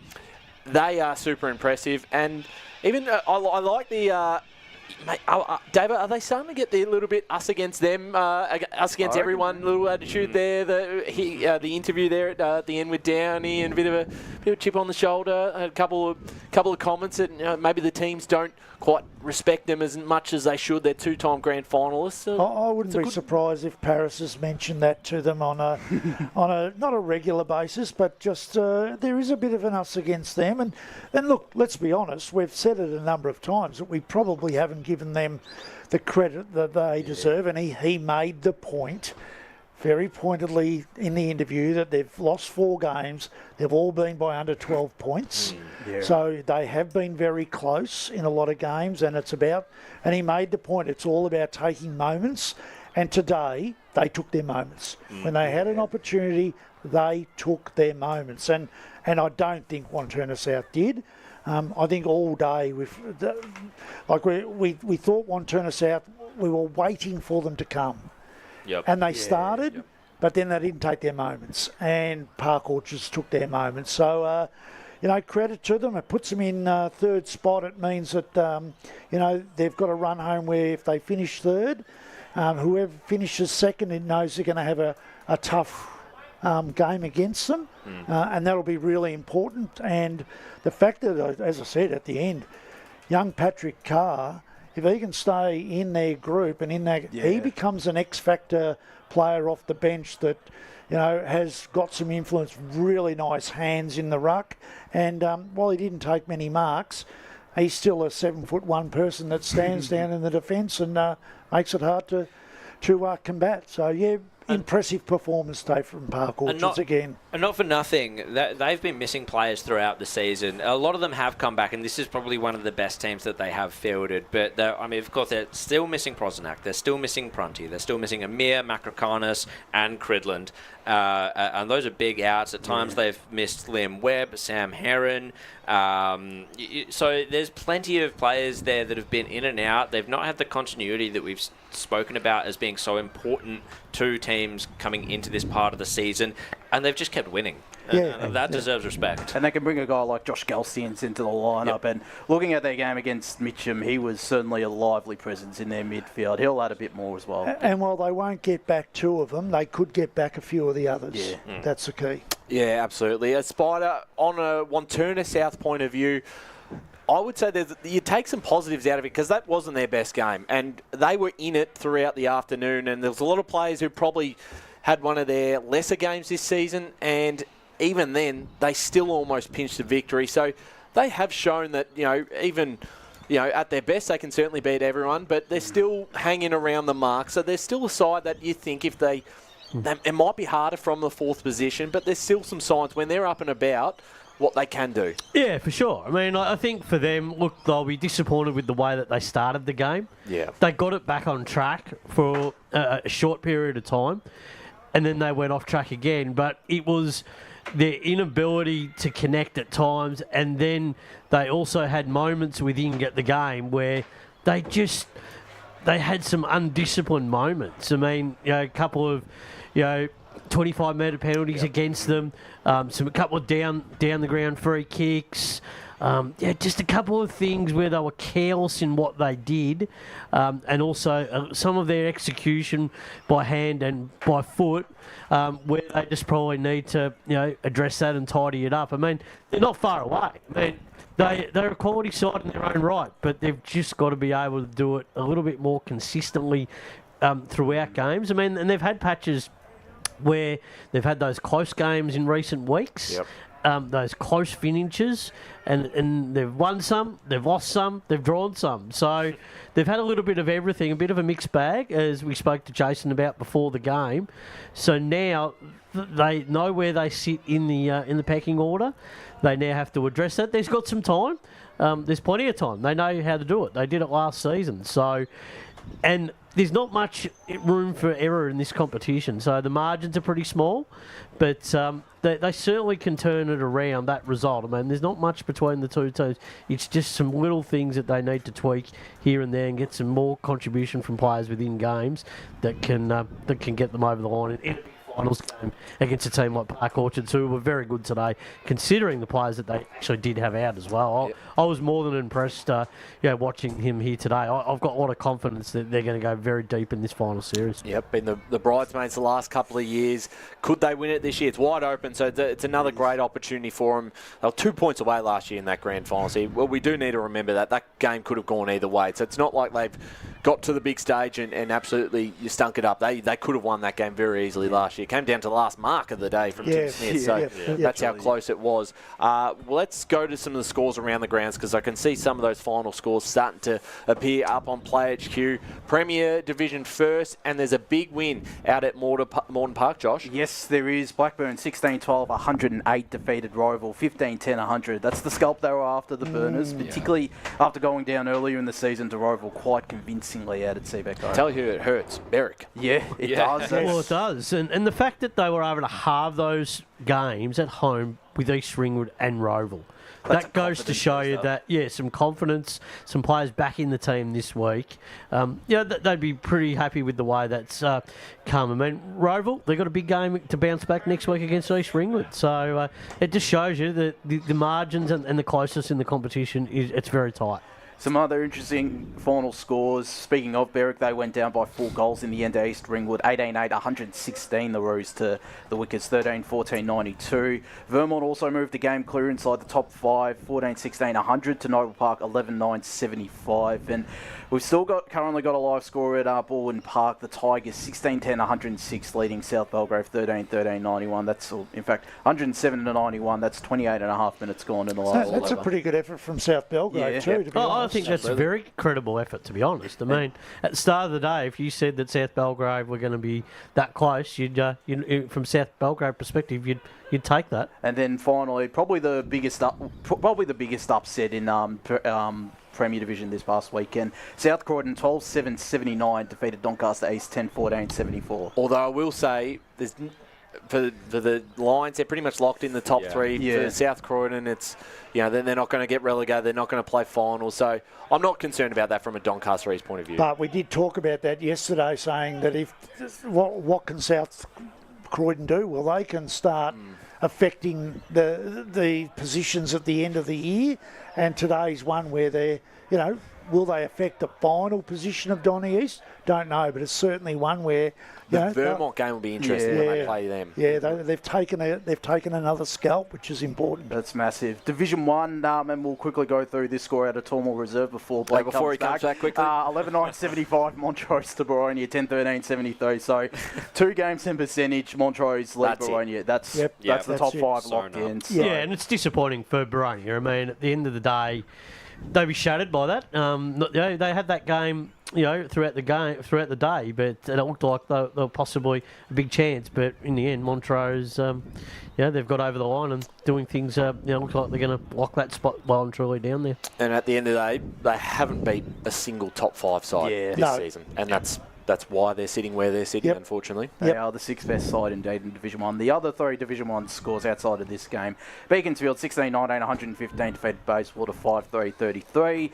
Mitcham 13-12, 90 defeated Moorbark 8-11, 59. And North Ringwood 15-20, 110 defeated Norwood 7-5, 47 out at Mullen Reserve. Probably what we expected in all 3. Yep, not much to be said there. Division 2. What's happening in a certain game? It was close. Out at Eastfield Reserve. According to Play HQ, it's still going. It's gone into the 48th minute, but the scoreline hasn't really changed in the last 20 to 30 minutes. It's Ringwood 8-14, 62, leading Eastfield 8-9, 57. So that could potentially be a final score. Probably. I reckon it is. Someone's forgot to hit the button. Yep. Yeah, but that's crucial for Ringwood because it means they move equal on points with Scoresby, who lost to Templestowe today, 12-3, 75. The Magpies to the Dockers, 18-9. 117. Surrey Park 13-15, 93 defeated Heathmont 7-11, 53. Mulgrave almost moved the game clear inside the double chance with a 48-point victory over Lilydale, 14-13, 97 to Lilydale, 6-13, 49. Ryan. That is confirmed off their socials, 62 to 57. So they've even themselves declared it one of the most important wins they've seen in a long time, and it does keep them alive. Probably. When you reflect on it, I mean, these 2 clubs have had these close games out of Eastfield a lot over the last few years. Eastfield, once again, have still not won at home this year. That's an incredible stat. And they keep losing the teams they shouldn't lose. But I actually do still think, like we've talked about it and said, they could not win another game and stay up. But the reality is, at the moment, I actually think they're probably the worst performed team in that competition. For the expectations. Well, the fact is, I mean, if you look at the games ahead, I mean, you actually can't guarantee a win in any of those games. That's true. And then you got Ringwood playing Scoresby in a couple of weeks' time, so they're probably probably the lucky thing on their side is percentage at the moment, but at the end of the day, wins and losses are going to come into it. And then the final Division 2 score, Waverley Blues 13-5-83 to Croydon 6-11-47. Get a read on the Waverley Blues. They move equal on points. Croydon's percentage does drop a fair bit. Waverley Blues boosted a little bit, but that's big for the Blues of Waverley out there at Croydon Oval. Well, we'll compare their run homes. I'll let you keep going through those scores, but it was obviously a must-win game. It was. Third division, Josh. I want to hear it. Look at Mr. Ego here. Donvale 27-9. Was he right? He was 2 points off. Oh, you're kidding. That's 27-9, 171. I think Furniture Gully only scored 3 points. They were 20 points down at half time. I did say Furniture Gully were going to walk off the ground. Yeah, well, maybe they did. With that scoreline. Another big score in Division 3. The Basin 25-17, 167 to Knox 11-9, 74. Oh, that's a demolition.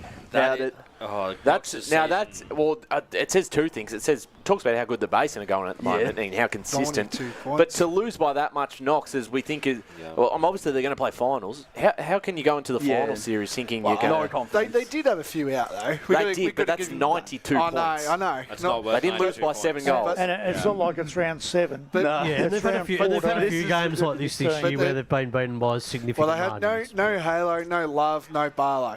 I agree. There's some big outs. But they're not going to make up that much of I know. I'm not taking away from the Basin, but that's poor. It's poor, yeah. The next some alarm bells ringing down there, that's for sure. The next game is the lowest margin in Division 3, remarkably. Sylvan 18-13, 121 defeated Coldstream 11-5, 71. They needed that too, the Cats. They needed something. Bit of a confidence booster. They still need a scalp, though, I think. They are, I just want to look at their run. Well, they play Oakley. That's it. Okay, well. So they're not going to get that. Not your scalp you want, Jared.